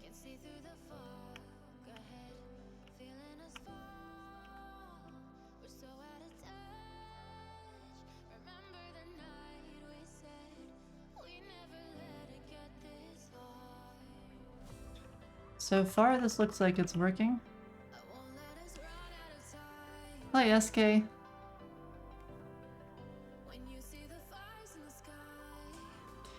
Can I have animated tiles for Dynamite? Not yet. I think at some point we can probably do it, but not yet.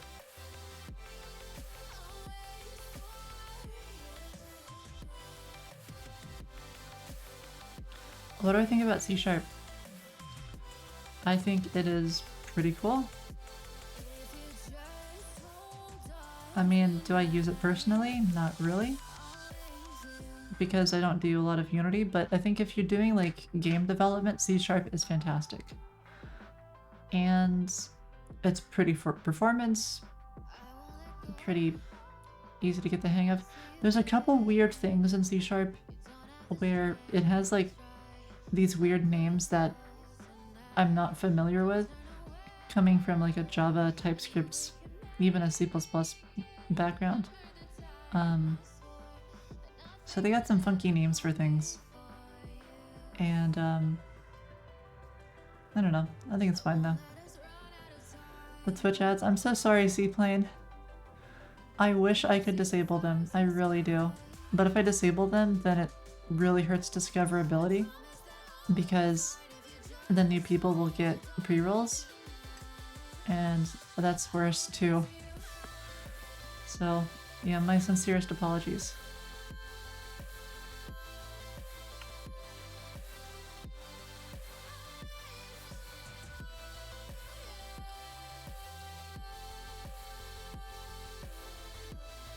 I wonder how bad they are on YouTube. What about ASP.NET for web dev? No.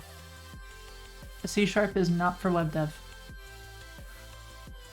Is not for web dev. Don't use C# for web dev would be my recommendation. Now I feel like it's part of your job, then fine. But I would not use C# for web dev. Personally.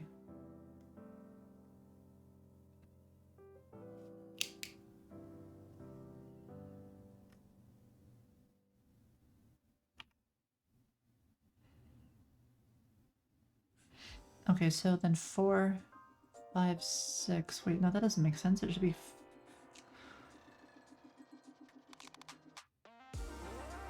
I think that's an issue.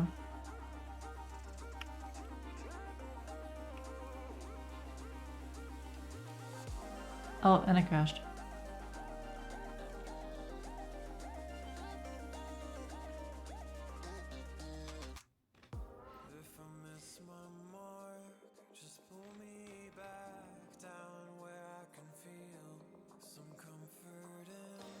Oh wait, 9. Oh. There needs to be an X, not a Y. Use PHP for web dev? Be wild? You could. It would be okay. Okay, so rows would be 8s. Subtract 1 is 7. And 7 is where I want to be, so I think I just need to be like, not that. Okay, and should be fixed.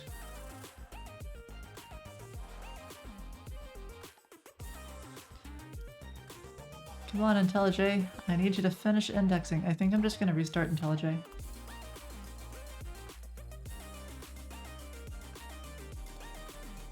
There's no reason it should take this long to index a 100,000 line file or project.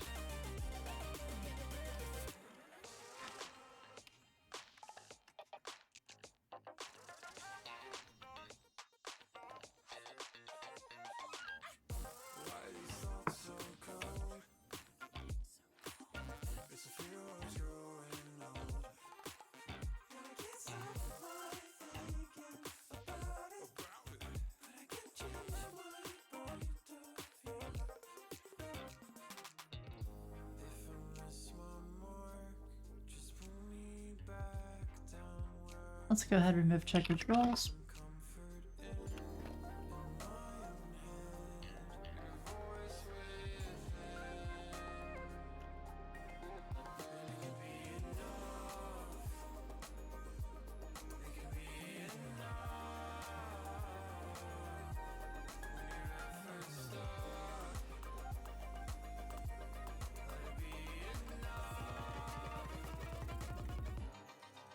Molly, what's this? Is this like a material application UI or something? Oh, multi-platform app UI?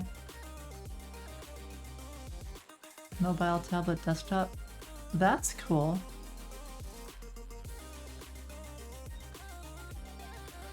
I will say, I was able to make some really pretty apps with .NET, and it had a rapid application development tool.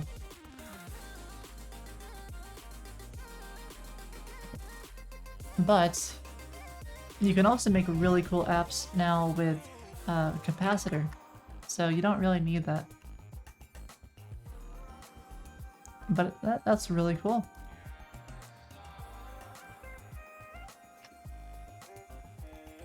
Okay, let's try this again.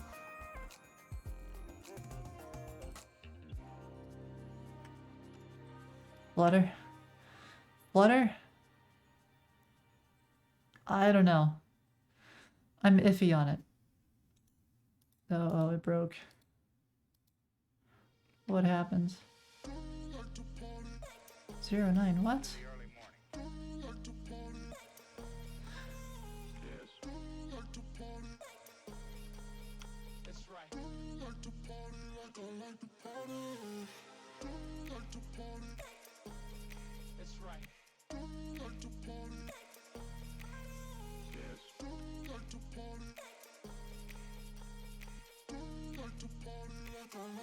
Set piece reset. Wait, that doesn't make any sense. We fixed it.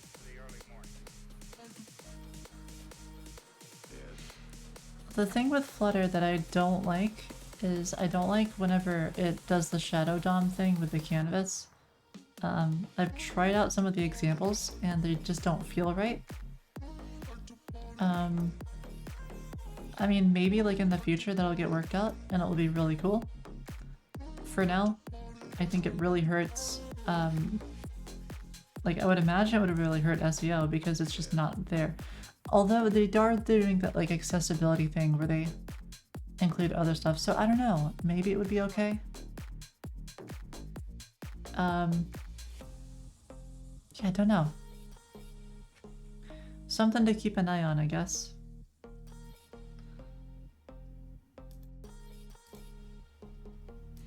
Like, I've tried capacitor as well. I've looked at the performance that you get, as in, like, GPU usage on your mobile device.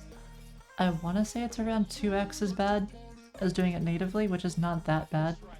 So I just do it in React and use capacitor and call it a day, and it keeps my life easy and simple. I can use the same language for everything, basically. Okay. That's useful. So we got possible moves, it was kind of working, and then all of a sudden it went blarg. Get square from coordinate to be in 07, and it completely failed on me.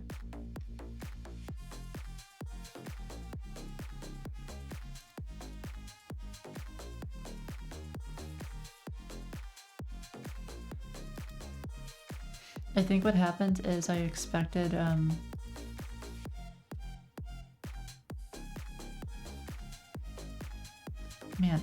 okay, I need to restart IntelliJ at this point because I kind of need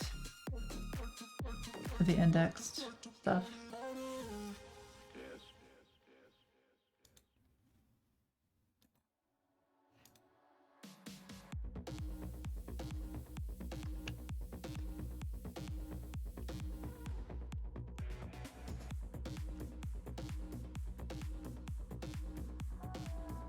Multiple layers in tiled work?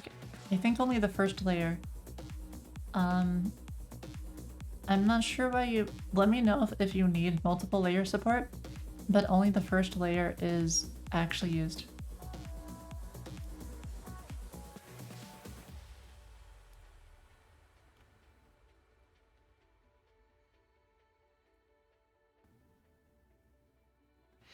Okay, so get script from coordinates right. I know why it's failing.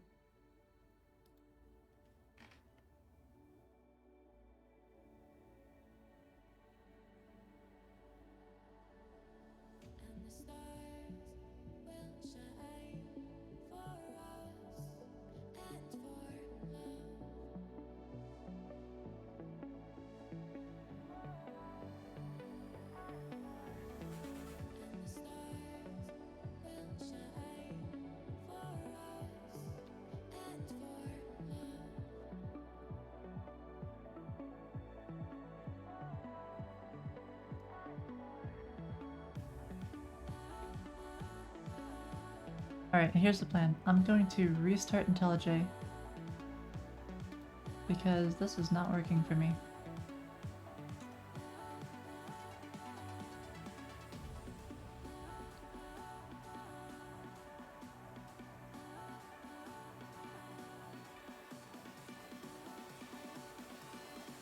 Can the tiles be smaller than 250 pix? I think so.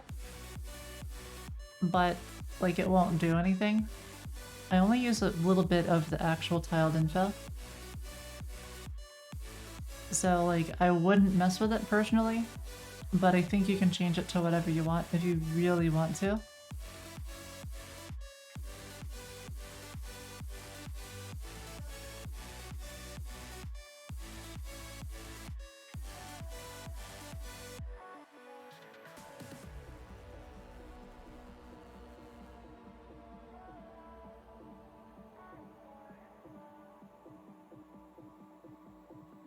Okay, what was the solution for this?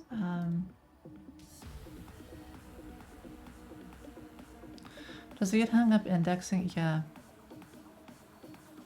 It's common for me. It might be because it's in Swizzle too. This happens quite a lot.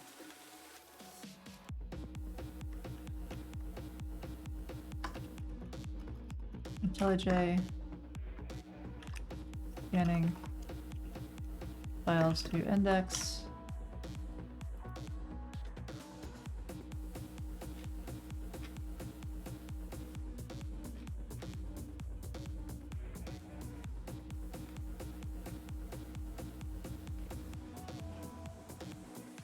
Oh yeah, I remember that.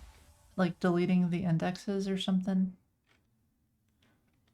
I think last time we just waited. I think eventually it resolved.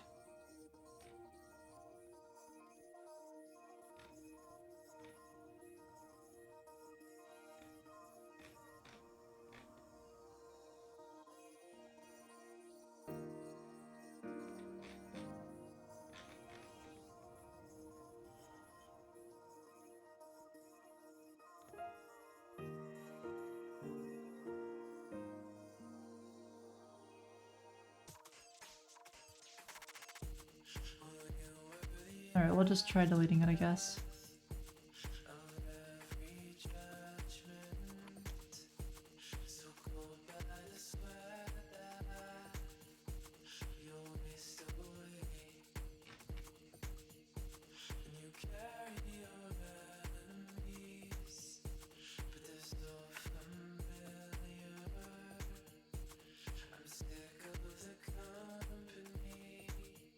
The cache folder, there's not a cache folder.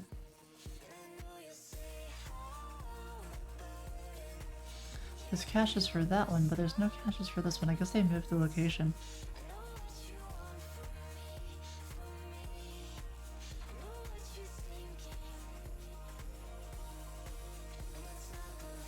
What programming language can do everything? Probably, well...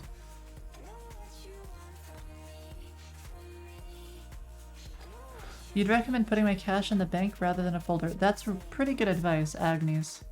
Yeah, I could do that. What programming language can do everything? Is there a programming language that can do everything? And just because, like, even if there is, like, technically if it could, you wouldn't want to use the same programming language for literally everything. You want to use the programming language that's gonna be most useful for what it is you want to do. TypeScript is gonna be really good for getting something out there quick, and it's not like the most performance, but I mean JavaScript pretty much, like, technically assembly, yeah, pretty much. But you wouldn't want to use assembly for building a web app or for building something quickly. You'd use assembly for when you really need optimization for like a function, because it's in your critical path and is contributing to like a huge part of your CPU usage or something. But I think JavaScript can probably do the most. Python gets pretty close because Python, you've got Django for web, which is, it's alright. You've got machine learning. I think Python's the best for machine learning because of like Jupyter Notebook. Go is pretty flexible too. Yep. Go can be really great for backend stuff, especially with its Go routines and whatnot. I mean, heck, you can even do web apps with JavaScript, which is great.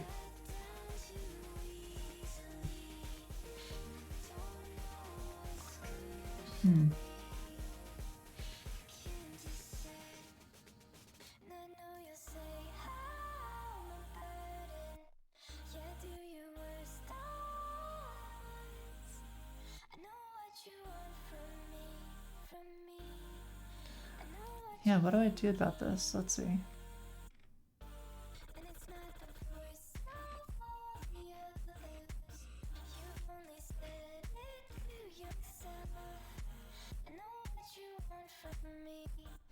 I guess let's just invalidate.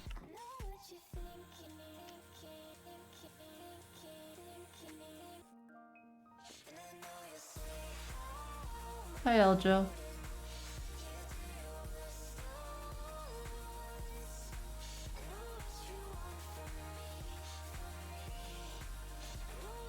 I guess, yeah, let's just invalidate and restart.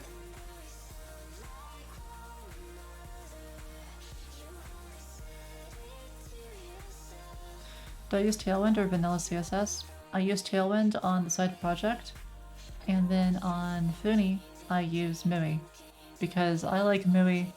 It does a lot of what I need it to do. I'm not much of a front-end designer person, so I don't like to build my own components when I don't have to. However, with the amount of fiddling around with styles and stuff that I've done on Foony, Tailwind probably would have been a better bet.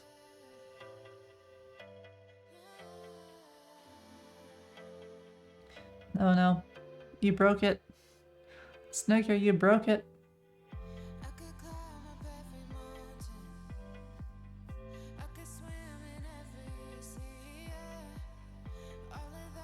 Alright. Re-indexing. Okay, it's no longer stuck. Everything's on fire? Yes, it's just one of those days.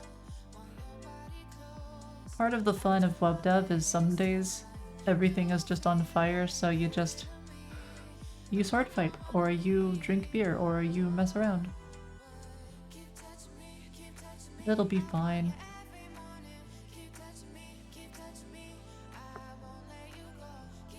Because I said for real this time. Oh no.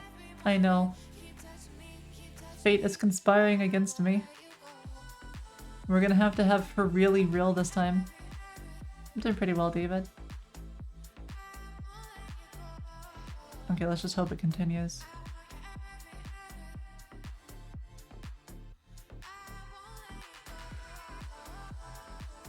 So it looks like a lot of this is because I've got scripts with a whole bunch of node modules and stuff in it. And then like server, there's just like a whole bunch of packages with a whole bunch of different node modules. Oh, there it goes. Great. Yes, it worked. It was just stuck is all.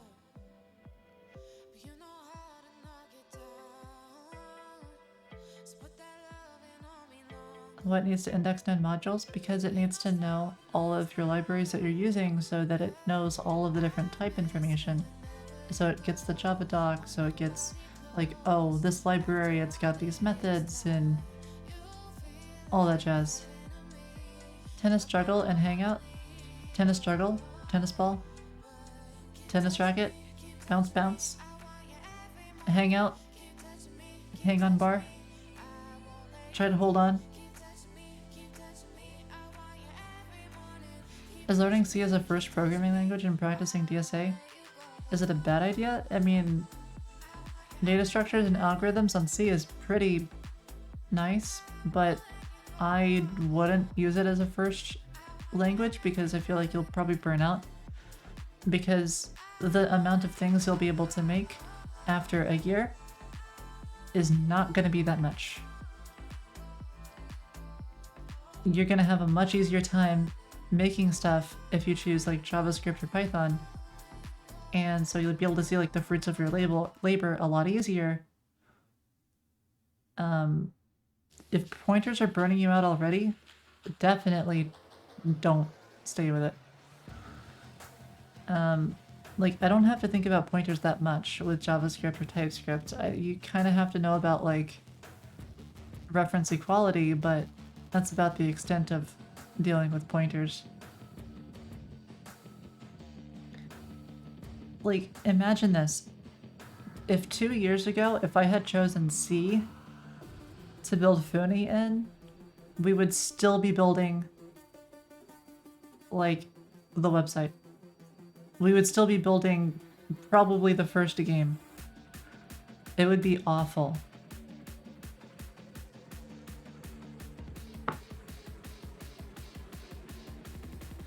And DSA is for mostly getting a job. How do I market Foony? Well, there's this website. It starts with a T. I think it's called like Twitch or something. And so I go on there and use this tool called OBS Studio to set up like a stream, which is like where you can kind of talk with a community and you can build engagement and stuff. And I use that platform a lot to kind of help market Foony and get the word out there. So yeah, it's working. But, you know, it's getting there. All this with a straight face. That was a serious question, you know, needed a serious answer.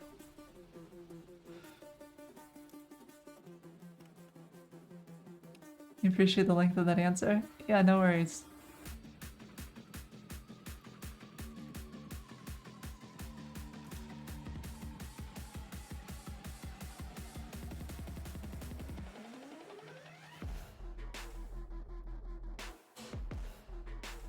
Alright, so now we're starting up the game server stuff. This is gonna help me so much. Alright, yeah, okay, now we have this. This is what I wanted. So get chord from square, engine moves, we've gotta get the moves. So it's returning moves that are invalid, which tells me that get moves for piece. is doing something that it shouldn't be doing.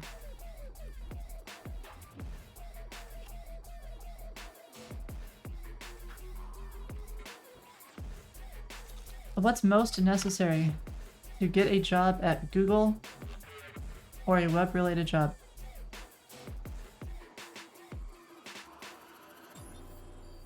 So, the most necessary thing is to have projects that you have made which show some kind of complexity to them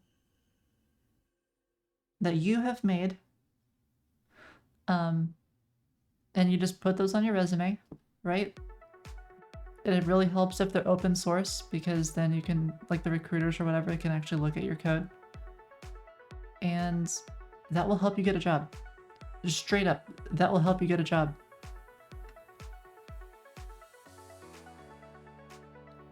For a new question? Oh, no worries. You're totally fine.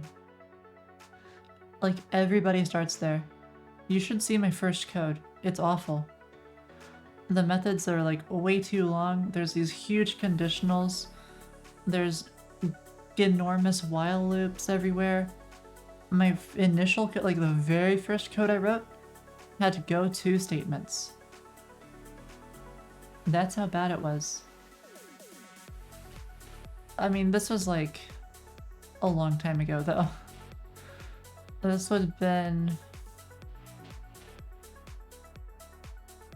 what, 16 years ago? 17 years ago? Somewhere around there? Yeah, somewhere around there.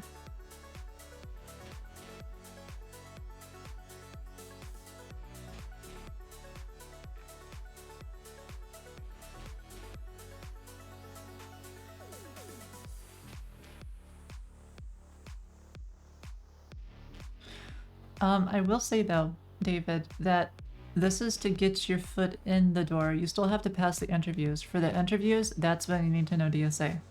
But actually getting your foot in the door, you want to have projects. And when I say project, I mean something meaty, you know, something with meat on it. Foony, this is a project. You don't have to build something this crazy, but imagine if you just had a single multiplayer game that was playable, it was like a website or something like that. Or if you have a blog, that can be a project. Or something else, you know, maybe you've got like your own personal website, which is like a resume in and of itself. And it demonstrates that you know how to use React, and it demonstrates that you know like material design, and it demonstrates that you know how to do web hosting. That shows a lot. Or you've got some other project along those lines. And the more of these projects you have, and the more complex they are, the better.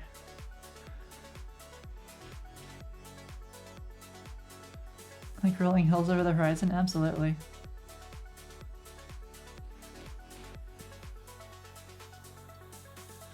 Yeah, I know. All latest news doesn't do anything. Not yet. Fine, you know what? Here, let's do this for now.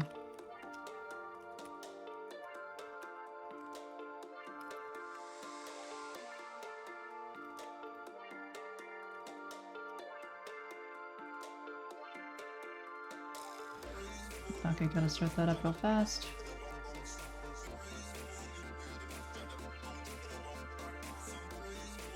I'll help you reach Google. I'll try. There, happy? There's no more all latest news.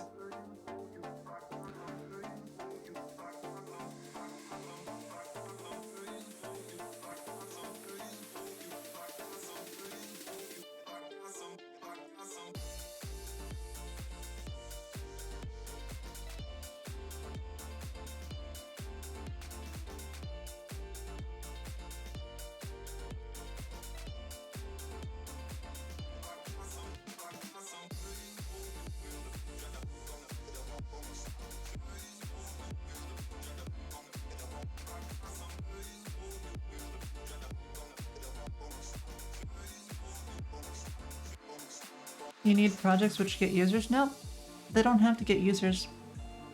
Just complex enough to show skill set. I mean, users is a bonus, I guess, but it's not necessary. Just gotta show complexity. Preferably with tools that the, interview is about, but it doesn't have to be. Like, for example, something that really helped me get into Google is I made a website using Laravel and PHP and Bootstrap, and it was a relatively complex site. There's a lot going on. It was relatively advanced, but it used technology that is not even used at Google, but it still really helps me get a job.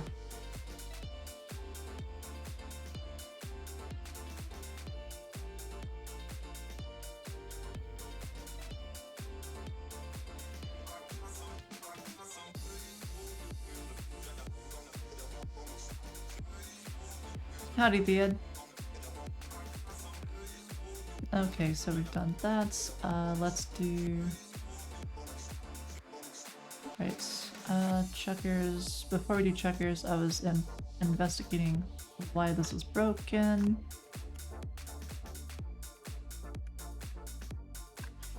So we have all of the pieces, which is get mifster piece. This is broken here somewhere, which means that it must be broken here, which means it must be broken here.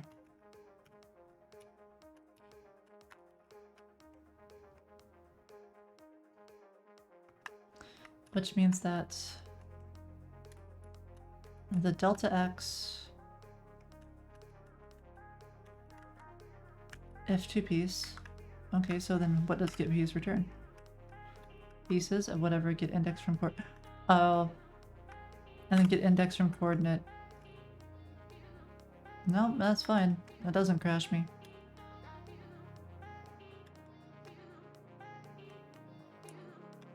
And then if so, return empty list.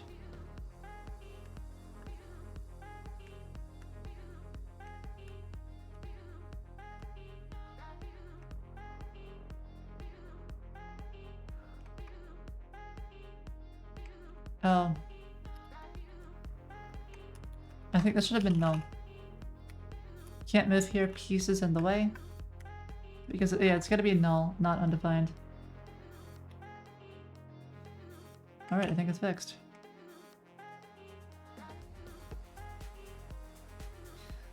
A lot of abstraction. This is fine. Oh goodness. We're at like 450 lines now for our checkers engine. Well, that should be fine.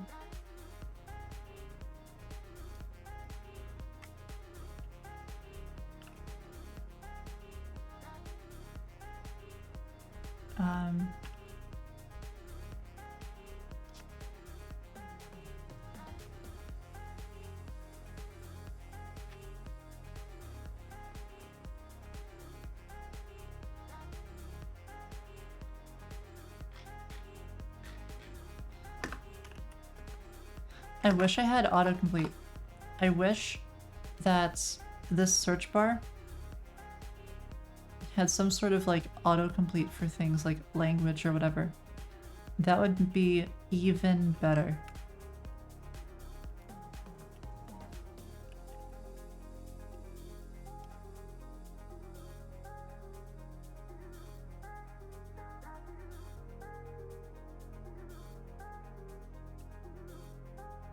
Oh right, yeah, because it would just be JavaScript, right? Yeah,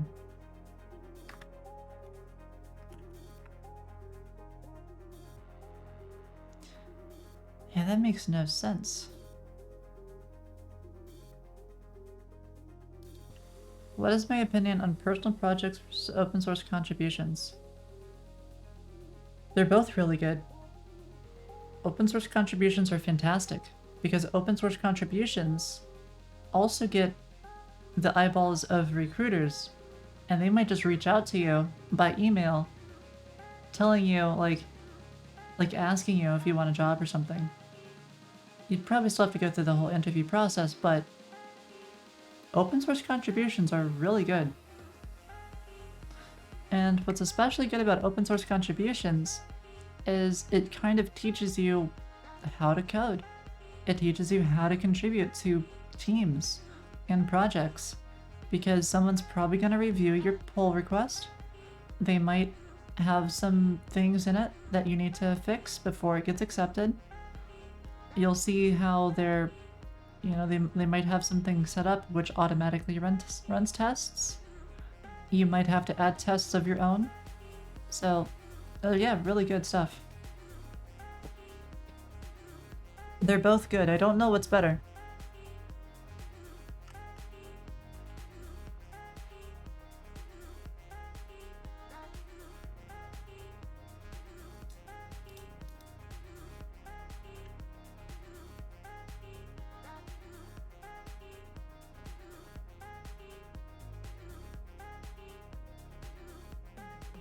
Like, all I can tell you is that I didn't do much open source. I was afraid. Because, you know, I was afraid, like, my code quality isn't going to be up to their standards. Which is a bit silly, I think. I've done a little bit of open source nowadays. But, like, when I was first starting out, you know, I ended up doing a lot more personal projects. It was also kind of hard because you'd be like, you would look at the large repos with lots of stars, and they'd usually have really good code quality because it's like worked on by so many like top tier engineers and stuff. But the smaller projects, the code quality is usually not as good. It's not as well maintained. Okay, David. All right. Y'all with the hanging out. Here we go.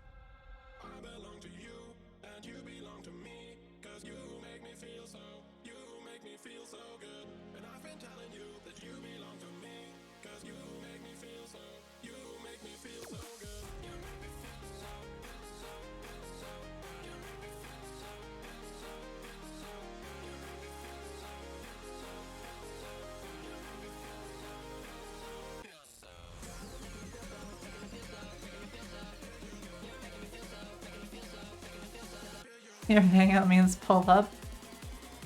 Yeah. To the next level. It's chat, you know, chat decides. Hi, James. Man, it's really hard whenever you make it like, whenever you start swinging. My Cobalt Flux dance pad, yeah. I love that thing. I've had it since high school. It's a very long time.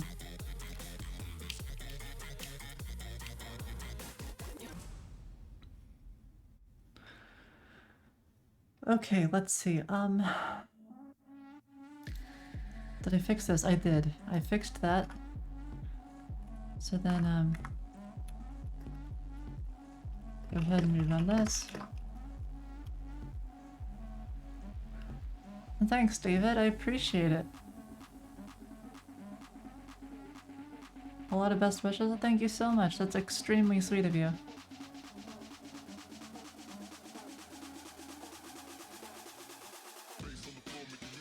Thank Thank you, that was extremely sweet of you. Okay, posture check? Alright, definitely.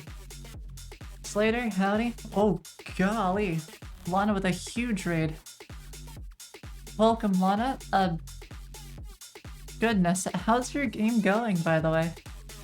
Welcome, Raiders. Yeah, definitely give Lana a follow. She's working on a game in Unity, and she does like a lot of the arts and assets and everything herself. I think it's like a survival game or something. It's pretty cool. But yeah, thank you so much for the raid, and welcome, Raiders. Today we're working on checkers. We just implemented the checkers engine, our own checkers engine. Was hoping it wouldn't have any bugs, but it's got a few. Let's see. Raid Shadow Legends. I mean, it's a raid. So I mean, it's a legendary raid. I'll give it that. Yeah, thank you so much. Let's see, I hope I didn't miss any questions in here. Alright. See you tomorrow? Oh, alright, take care, Sarota. So, let's see, does this work? I think we have to restart the game server.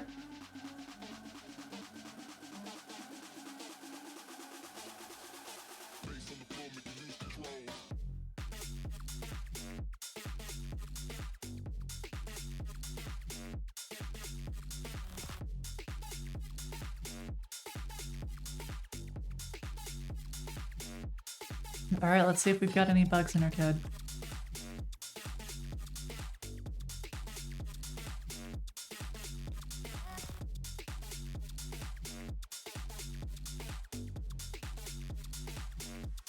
Oh, okay. It didn't work. Well, maybe it did. It might have worked. I'm not sure. So, I don't know if it works or not yet, because this is the part that we haven't yet implemented on the client, which is like the whole loading from a PDN. Oh goodness. Moose, thank you so much for the sub. 2 months now, the Prime sub. Thank you very much. And TH3. Howdy. Okay. So let me think. How do I want to solve this? I think what we'll do is we'll go to checker thing on the bobber. This thing. Load from state. Let's go ahead and just add some kind of a log. See what our state is. We also haven't actually set the PDN. Wait, maybe we did.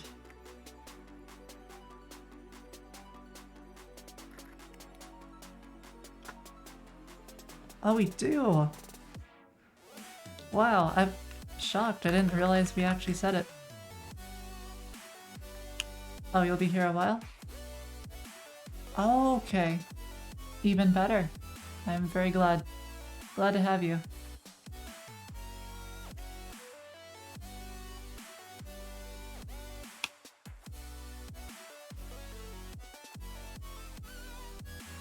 Oh, I see now. You were playing, yeah.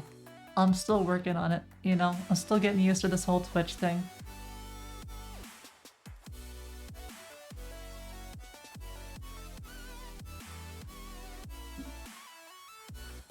The last half hour, oh goodness. Okay, so I'm hoping we have load from state, empty string, okay. Empty string. Okay, so what about checkers game area? Maybe our updater thingy? Raid and then an ad run? Oh no! Wait, so were y'all in an ad run, like, during the raid? I'm so sorry. I asked, like, questions and I said so much. Oh man. I was thinking I could, like, set it up or something where when I leave or something, you know, like, figure out how to automate when it should play the ads.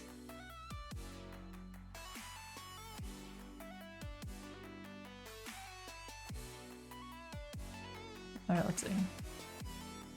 Set turns. Ah, yes. Load actual turn information. Which is definitely not. Wait, what the hey-ho? Oh, wait. That doesn't make sense. Oh, wait. Yeah, it does.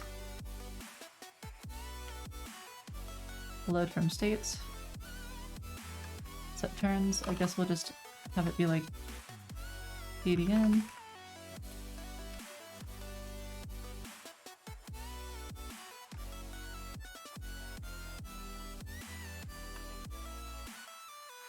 Alright, James? Oh man, I'm so sorry. If you missed that, definitely give Lana Lux a follow. She's working on Unity. She's working on like her own game on Unity, and she does a lot of her own art assets and other stuff. It's like some survival game. It's really cool. And then I also asked like how her game was going, but I don't think I heard anything. Let's see. Randomly offset the checkers pieces on every touch, just slightly.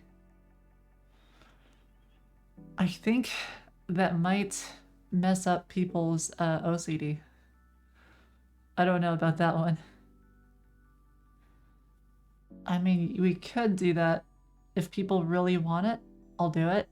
But I would be concerned about like OCD or something. People will see it's like a pixel off and they'll freak out. Switchable? Could do that. Let's see, what's this? String or undefined? Okay.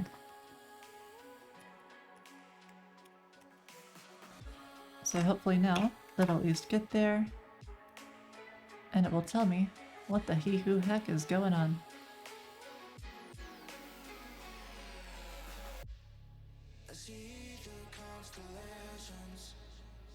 Empty string. Okay, right. So it's initially empty. And then they're supposed to make a move. And apparently they don't. Wait, what? Oh, okay. I broke everything. But I mean, look, it kind of works. It knows you can't move here. I don't know why I can move this when I'm on the white team. That's a little weird. Lana stream ended already? Yep. And she rated at me, so, you know, I'm extremely grateful. We're working on Foony here. This is a game site I've been working on for 2 years. And you can play with friends. It's live already.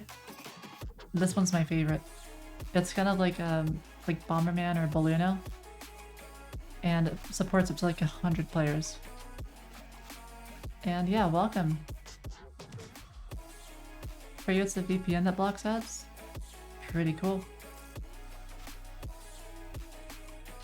A whack-a-mole arms race? Yeah, I just have uBlock Origin, but it doesn't block everything. Did I make a JavaScript parser before? No. I made my own scripting language though, where you have to tokenize everything. Because I wanted something that would work on just arrays of bytes, and I wanted to do like bit manipulation and like, okay, let's be real, I wanted to know what it was like to make a scripting language or a programming language. Acorn.js? That is not me. No. No, that is not me.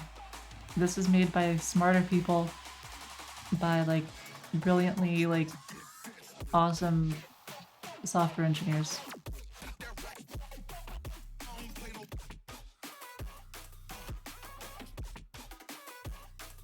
Do I do code golf at all? Sometimes. It's fun. Right, okay, so expected to get square, possible moves, let's go ahead and fix that.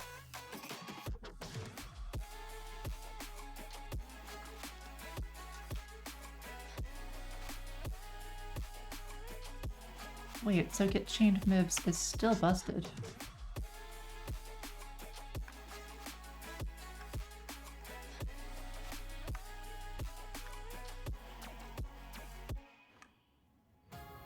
That shouldn't be possible.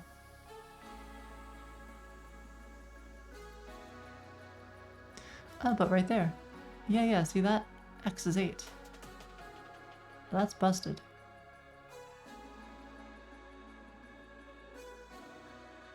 I did not write an interpreter in JavaScript. No, I wrote a scripting language in C++. Line 417, you think?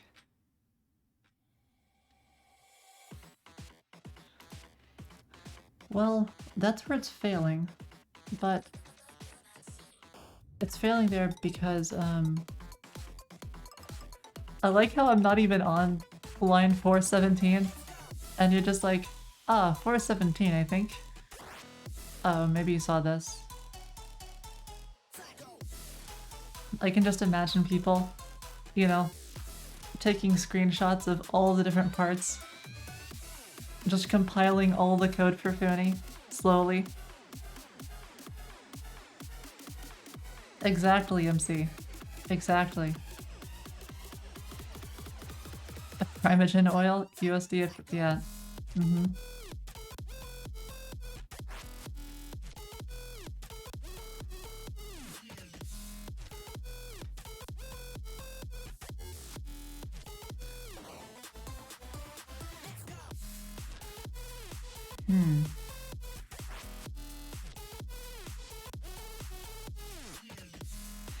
The question is, why does the 2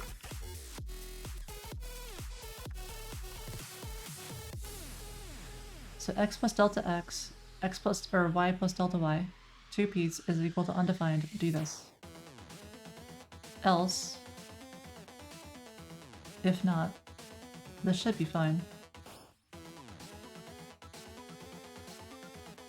Oh, wait a minute.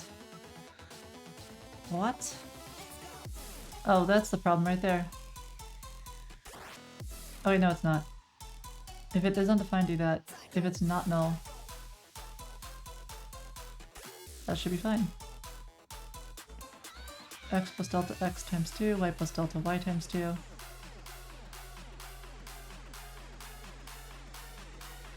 Because here...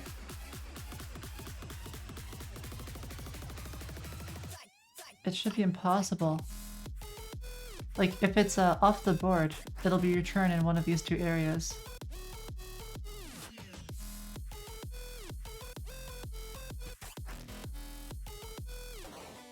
Okay, I have a plan. Let's do this. Console.log. Diagonal. Repeats. X is x plus delta x. Y is y plus delta y.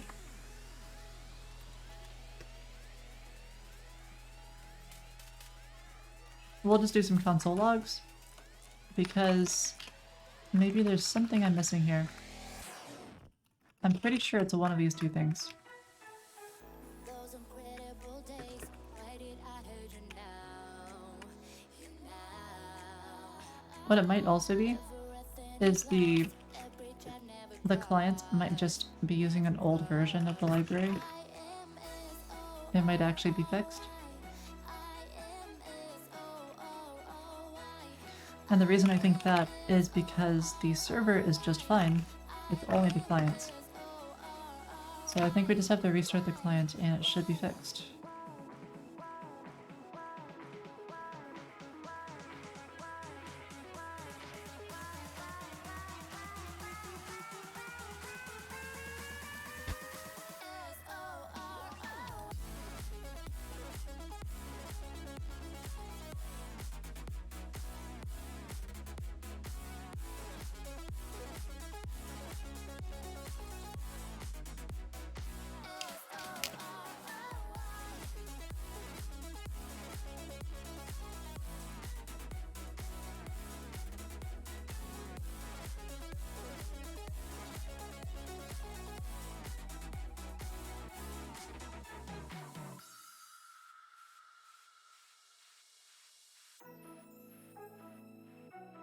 Or I have a plan. I have an idea. What if we made something where instead of it auto-playing ads at any time. It was like, it kept track of the last raid time, and then if a raid happened recently, it just doesn't play ads for the first like few minutes at least, and then it plays ads.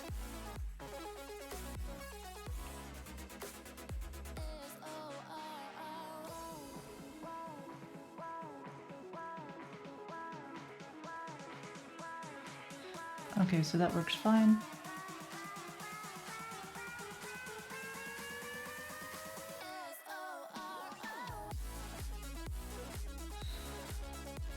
Okay, that's why. The 2-piece is null at x8 or y3. Oh, right, I know why. It has to do with the logic for this. So, get index from coordinate. The problem is that if x or y is off the board, it has to be like actually outside, right? Because if you look at the implementation, y times dimensions plus x, that's not right. What's actually right is this. X less than 0 or y less than 0 or...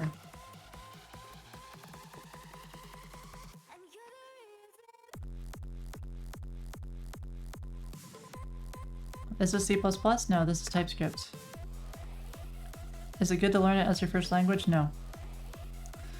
The reason I don't recommend C++ for your first language, again, is because you're gonna get a lot farther, a lot faster in JavaScript and Python, or any of those other higher level languages where you actually can make a project, make something that's interesting and exciting. And that's gonna be really good for your motivation as a programmer. It's gonna be really good for like recruiters because they'll see something, they'll be like, wow, that's really impressive. Yeah, I mean, you can make things with C++, but I spent 2 years when I first started programming working with C++. I made some kind of cool stuff out of it. I made like a packet editor and a memory editor and stuff. And the best thing I got out of writing that C++ was a lawsuit for hundreds of thousands of dollars, but that's another story for another time. C++ and Java, they're alright, you know, like, there's a lot of jobs for them, especially Java, at large companies and stuff, and you can make a lot of money. But I think it's better to get your foot in the door first, so you can actually be programming full-time. And I think the fastest way to get there is JavaScript and Python.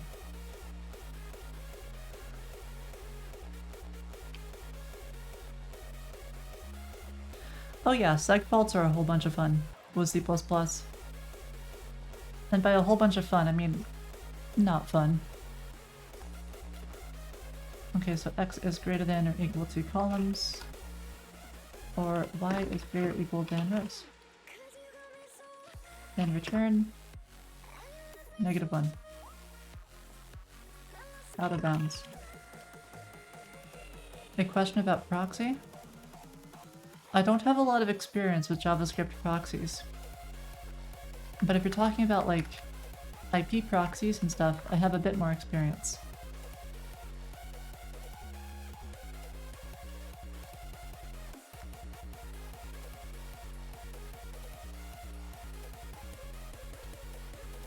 What a transparent proxy is? Okay, so we're talking JavaScript proxies. I think, maybe. I'm not sure. Oh, maybe not. Maybe.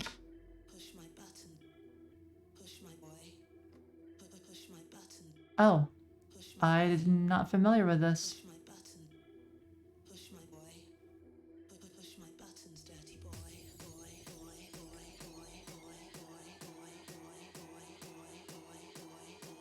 Oh, so it's just like a VPN, I guess, for monitoring or something.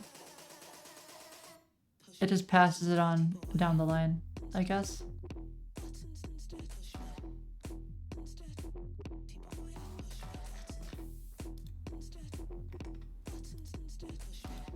so bad of an error, right? It's like, oh, this is a D word star. And now we'll just deref it.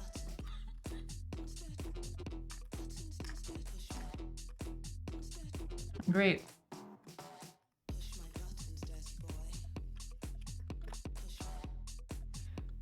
Oh boy, fun times.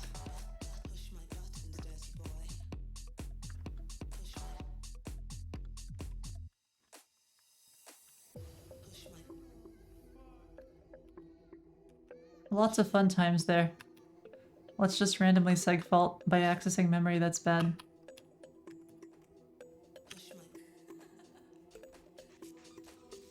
If you, so the ban a word is where you pick a word, and if I say it, then I do like an exercise or something of your choice, basically.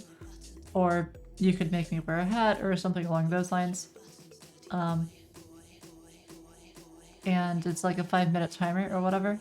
Oh gosh. Okay, which one? I should probably change the price for that so that it's cheaper than the exercise. Alright, I will not say that. I'm pretty sure I'm not going to say it anyways. And then what you try to do is you try to get chat as well to have me say the word. Can you change it? Yeah, you can change it, sure. Why not?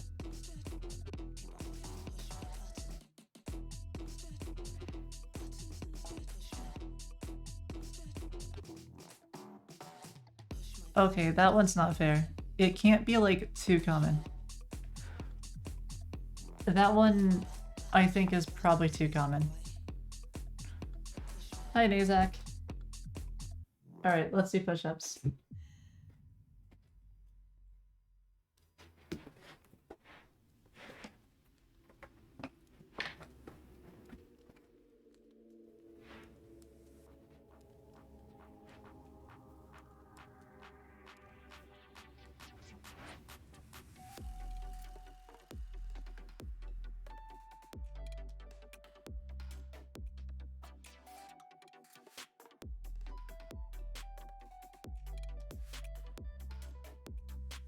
I'm just gonna do a little bit of stretch at first.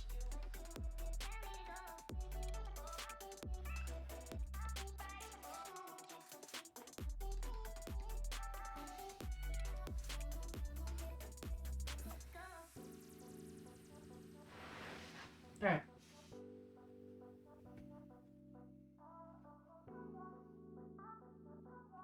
I should probably do.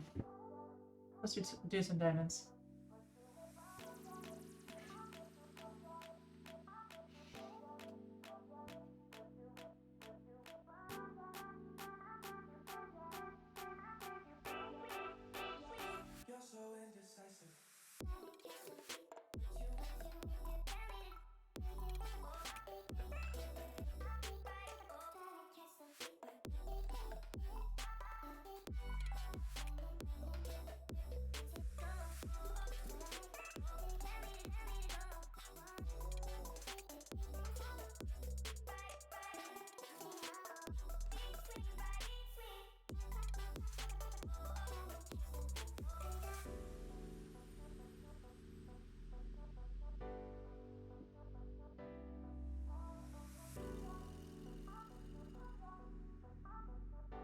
Those are tough.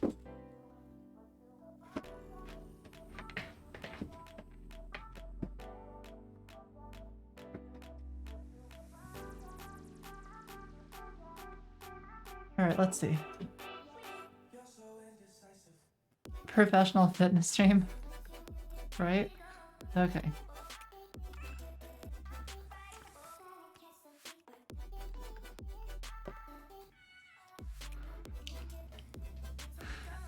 Yeah, I saw that. The sweatshirt got caught. Or hoodie, I guess. Hi, Houdin. Okay.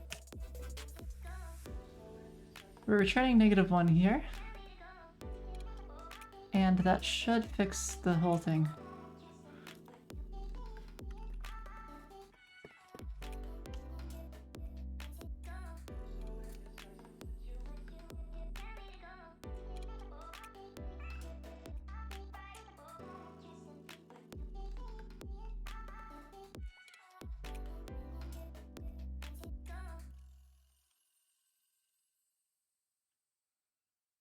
A hoodie is kind of a sweatshirt. Fair enough. They're pretty similar. That's one of the things I find really interesting about different languages. Is like, you'll learn something like Japanese, for example, and it kind of gives you like a different appreciation for certain words.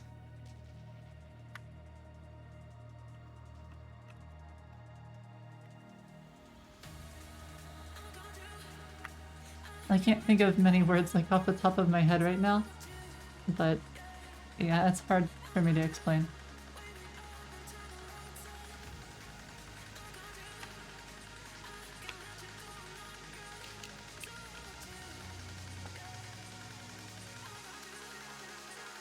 A jumper?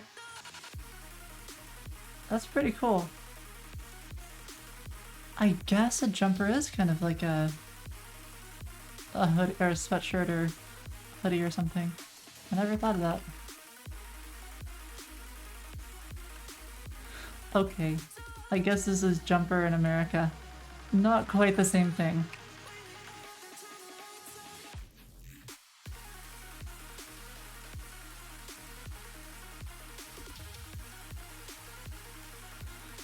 I'm just gonna, whoops, my bad. Restart the game server here. Finish with exit code 2. Alrighty. Start that back up.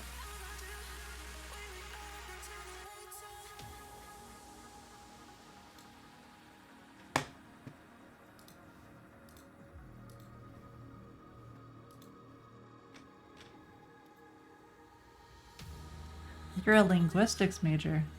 Impressive. On language variation on universals. Wow. Do I like sour food? Oh goodness, don't even get me started. When I was little, I would have so much sour food all the way up until college. I even have pictures of just buying tons of candy. I had giant boxes of it. I'd buy it from like Sam's Club or something. And I especially liked sour food. But I've kind of changed, you know, since about, I think when I turned 25-ish, 26-ish, I started caring a lot more about my health. I found out about sugar and how it's actually really bad for you. So, oh, I just said, I don't know, maybe we can count that, I guess, maybe, but it's, again, it's way too common of a word.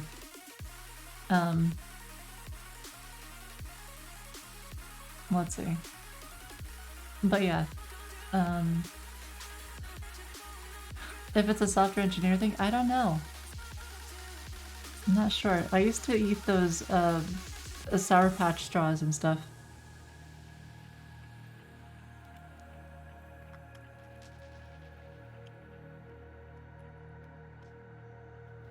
I even made it where I would buy gummies and then I would buy like citric acid and malic acid. So citric acid is what comes from like citrus fruits, and then malic acid is from like sour apples and stuff. And I would just like mix them together and pour them on my gummy worms. I don't know, it was a thing that I did.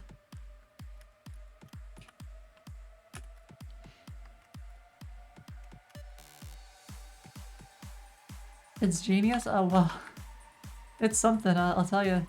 I would pour malic acid in my apple juice, which is unhealthy enough as is because it's basically soda. It's got a lot of sugar in it. And so then I would have sour apple juice.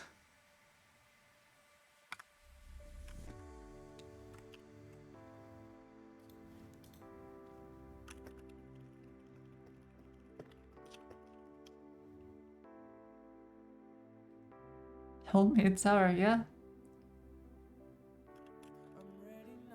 I'm not sure what ACB is.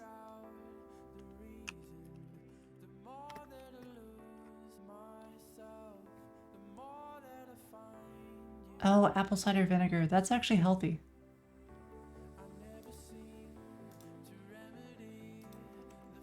let's try this out.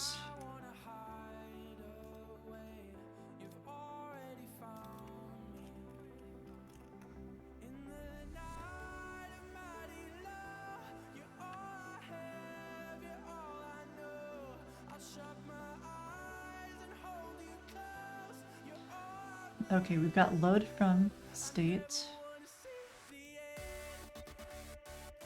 So that's working, and this is working. We fixed it, yes. And now it's totally busted.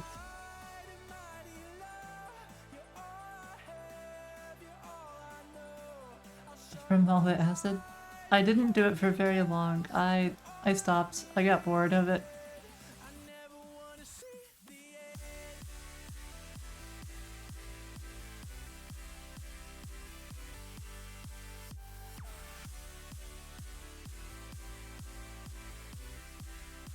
Yeah, I stopped eating sour foods because, well, I stopped having candy very often.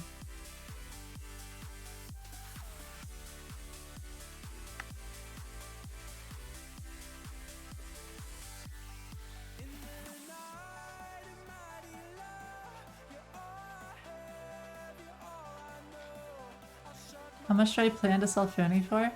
Well, I haven't received any offers yet. I guess it depends on the company that's buying.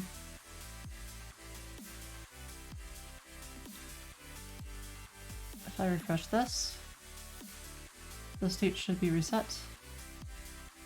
It is. I can make a move and...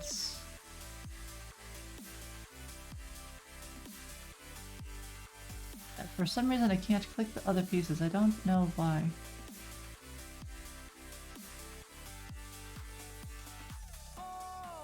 Okay, what if I try again? Because I shouldn't be able to make a move, right? It's not my turn to move.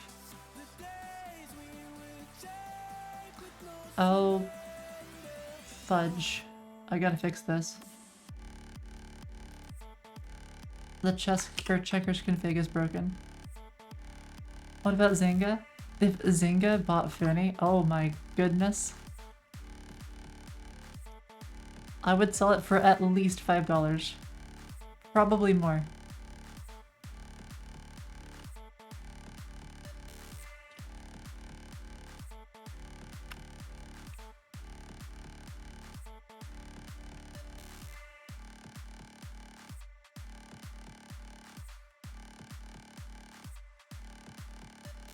Okay, so that's checkers. What about chess?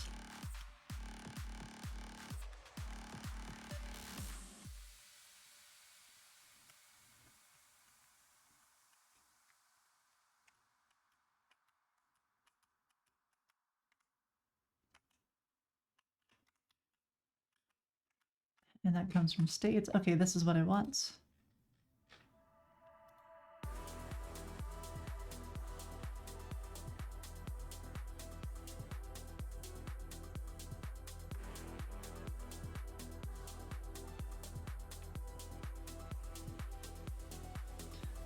Here's what I think I'm gonna do. I'm gonna grab the default configuration. And we're just gonna use the default.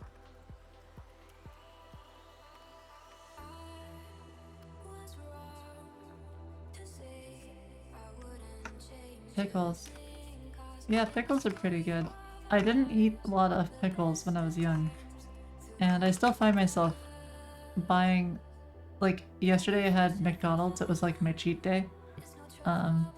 So I had like one of those chicken sandwiches, and I had it without the pickle.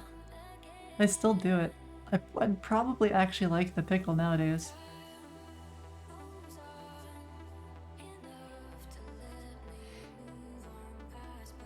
All I can think of with pickles is like pickled dicks and Python. How do you persist game state? Is it an object stored in the room session? It's passes it between, there's like a network, right, between the client and the server.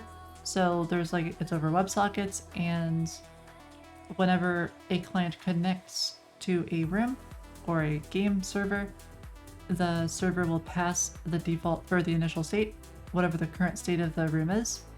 And then every time the state updates on the server, it will broadcast to all of the relevant clients the patch needed to take the old state and transform it into the new state. And so then the clients will take those packets and it will apply them one at a time to catch the client up to where the server is.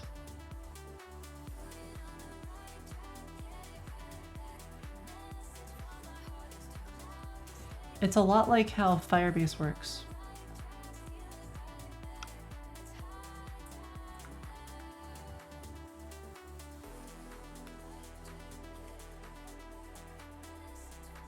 There we go, checkers type.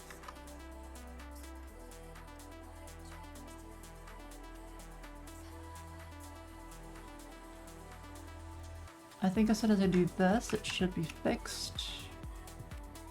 I really need to simplify the configuration. It's just really tricky to have a dynamic configuration that is generic and supports all the different games. But I know I can make it easier or simpler. I just haven't come up with a clean way of doing it yet.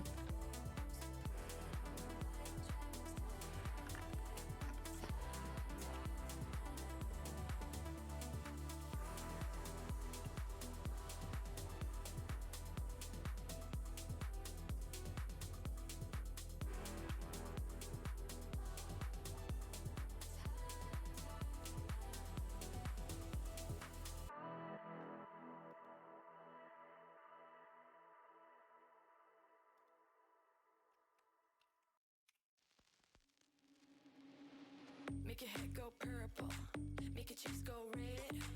If you never seen a girl boss, you better know your place. Spilled wine on my Android, I can fix it myself.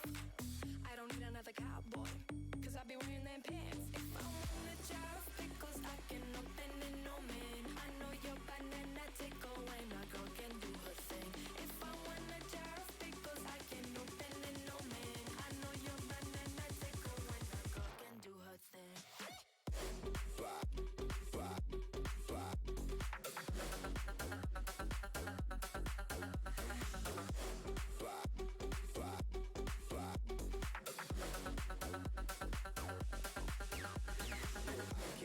There we go.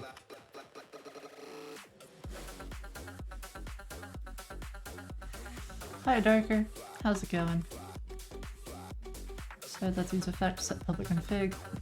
Go ahead and pass in state, I guess. Maybe make it a shallow copy just in case.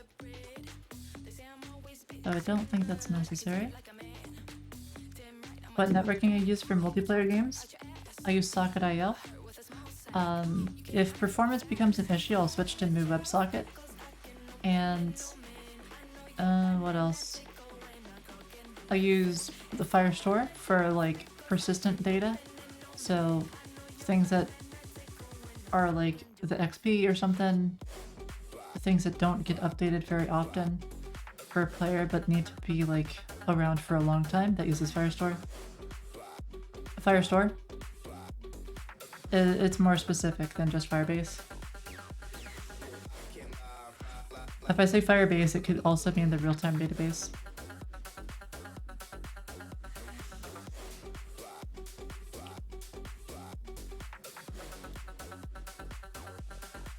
However, I wouldn't necessarily recommend Firestore.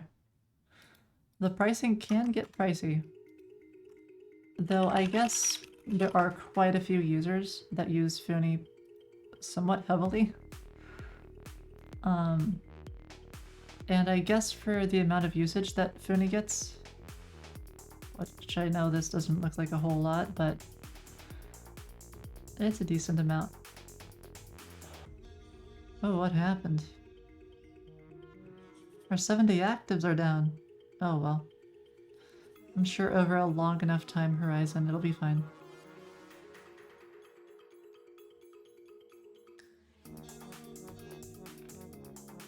A lot of users in the last 30 minutes though, goodness.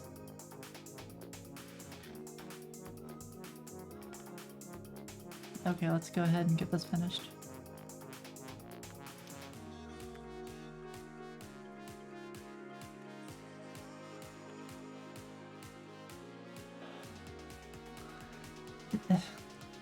To get my 5 comedy set. I don't have a comedy set right now, Agnes. Something else. I don't know. I'll just have to catch it over time.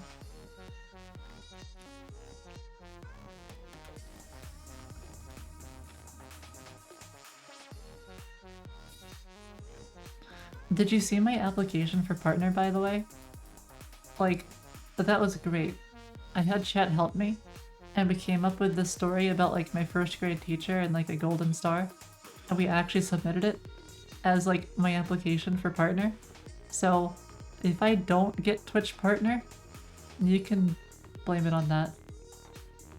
Do I regret using Firebase? Would I use something different today? Firebase has been really useful for one thing, which is it had a very simple pub sub where I could have the clients receive updates in real time. But if I were to go back to the drawing board, I'd probably just use planet scale. For the real-time stuff, I would still use Socket.io or new WebSockets, but for things that aren't real-time, I'd probably just do more of a long polling using planet scale. I actually submitted. Yeah, I submitted it on stream. Like, you could see it. Like, in the clip. I clicked the button. I actually submitted it.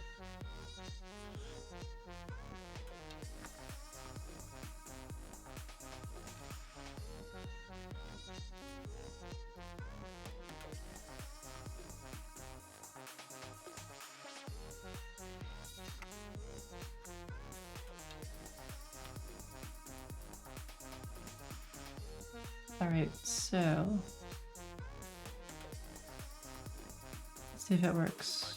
Wait, do I even have a server? I do. Okay, so I'm the first player, and I can't make a move. What the hey-ho? Yeah, why is that? It's almost like it thinks I am the other player. Oh, you know why?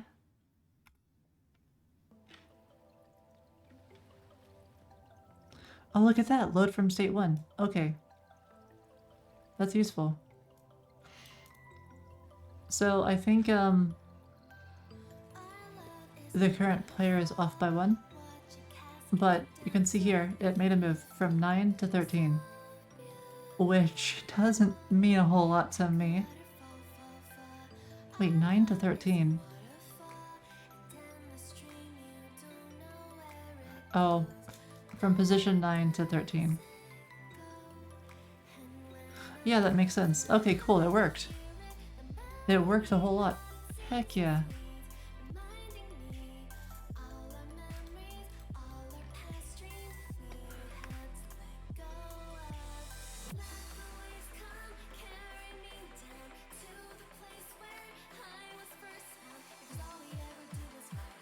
So that returns current name index.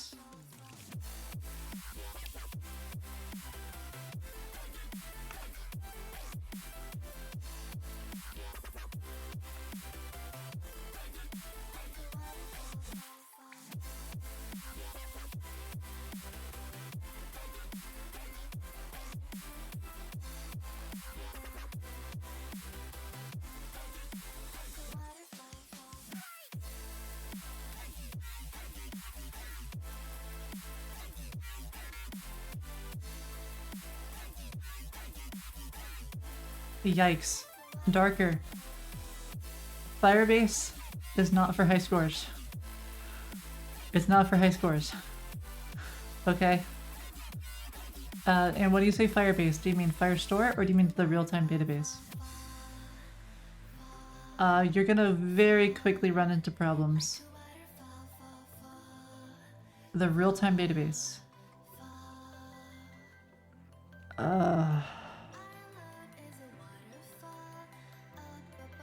The problem is sorting and querying. How are you going to actually query the data. Like, it's... What are you gonna do when you have 100,000 rows? Or 10,000 rows?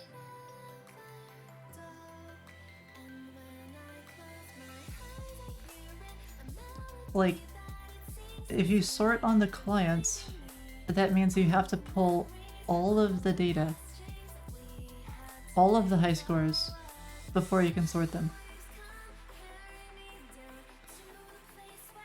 Which, as long as it's really efficiently packed, it's not going to be that much. It could just be a few megabytes. Ugh. You can separate each level by level. Yeah, well, still, you're gonna have 10,000, or each level has only 100 spots? Okay, I see. Right, yeah, that should be fine then. If you're only storing the top 100, it should be okay.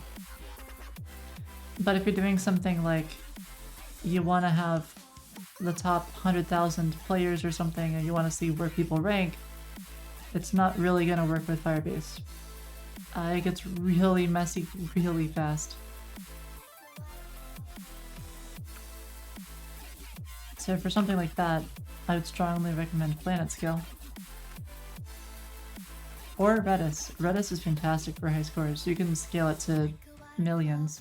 Using something like similar to a priority queue, it basically uses the same data structure. And it works very nice.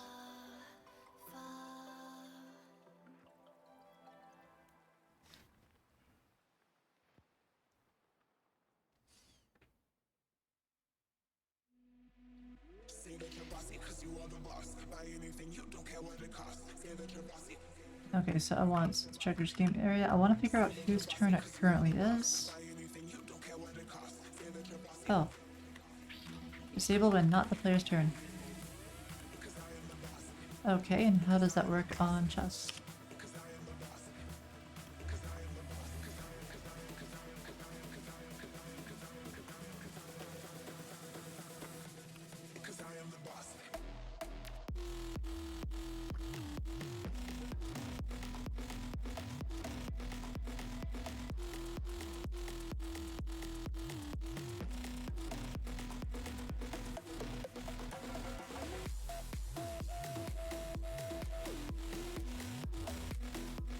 Okay, so we've got game states. I think it also needs config equals use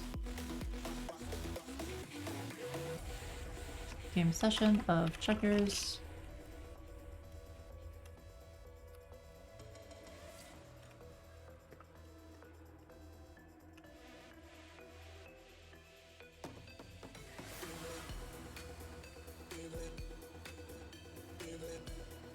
Okay, so now we have a config. Why it's a bad idea. Okay, so with the real-time database, it's not as terrible because the way it's set up, I mean, it's still terrible, but it's not as terrible. I guess it depends. I mean, I use Firestore personally, but you're gonna run into an issue with documents. With Firestore, you can at least sort by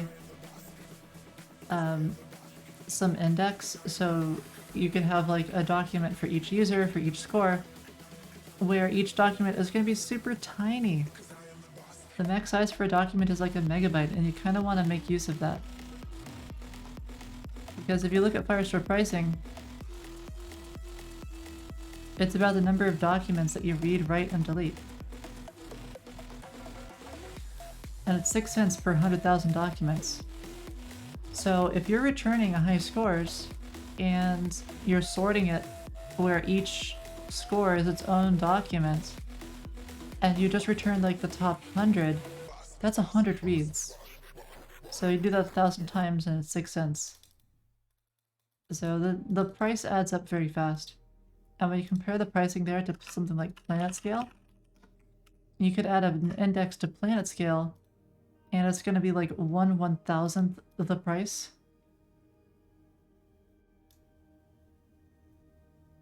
Can you use custom tiles? No, you cannot. Not yet, Jumpy. How would I make use of it? All I store are the number. or like numbers. So you cannot use custom tiles. If you want custom tiles, let me know. Maybe there's something I can do there.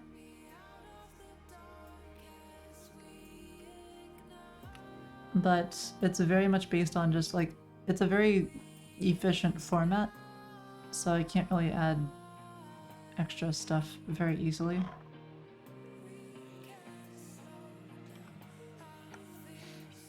But yeah, look at this, like 100 billion row reads for $30 a month.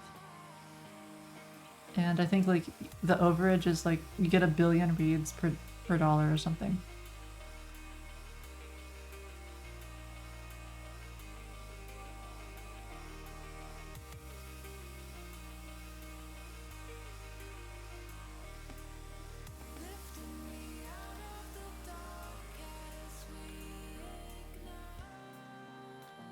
Alright, so we've got a configuration, and now you have to do this chest thingamabobber,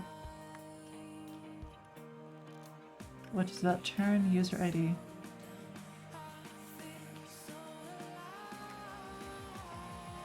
So I kind of want something similar to this.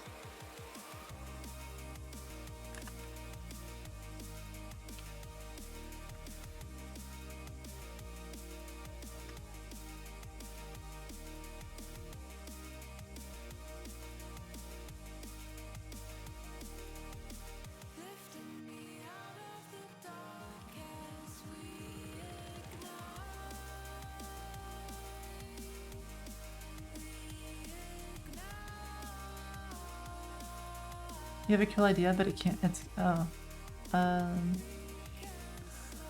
So what would the custom tiles do? Would it just be like a custom look or something to give you like a special look and feel, or do you want custom tiles that actually do a particular thing?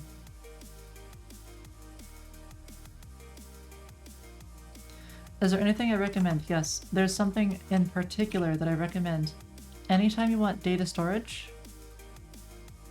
Oh, just custom textures? That's easier. It's a lot easier. There might be a way I could do this. I mean, I can certainly do it. It's just a matter of how complex is it going to make it. So there's Cloudflare R2. What I like about Cloudflare R2 is zero egress. Meaning that you don't pay for your bandwidth that goes out. You're just paying for the, like the storage. Oh, and also reads, I guess. But it's really, really cheap. So, fantastic.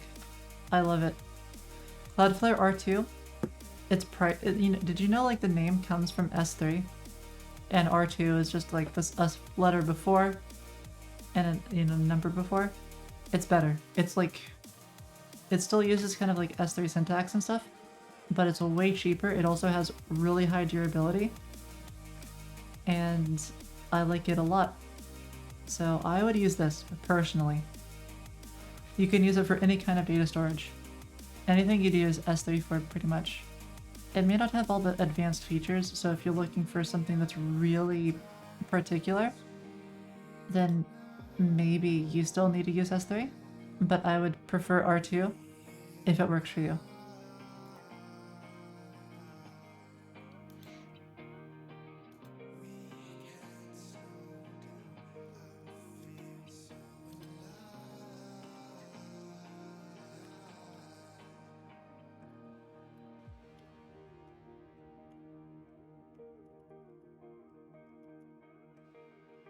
Okay, so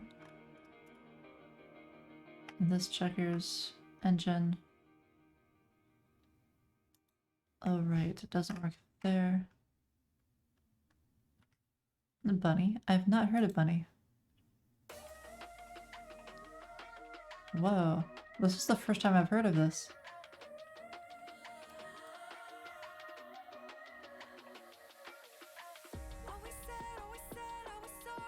This is super cute looking. I love how cute this is.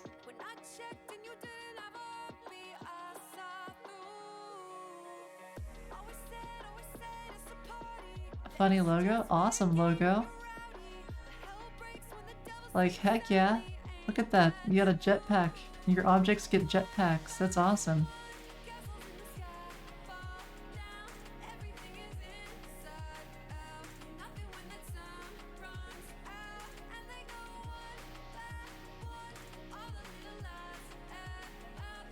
Free egress. No API fees. This is awesome. So what? You only pay for storage?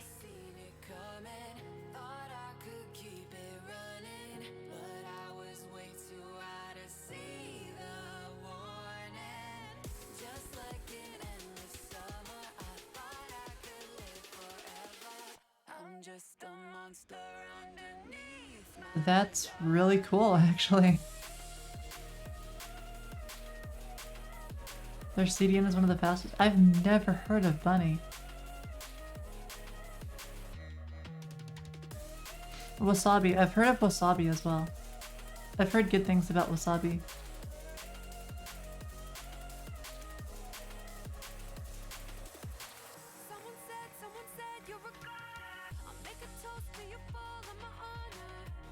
One terabyte? Yeah. One replication point.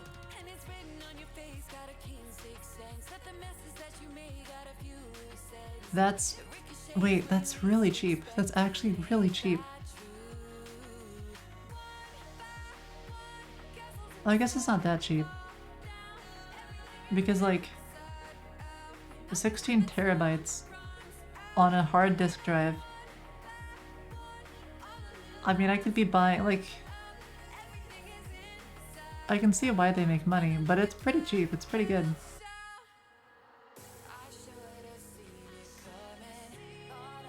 Plus, I love this little... This is just too cute. I love it so much.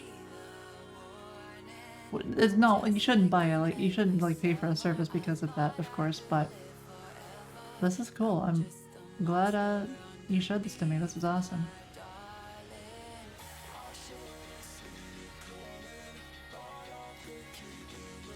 Stream pricing. I was thinking about this.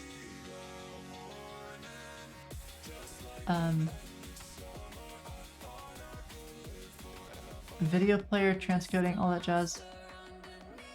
Because I was looking at Cloudflare and the amount that it costs to stream webcam to users, think like Twitch for example, and Amazon has two services that are kind of similar. There's Chime, but then there's also IVS. And Amazon IVS is basically like what Twitch uses or something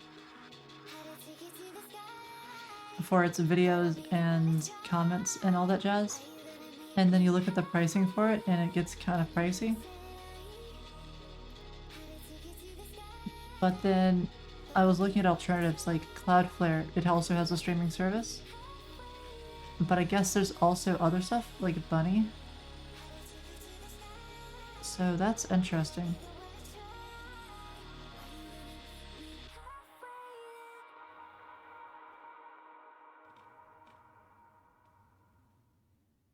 But this one's not the same. This isn't streaming. It doesn't seem like... But it says it's streaming. I don't know. I don't know what the latency is like on something like this. I'd have to look. Oh, I guess it would be kind of like this. Packing, transcoding. I'm curious what the pricing is of this compared to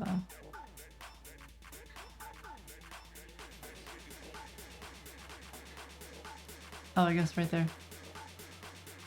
Half a cent per gigabyte cents. Which is ridiculous. Why can't you kill the bot in Dynamite? You just have to... I don't want to be mean. You know, it just takes a little bit of practice, I guess. You know, they're killable. They could also be latency or something, maybe.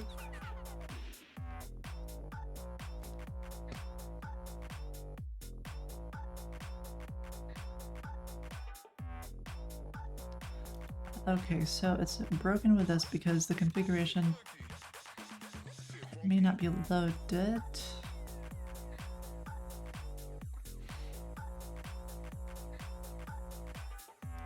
Maybe what I want is also config.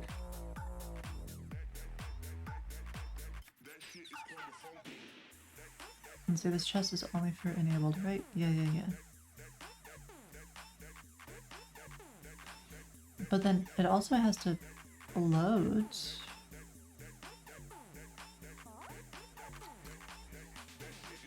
Oh yeah, like this, that turns. Oh, because we get the PDN and then... Right, I see how that works.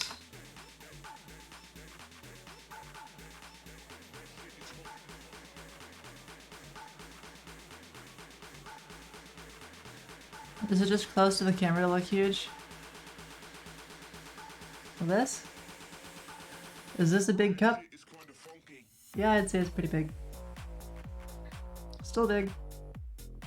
Still big.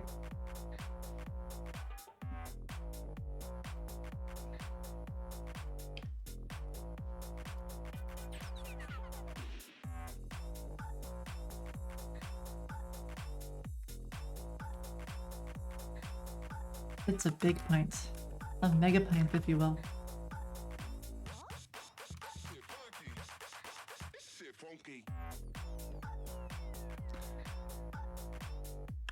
You know, we don't actually need set enabled. Oh wait, yeah we do. Right, because it's got to get the turn blue and the turn red and compare it to the current player. That's why.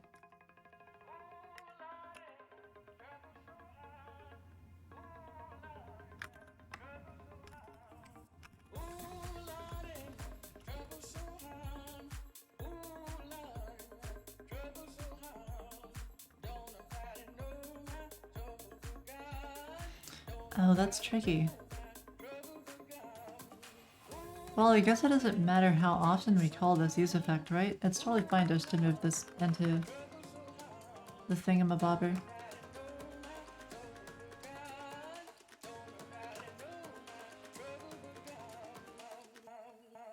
The only thing is that we have to reload the game state of checkers each time.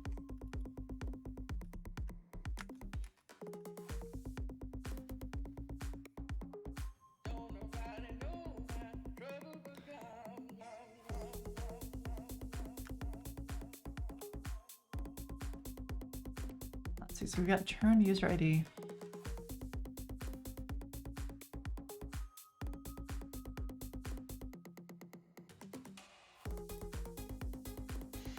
The whole issue is just that we have a configuration and it may not be loaded at the time, and if it's not loaded... Oh, I have an idea.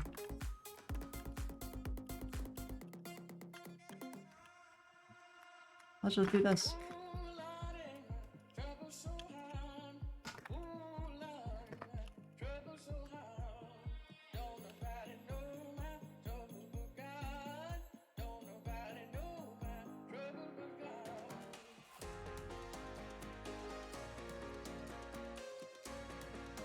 Okay, so we have to add load PDN to the checkers engine, which is totally fine. We'll add that.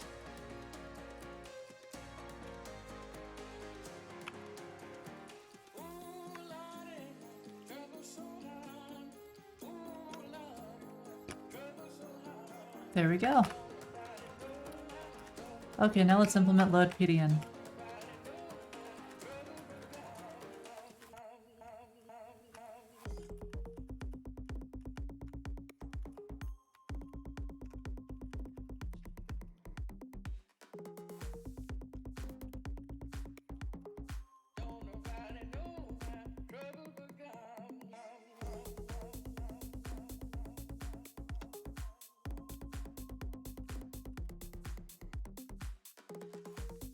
And this is where we need this thingamabobber to actually load the PDN.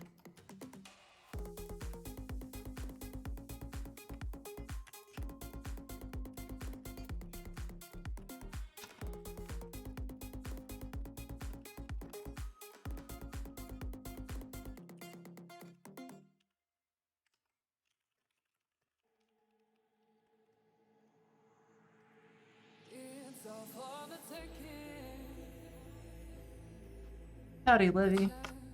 How's it going? Oh, how many bombs to kill a bot? I'm so sorry, guy. I missed your message. Yeah, you have to pop them. It's not the same as Balloon or as Bomberman. Whenever they go in a bubble, you have to run over them to pop them.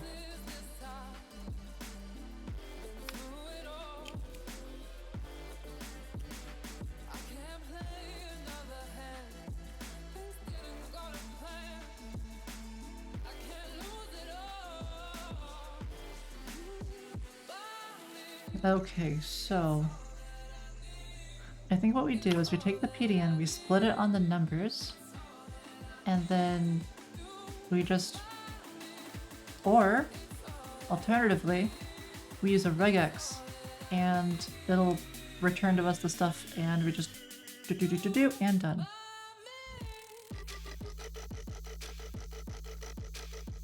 I said we use a regex. I like regex. That's fancy.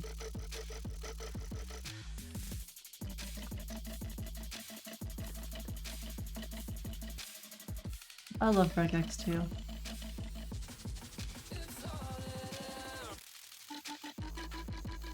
Alrighty, so it's a blarg plus dash blarg plus is this thing.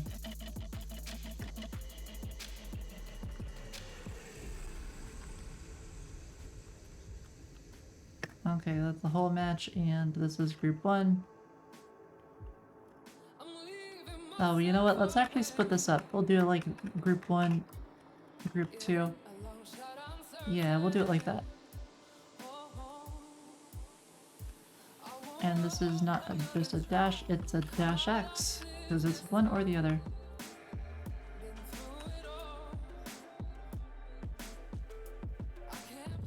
Heroes googling the patterns? Oh, you get used to it, Panda. You'll be using regex for your whole software career. Until they come up with something better, but it's been around for ages. It's actually like from math or something. Regular expressions are a math thing.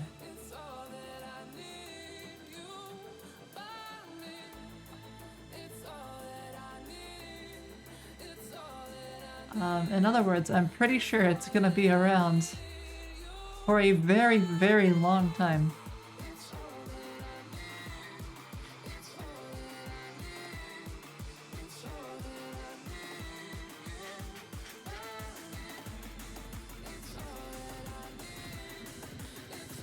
Prime says regex is a disaster.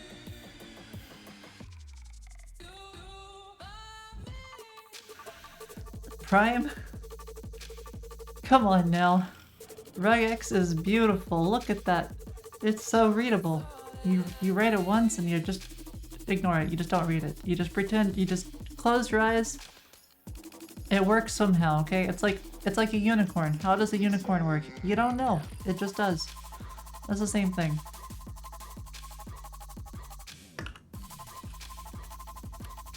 It's magic, exactly.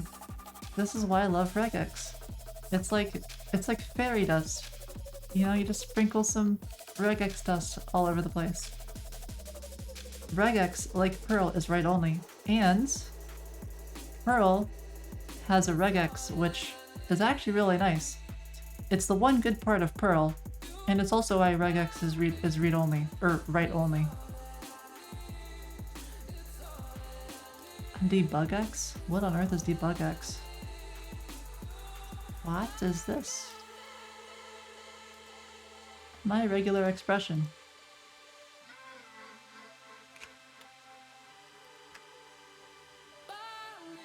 If you solve the problem with regex, now you have 2 problems. Yeah, fair enough. Okay, so... Oh, this is interesting. Let's say it's 1.13-27, whatever. What? Yes, this works. Why does it think it doesn't work?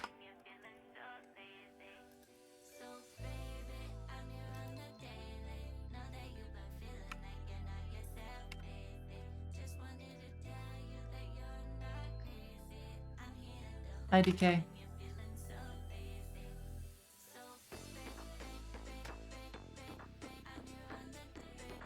Oh, it doesn't work because I've got flags and stuff, and it doesn't understand the... Yeah. Okay. This is cool. Whoa. This is neato. So then, does it show me all of the matches that I have? But I prefer regexer, personally. I like regexer because it's pretty. Tennis juggle? Okay. Alright. Let's do it. Let's hopefully I don't hit the cups or something. Here we go.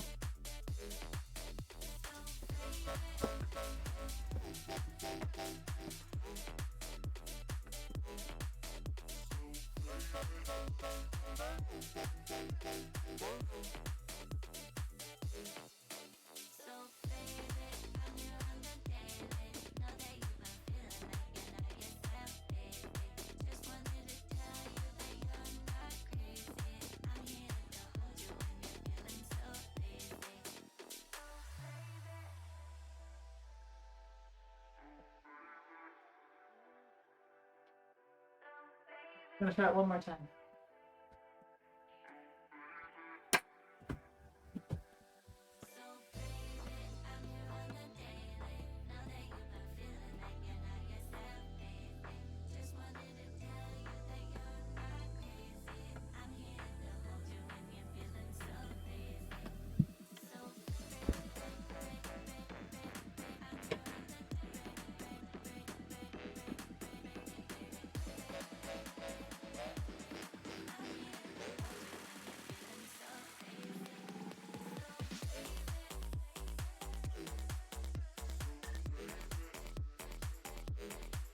It fell again. That's fun. Thanks for the redeem, Nex.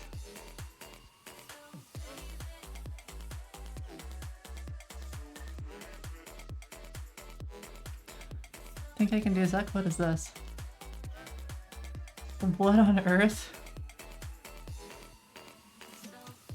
Oh, this is really cute. The FPS hurts though. This is amazing. Oh, I got wrecked. I can't believe someone made this. This is really cool. Wow. You missed? That's okay. You can take a clip or something or rewatch it.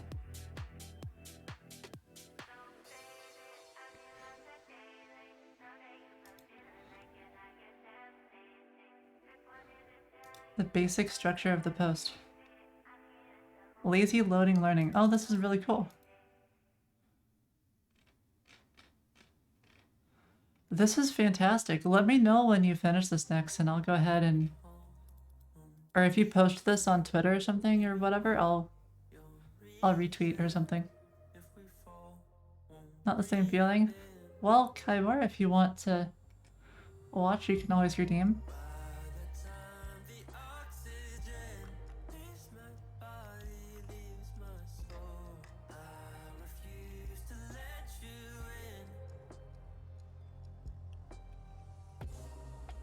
What I want to do here is just open this up.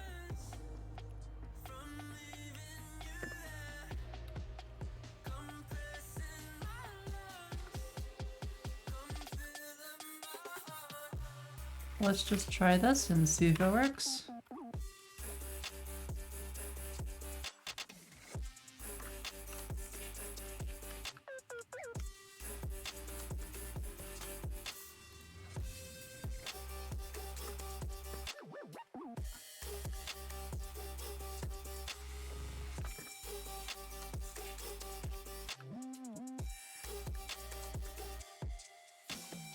And what is this, Livy? Okay, which one? Fine. But I can still say regular. And I can still say expressions. I just can't combine the word. Okay. And it works. This is great. I sure do love the thing that I used to do this with. Cool. Wonderful. Yep, fancy strings. That's what they are. Okay, so we've got from and to.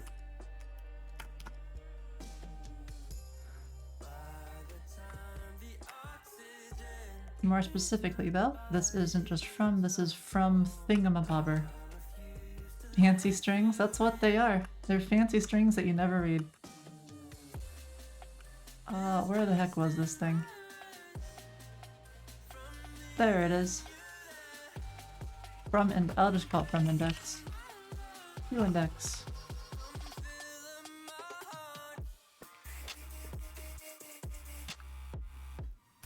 What was this called again? Index to coordinate.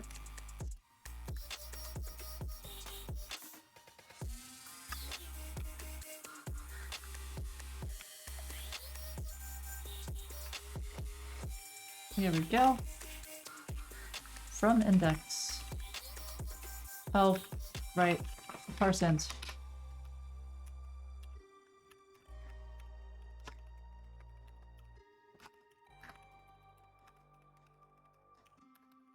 There we go. Yeah, now instead of parse, I do like this instead. Just because it's like, it's shorter, you know? It still works just fine. Alright, so we got the from, we got the to. Now we go ahead and we just make the move. Just that move. From, to. It's that simple. That's it. That loads PDN right there. That's all we do. All done. Okay, now we rebuild.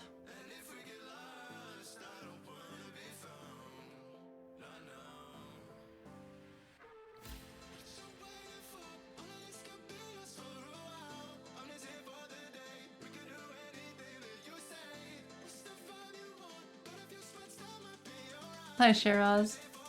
Now, keep in mind, y'all can try to get me to say the banned word. Okay, you can do that. It's totally allowed.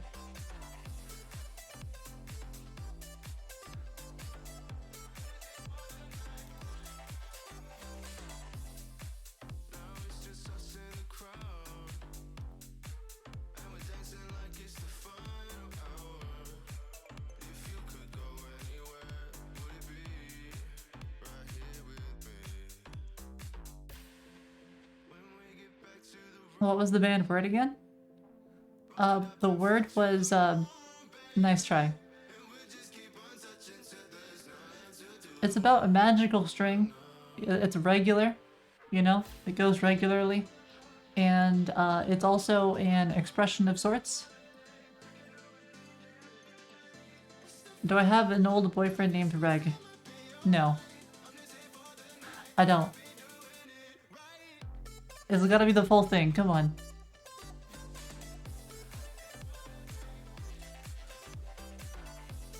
Some expressions are a bit messy. Yeah, this is... well, yeah.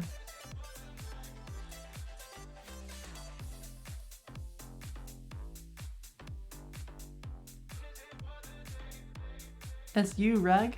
Reg? Oh, is that you, Reg? Wow. Well, I didn't know that was your name. Howdy and welcome.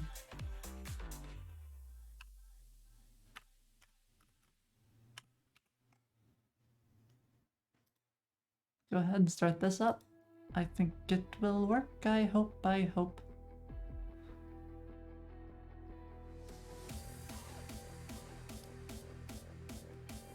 Why is it backwards?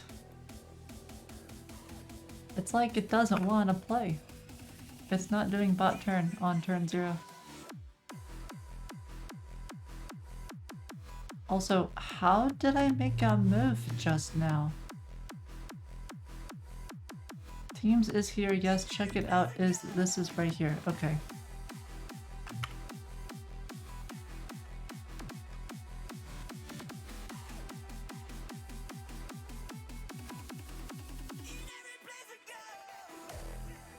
So, game state is in the game state And is player turn.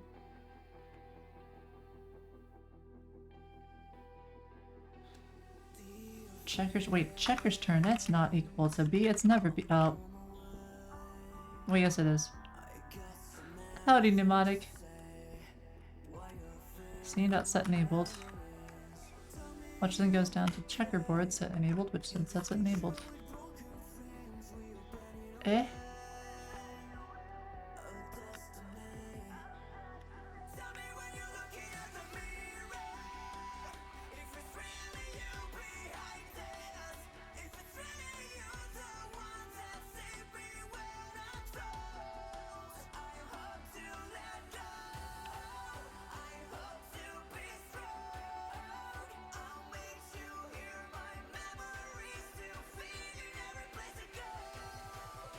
Checkerboard is enabled. True. Okay, and why is that true? If time's up? Aw, you didn't try that hard. That's okay. I guess I can say magical strings now. What the word is?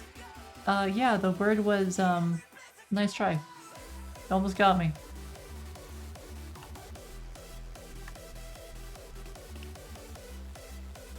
I don't believe the time is up. I think we still got some more minutes on the clock. The timing was bad. Oh, it is up? It's a phrase, not a word? What?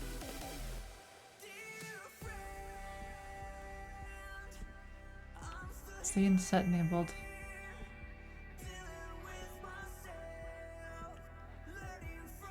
Clever TH3. Unreal. I trusted you. I thought we were friends.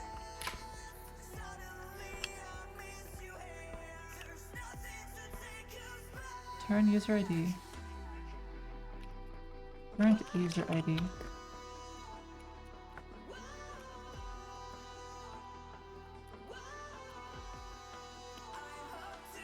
Okay, this is larg.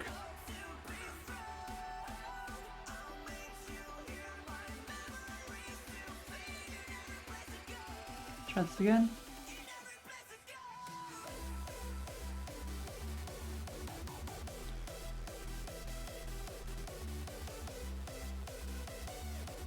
So we've got a whole bunch of scenes set enabled to false, meaning that I cannot make a move.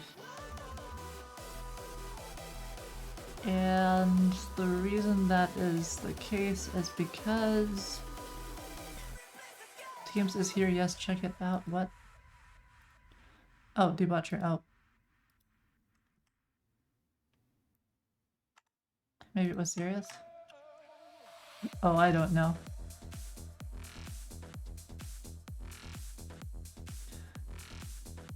Okay, so at this point...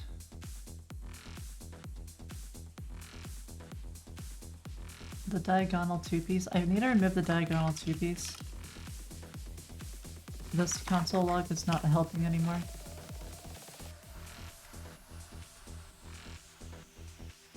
Okay, and then I need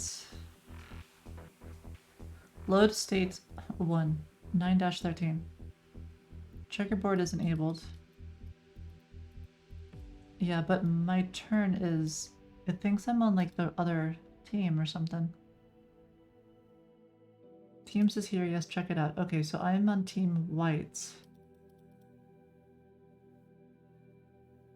So it's right. I'm on the white team. The black has just made a move.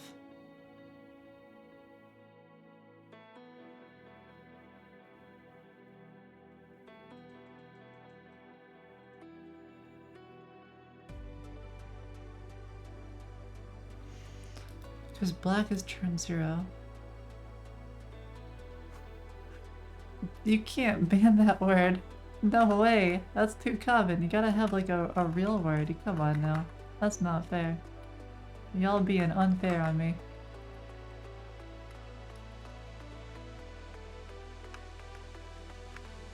So reward spots that turns.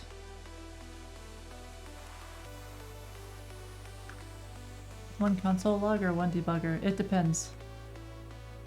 It definitely depends. I like console log on the client side because the debugger doesn't work for me on the client. I don't know. But I really like setting breakpoints that don't stop execution, but instead just console log under the hood. It can be useful.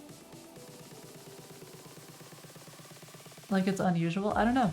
It just came like that. I don't care what color it is.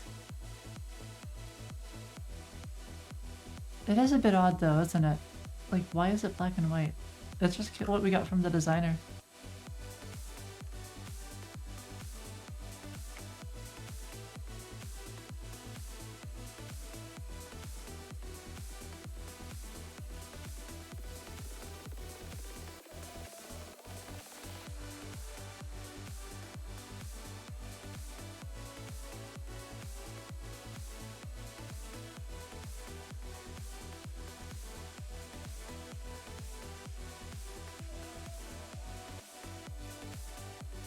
Whatever their colors, they're identified as black and white. So I guess officially it's black and white. But I know what you mean because I'm used to it being like red and black, I think. But I guess there's like whatever colors. And we've got other colors too. We've got all these colors. You can play with a poker piece, you can play with a roulette piece. Oh, I can't buy them, they're too expensive. Why are they here though? I feel like these shouldn't be released. I need to change this.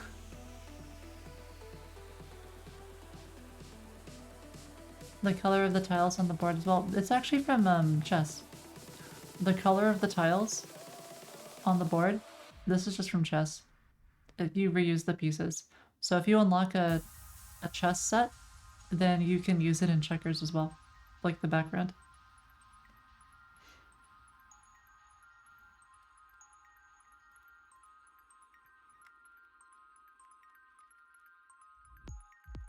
And I believe that if I go to checkers, I should also see that you can, yeah, you see how it says chessboards? And you can actually swap the board that you have. Can always be found in the chess shop. It will actually open up the shop for chess. So it knows.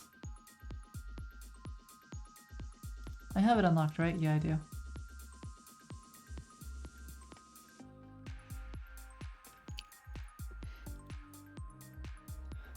Okay, set player team. Current user ID in team blue. Blue else red. I think set player team is backwards.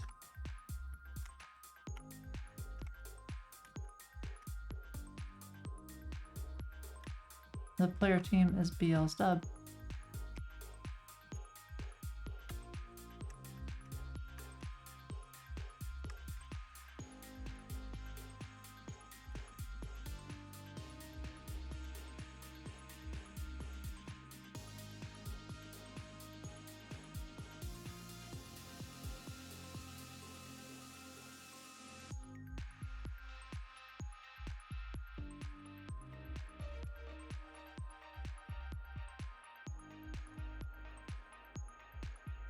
Okay, this will help me now. Setting player team to black. Okay. So that means my update board must be wrong.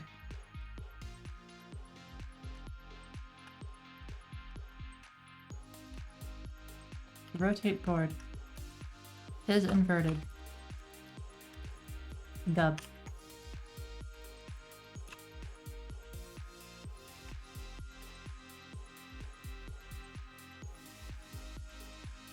There we go. Wow, that does not look right.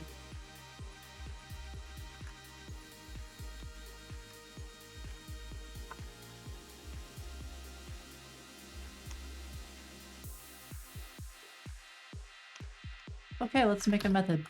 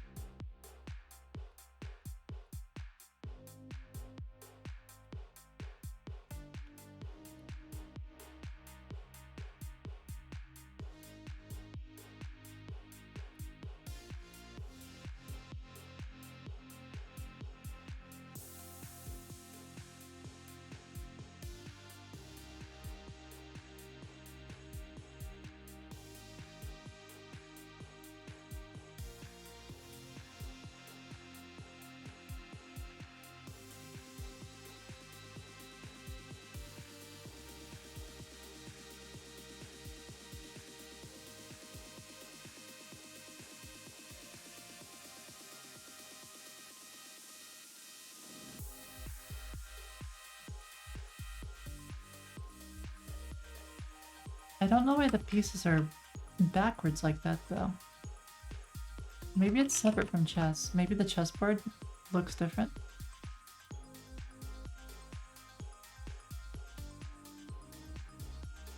The chessboard looks the same to me. Black is at the top, just like in checkers.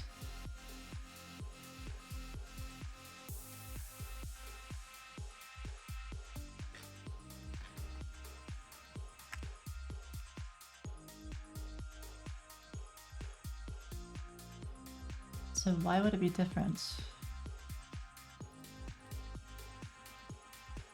Oh, wait a minute.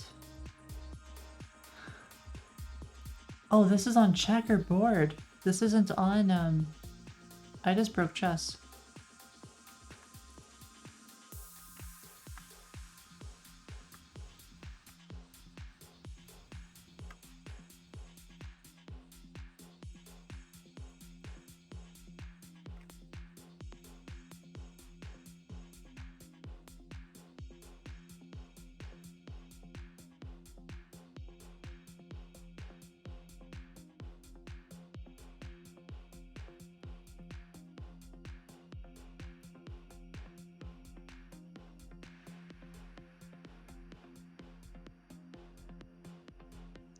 Wait a minute, setting player team dub.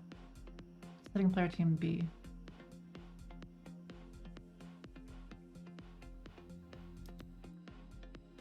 Okay, I should be on team B. Okay, so that's right. Everything there's fine.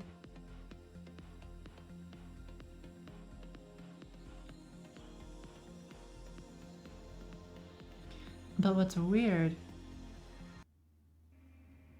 is that the positions are weird.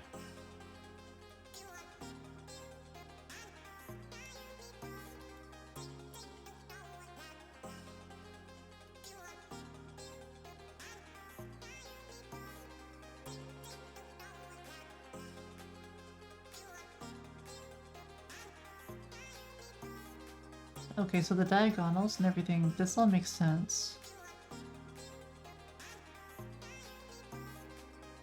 But what doesn't make sense is why it would be inverted. I think I know why.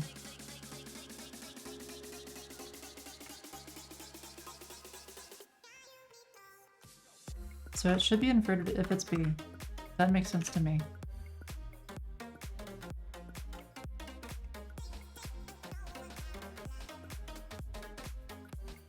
So it must be this.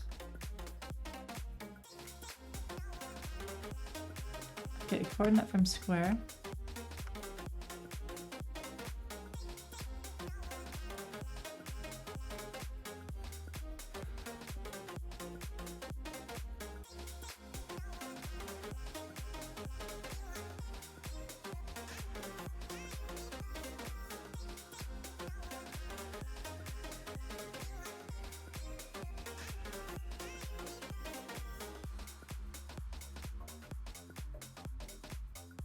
Well, it should be completely fine.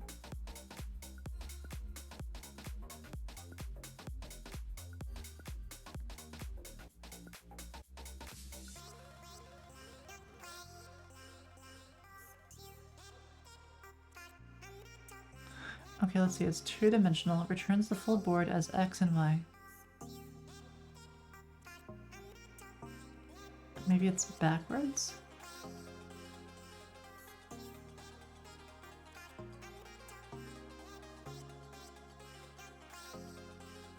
Okay, let's see. So if 1, 2 would be B6, that doesn't make sense.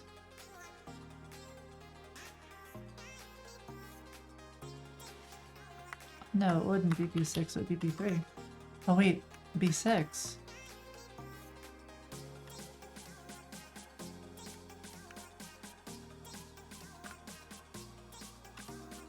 B6?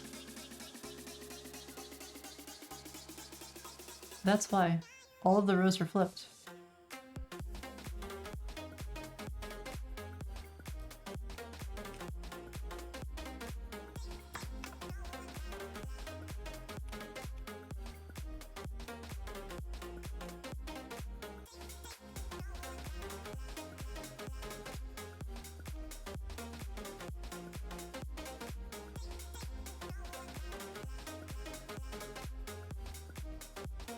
It has to do with the way that the board is here.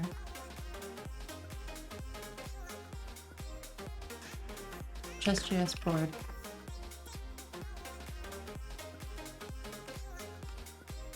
Chess.js GitHub.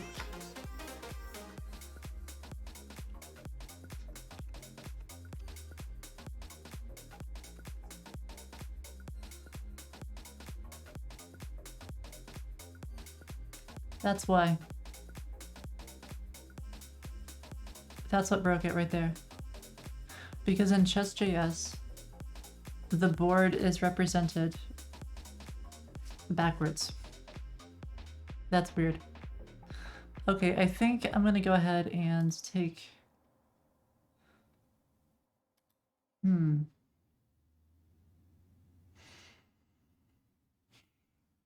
If I invert my own checkers engine, I feel like that would be confusing.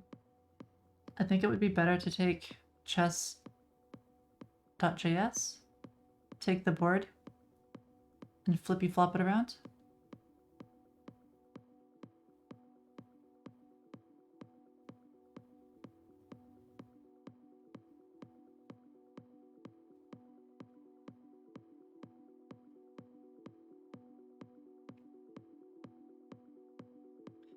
Okay, so where are the places in the code that need a change for this?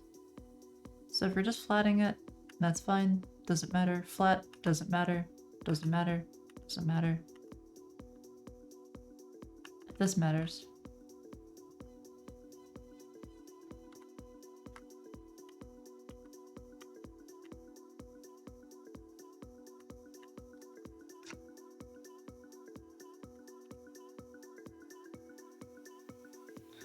But there's more to it than just that. Would that impact other UI things? That's what I'm thinking, so as long as I make sure that I handle it properly, I think it'll be okay. But I would have expected .board to be in here somewhere.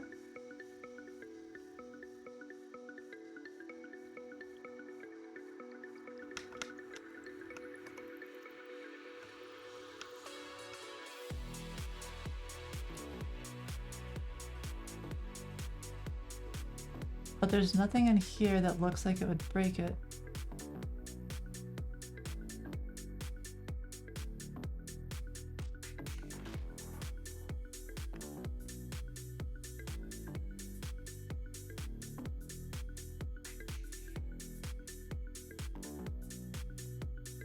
Oh, wait a minute.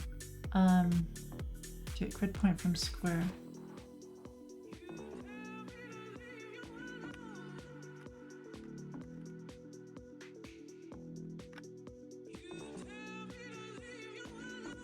Maybe it'd be something along those lines? This inverted? No, it's not that.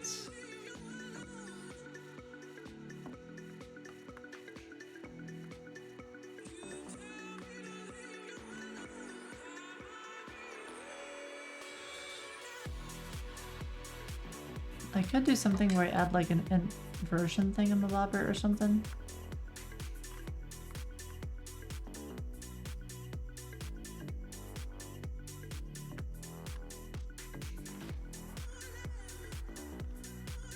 Like, okay, what else?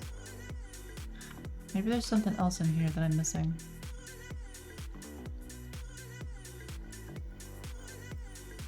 What would it be?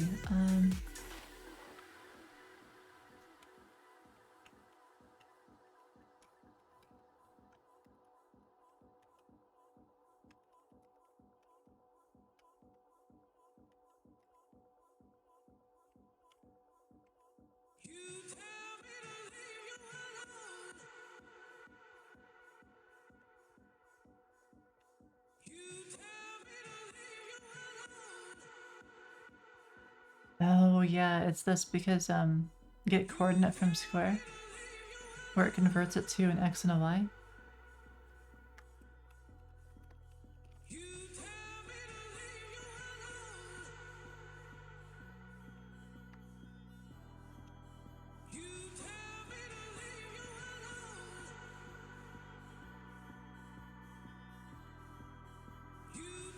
I think.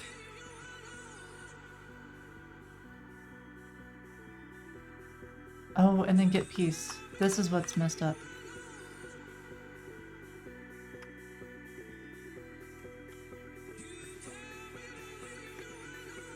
Well, no, mine's fine.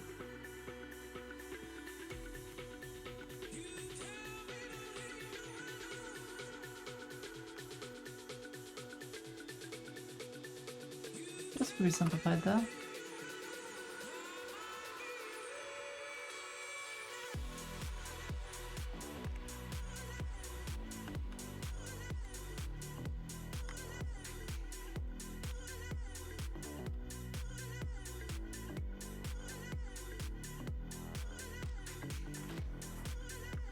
I still don't know why it's happening though.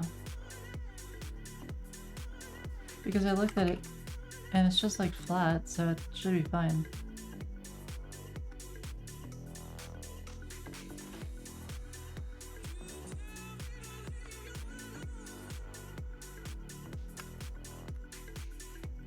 Okay, what if...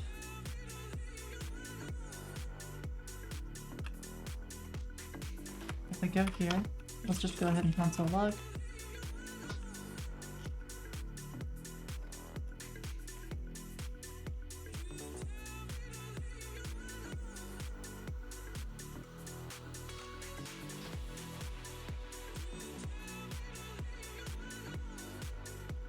What, inverting my square? Maybe. But I'm trying to figure out, like, why. I don't know why right now.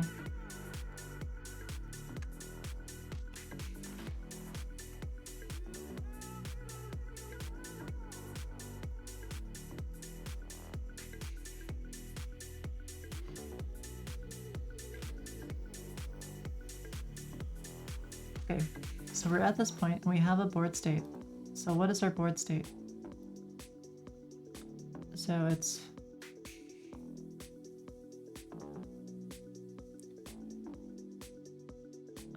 null object null null null.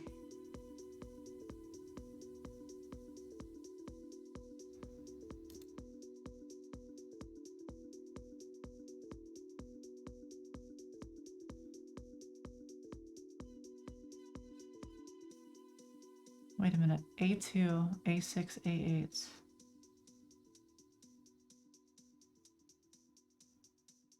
Huh? What about A4? And then we have B1. B3, what about B5?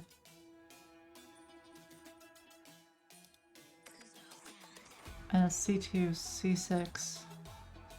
What about C4? Wait, what about D5? There's like a hole missing.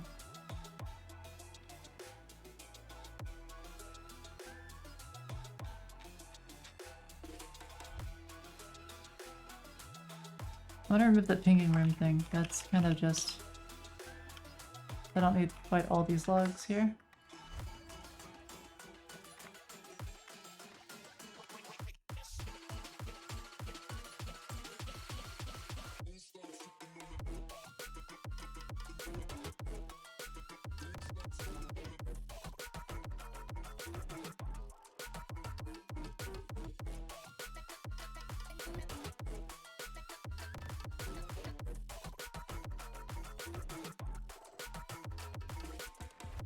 Alright, we might have to add some tests.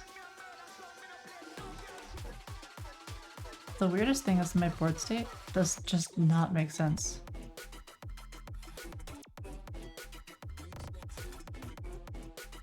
Oh, you know why? I bet we're flipping it.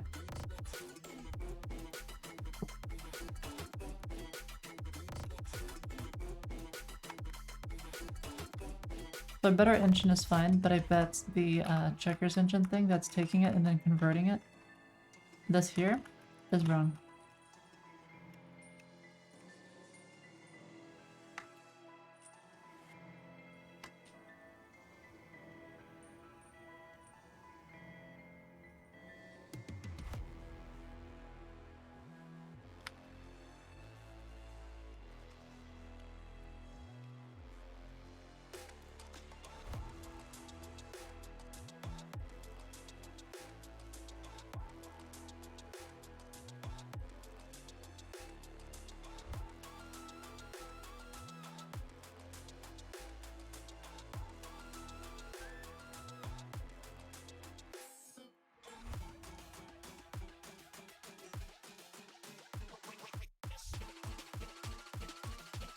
Oh, right, yeah. Because it's the shared library, we have to rebuild.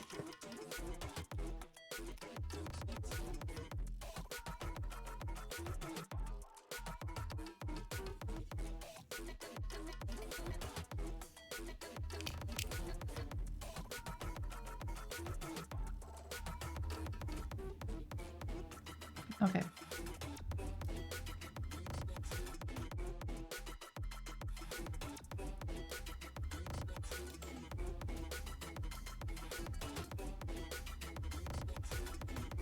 Good evening, Jen. Okay. Yeah, so this is looks like it's working properly here. Team index is all 0. B1, D1, F1. H1? Yeah. And then A2. What about A0? What? Oh, right, yeah, A2, because it's the Y. Yeah, that makes sense. A2, C2, E2, G2, B3, D3, F3, H3. Okay, so that's all good. Everything there's fine. Why is there a gap here, though? 15, 16. I don't do this often, you caught me off guard. All of my friends said you moved out west. You tell me stories underneath sunsets. Let me think. Okay, More than just one night, kissing the cab ride, head turning so we got A2, C2. for two to wherever you choose. Drinking some red out of the blue. You say my name with your accent, makes me remember. Oh, right, yeah, I remember now. Hope you're planning to Okay. stay for a million days. It's because it's like 1 is at the bottom and 8 is at the top, and so then the squares are different. So, okay. Right. I'm not superstitious, I got lucky. Stole your heart and it was not for the taking. Wait, oh, hold on. I need to go to chess.com real fast and see what this looks like.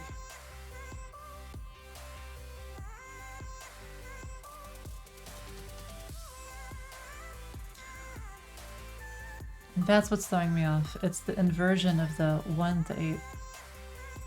So it's supposed to be a black is 8. Okay, right. Squares, how do they work? And that would throw everything off.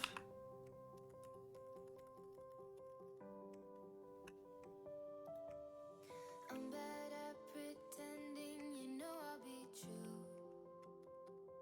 Sunday mornings and midnight lights, turning to songs that you watch me write. Stole your sweater on that night, you took a picture, keep by my bedside.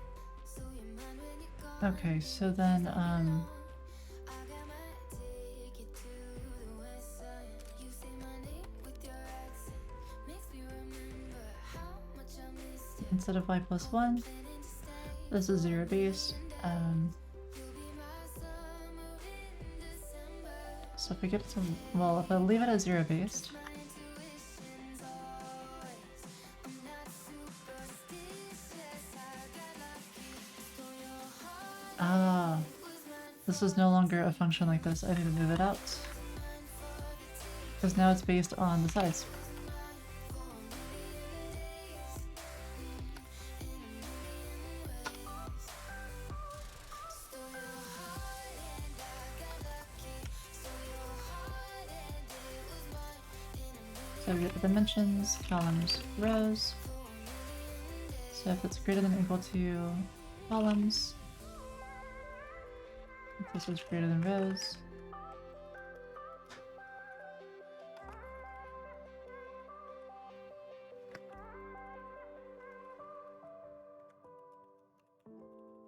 okay. So now this will be 0 to 7, and I want it to be 1 is at the bottom. So I want it to be number of rows, which would give me like 8 minus 0 is 1.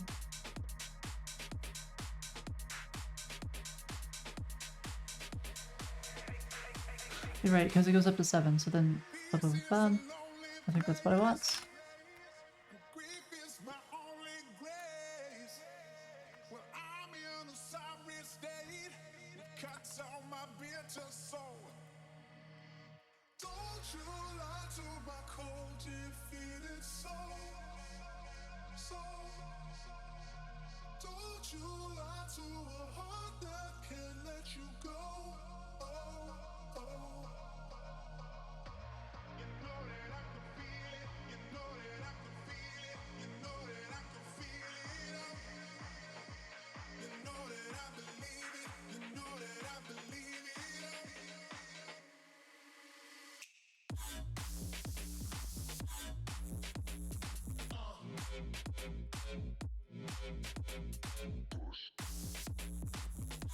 Okay, so that should be fine.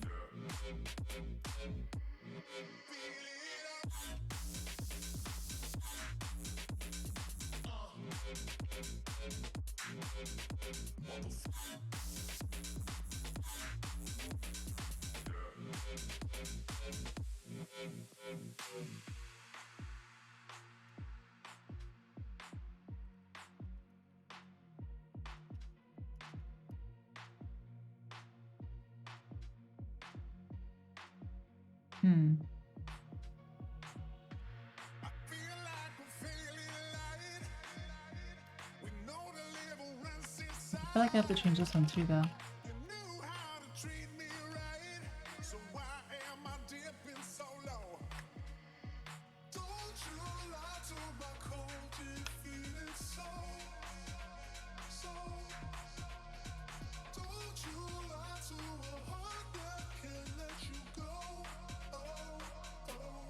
Maybe what I'll do is I'll just make this in public. And that way I can just use the engine instead of redefining this.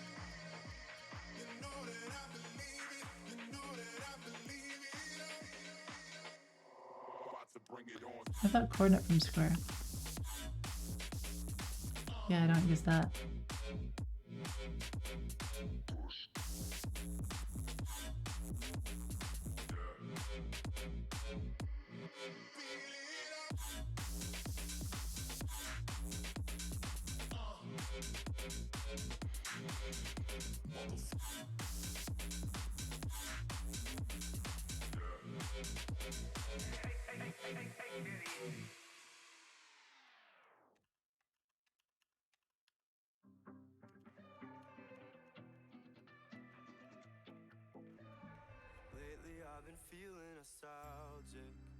Man, why does chess have to do that? Why do they have to have the one at the bottom? Every part of me knows it's toxic, but some fucked up part of me calls it love. Everybody always tells me to let it go, let it go. Oh, I'm sorry that I called you again. Lately I've been I guess it's like in a really old game, right? You know, it's like one of those things where the standards change. every part of me knows it's toxic, but some fucked up part of me calls it love. Calls it love, calls it love. Toxic. Okay, let's see.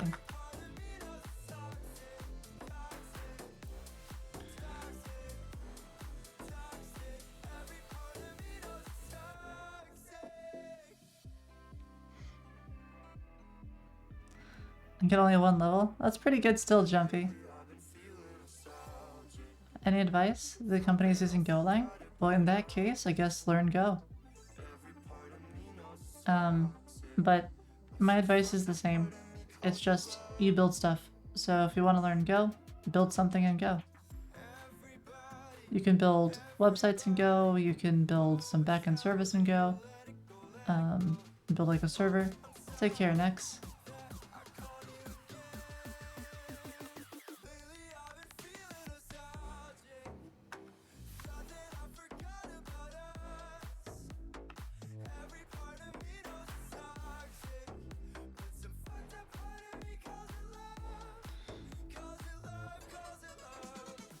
Yeah, we'd have to change all of our logic for all of our indices. Or we need to know the columns and rows in order to do the conversion. What's my sleep schedule like? I'm going to bed around 6 p.m. and then I wake up around 2.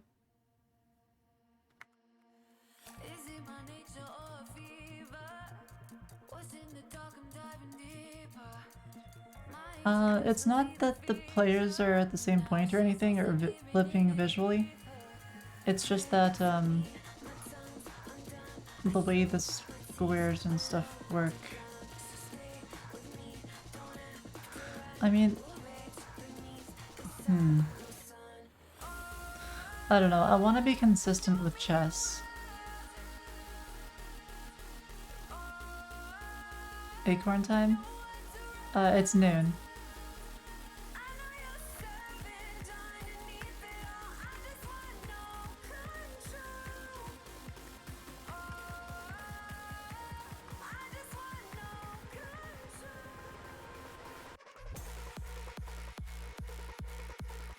Yeah, I think we'll just use the engine or whatever. Now I'm an extreme morning person, right? I just kept going and going, and eventually you become, like, it's one of those things, you know, like, you're the hero long enough, you become the villain. That's kind of similar. You stay up late enough, you become an early morning person.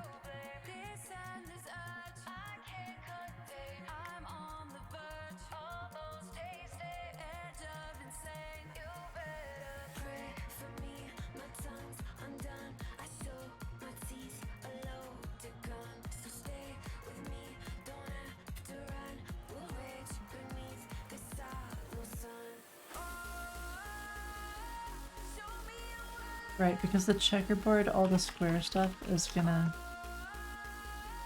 It's gonna do it the same way. Get grid point from square, all that stuff.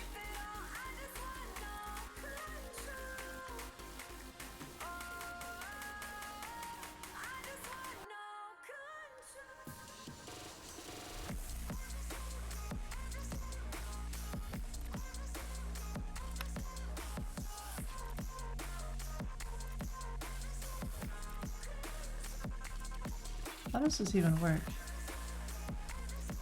Well, apparently it works.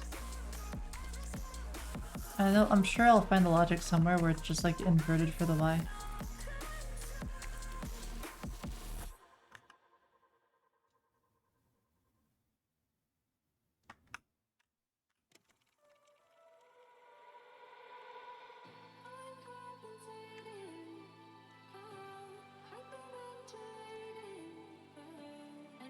Yeah, here it is. Here's the inversion.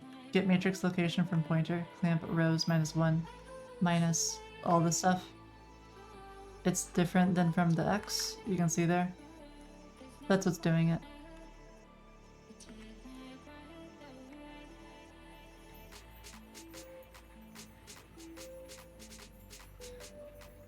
You were greeted at the parking lot by the most cheerful, friendly morning person? That's what I've, like... Yeah, it seems like the morning people are like so cheery, and I don't... It's like... They're from a different world. So X flips and Y flips? It's that like... The X's are how you'd expect, it's left to right, but the Y's are different, it's bottom to top. So the lower the Y, the lower it is. It's at the bottom. And this is really odd, right? Because whenever you're thinking computer science or programming, it's always top to bottom, left to right. Oh well, unless you're doing graphics or something in 3D space, and that's weird. But it's how I think of it, right?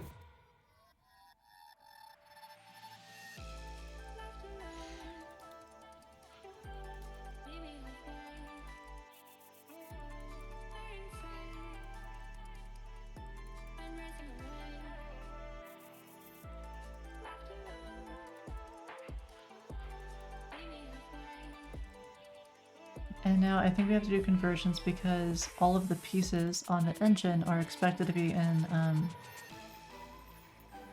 like, 0 indexed from the top left. Get coordinate from square. Yeah, because I don't think the board has any concept of square. I mean, I guess it kind of does.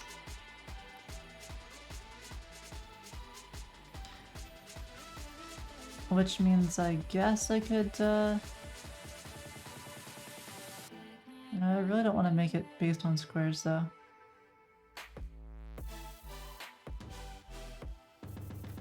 because it's just kind of annoying to deal with.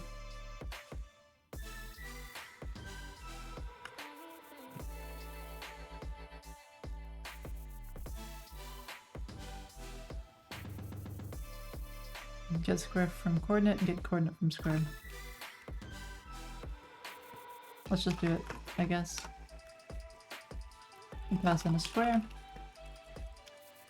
and you get back a coordinate.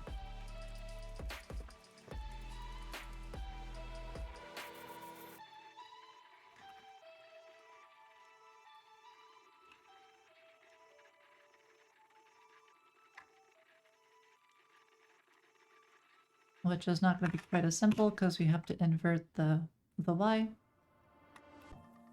which is just the rows minus y.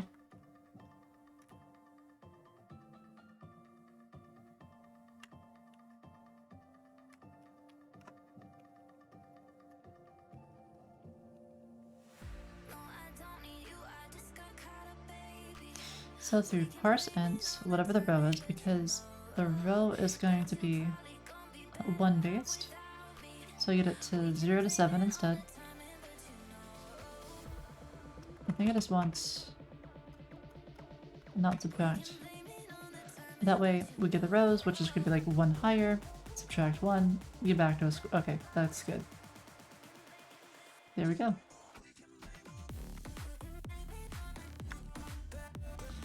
And we just delete all this, delete this, and just have to rely on engine.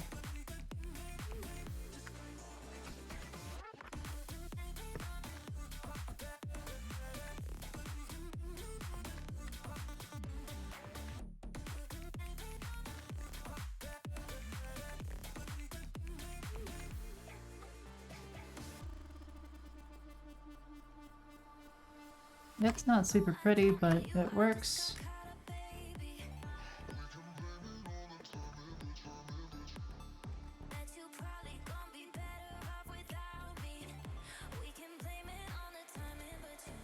This needs to be slightly changed.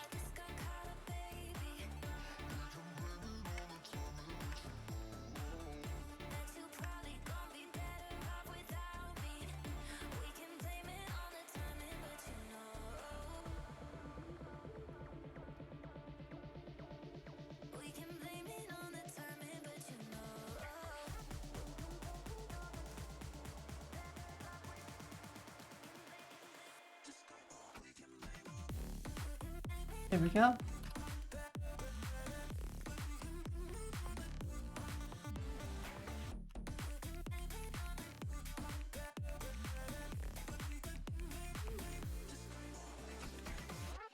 Whoa. I didn't know I could do this.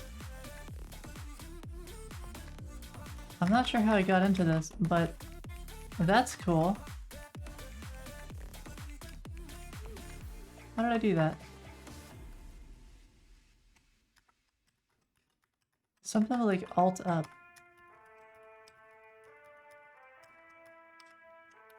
I'm not sure.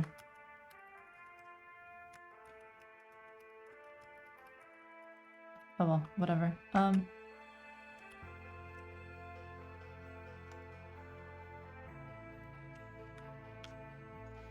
Okay, let's see what's going on now.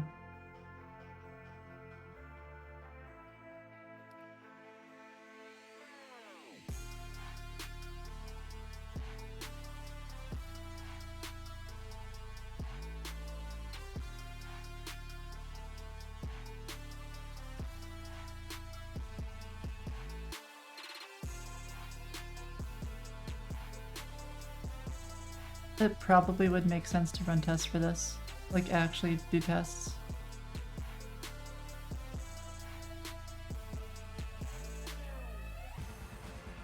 Speaking of, hi TH3, nice checkers. Wait, why are you making checkers rooms? I haven't pushed this yet. Oh my goodness. I don't know how you plan on testing this, but okay.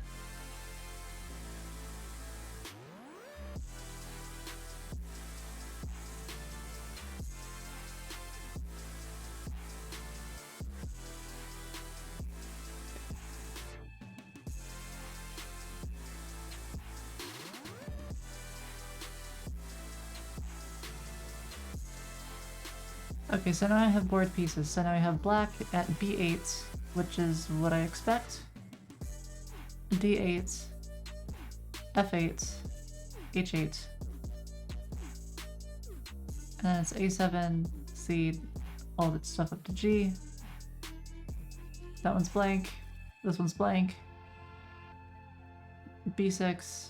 Yeah. Okay, so that's all good. Everything there's fine.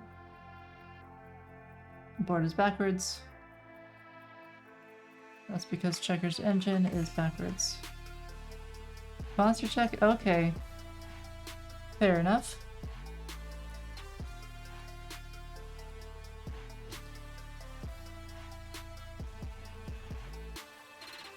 The full board.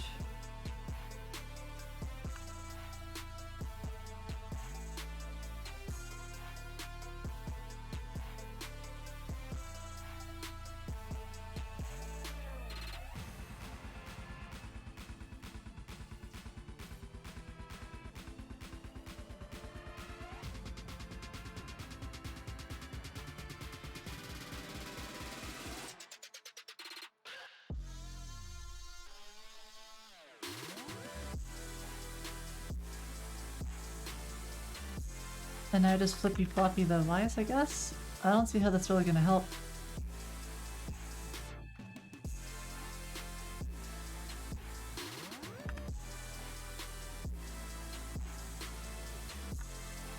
But I guess we can. Wait a minute, I did rose. Oh yeah, okay, the rose right there is fine. The eyebrow raise. Thanks, Vane. Appreciate it.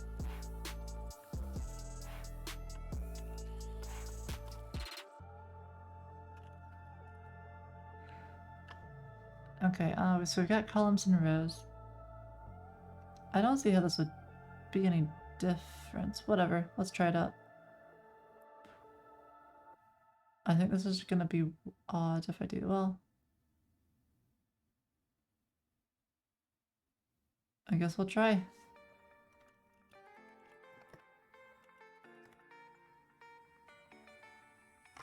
The days have been brighter. I felt less alone. But I am a fighter, so I am never letting go. I'm playing with fire. I'm getting so close. So if I do that, I have to restart everything, rebuild everything. So I am never letting go. Well, your eyes, they look like the sun on But now that's odd. Oh, I guess that's not that odd. Right, yeah, because we don't have an engine for chess, it just does it. We only have this engine thing for checkers. Because I didn't want to code it the same way as checkers JS. This is like one of those rocket problems, you know? Where you're like converting between units, and all of a sudden everything is busted because you've got one part of your code which is not doing the conversion.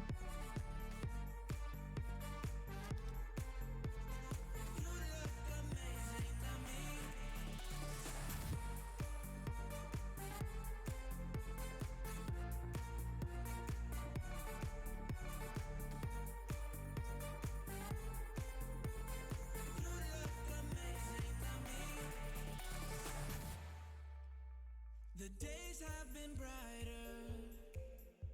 I felt less alone. But I am a fighter, so I am never letting go. I'm playing with fire. And that tells me it's still busted. Got so much desire, so I am never letting go. Well, your eyes, they look like the sun on the ocean. You look Yeah, that's really weird. The weird thing is that from board pieces, it's all good. But somehow...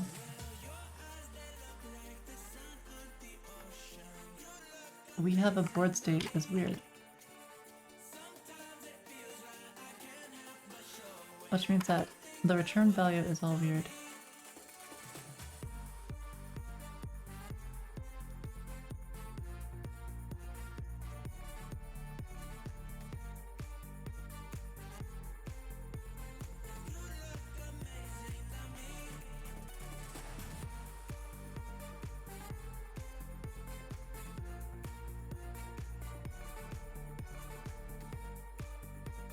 So all of the squares there are fine.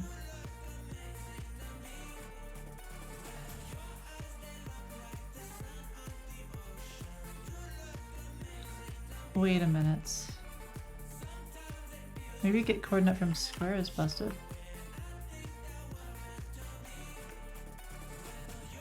Parsons, nope, that's fine. Because it goes up to 8 and yeah, that's fine.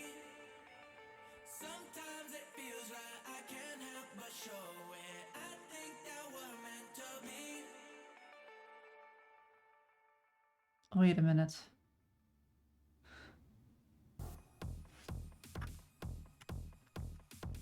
A, B, C, D, E, F, G. It's fine too.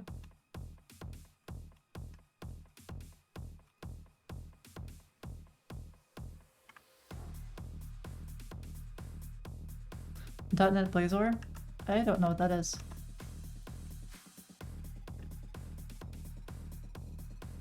Oh, apparently I've clicked on it before. Client web apps with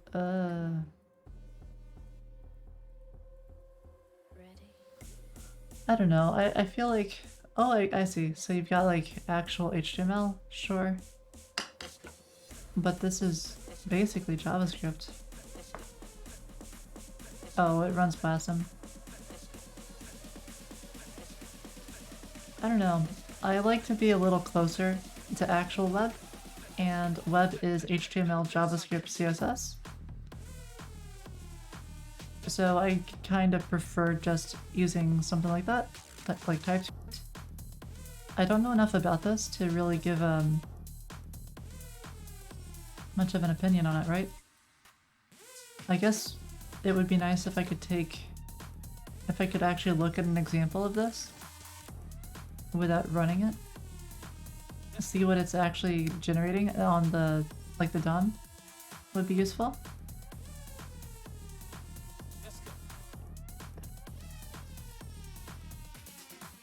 Oh, here we go. We got some demos. Come on. Ready? I don't know if this is actually, well, this might be different. It might be, right? I can't I Control Shift I?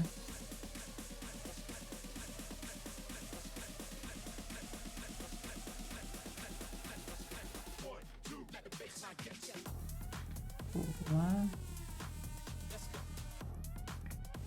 Don't know.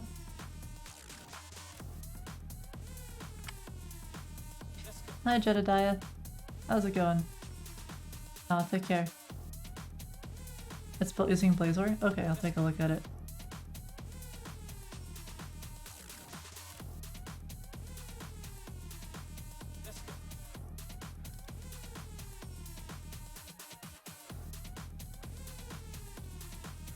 Why are there so many comments in the DOM?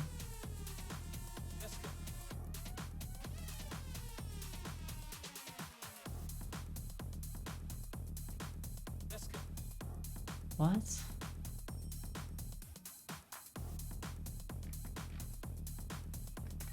That's odd.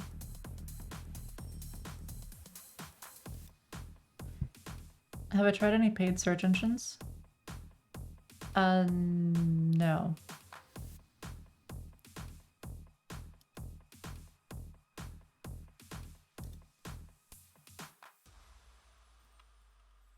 This is weird to me. I don't know why it's generating all these. I'm sure there's a reason for it, but it's just odd. I wanna get inside your head and find all the crazy Okay, the other thing I want to take a look at is the JavaScript, because I guess this is, well, I guess this is going to be WebAssembly, right? so I won't actually be able to take a look at it. frequency. We're on the same frequency. I'm moving, you're moving, we're moving. We're on the same frequency. I guess you could take a look at the network stack, or the network, and see what gets pulled in. I'm moving, you're moving, we're moving. Jesus, that's a lot of CSS. You're moving, 758 kilobytes of just CSS transferred?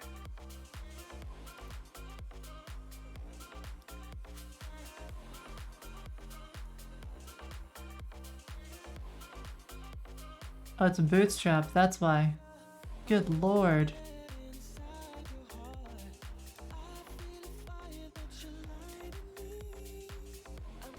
Okay, but what about like the WASM stuff? How much is it? Oh, here we go. Blazor WebAssembly, that's pretty small. Blazor Analytics, that's pretty small too. Telerik Blazor, well, that's Telerik. I mean, just don't use Telerik.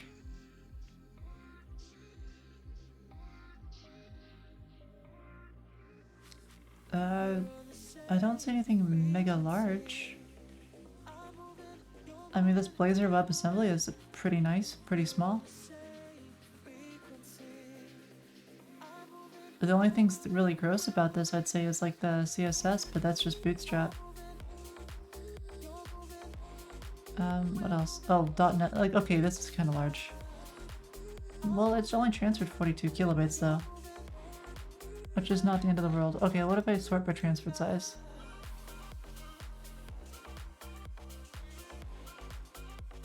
Oh wait, Telerik. Hold on, is that me? Wait, I don't think it is.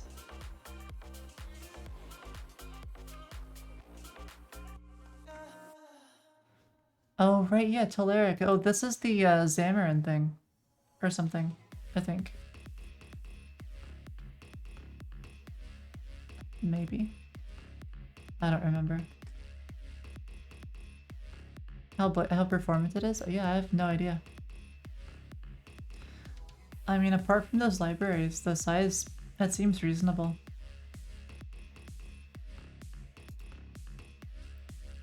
Like, actually pretty reasonable.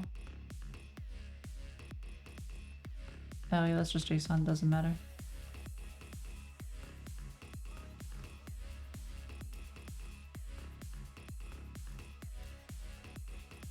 Yeah, seems fine.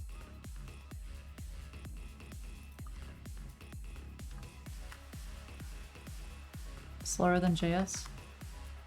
I mean, I like JS personally. But I don't have experience with WASM, so I can't really comment on it.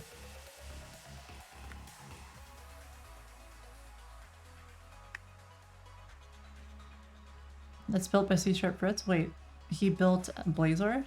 That's really cool.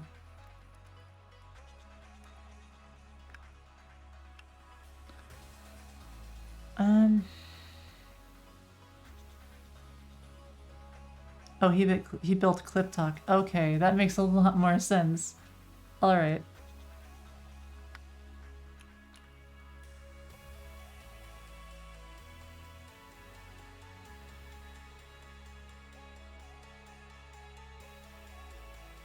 Am I familiar with you? I've heard of it. It's, the Rust thing. But it doesn't have as wide a support. Like, really not at all compared to React, so I wouldn't use this personally. But if you're hard set on Rust, it's like really hard set on Rust, then I guess it's fine.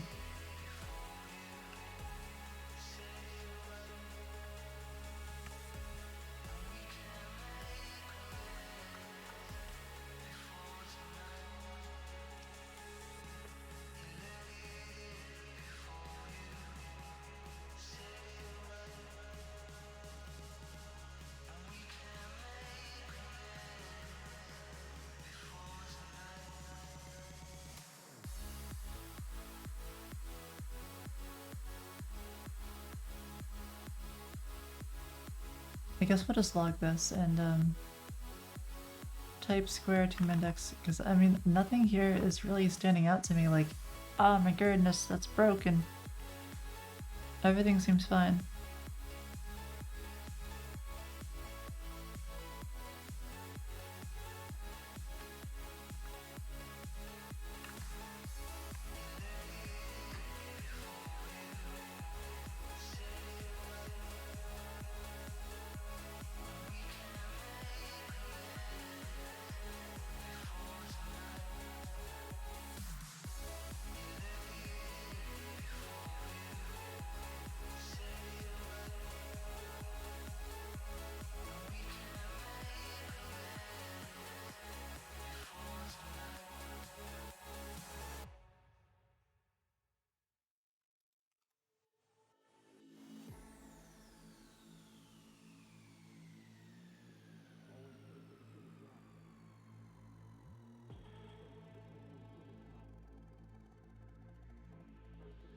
Okay.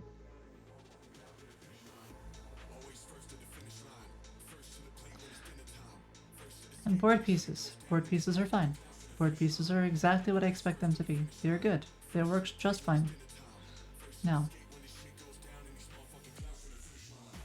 results at position 17B8.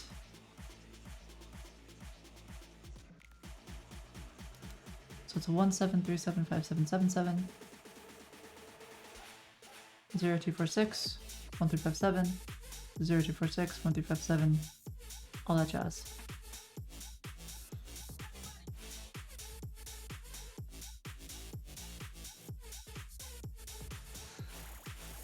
And that seems exactly what I expected to be.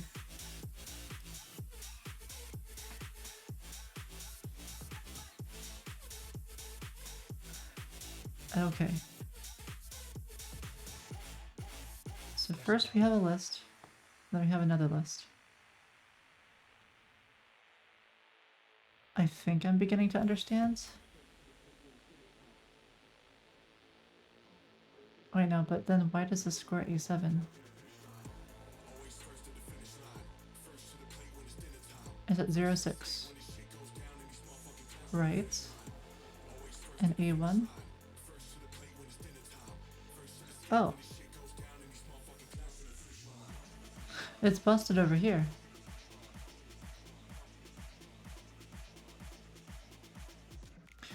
Oh, wait a minute. Oh. I'm looking at it wrong. It's because this is an A. So you got 1, 2, 3 pieces like that. 1, 2, 3, 1, 2, 3, 1, 2, 3. Oh. It's totally fine. Okay. I was like, there's no bug here. It's totally fine. This is exactly what I expect. Okay. Great. And this is what I expect. Okay, so I make a move. Okay, good. Everything is fine. So I make a move, and then I need to tell the server that I made a move.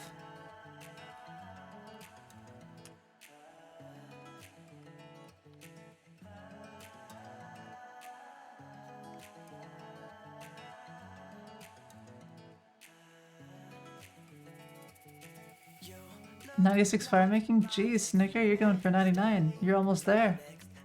mistake. Bring it on. Love's always got an aftertaste, an aftertaste. Okay, and then this is what I want. Okay, here we go. This is the make move thing. It comes through here.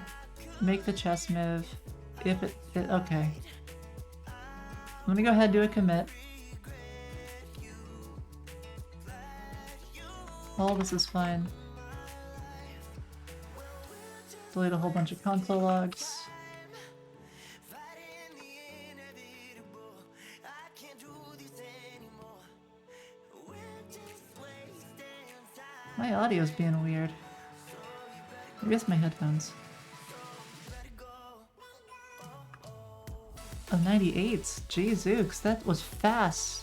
2 levels in 10 seconds? That's amazing. Well done.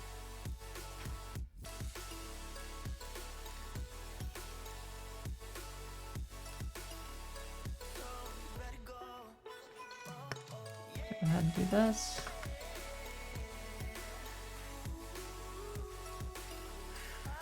Your third time? I've never gotten 99 fire making. I've gotten into the 90s though. That's actually incredible.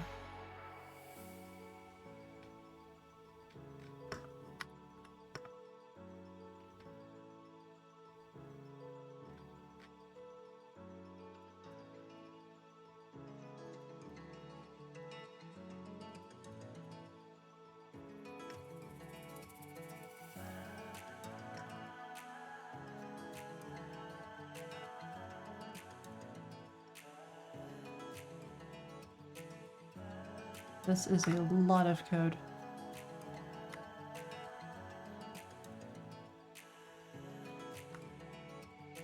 You look like my next mistake, my next mistake. Alright, what I'm gonna do is I'm gonna stop here for now.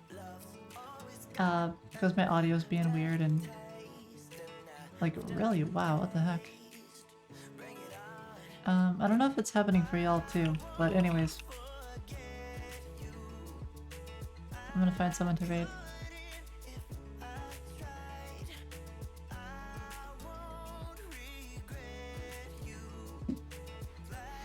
Alright, who are we raiding? We've got... You can hear me very well? I guess it's just my own headphones, so that's good. Oh, Trash is on. Cassadio? We can do that. Trash is on. Haven't raided him in a while. I kinda do want to raid him though. Because, yeah. Wait, a car is also on. Oh, that's tough. I don't know. Raid Trash? Okay, we can do that. That's a tough one. They're both great.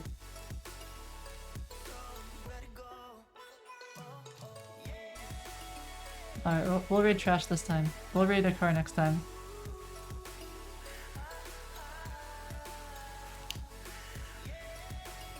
No, Agnes, you can't do this. Come on now. Again, I appreciate all y'all. Take care, everyone. And I'll be back tomorrow. To finish the checkers for really real this time. Alright, bye-bye.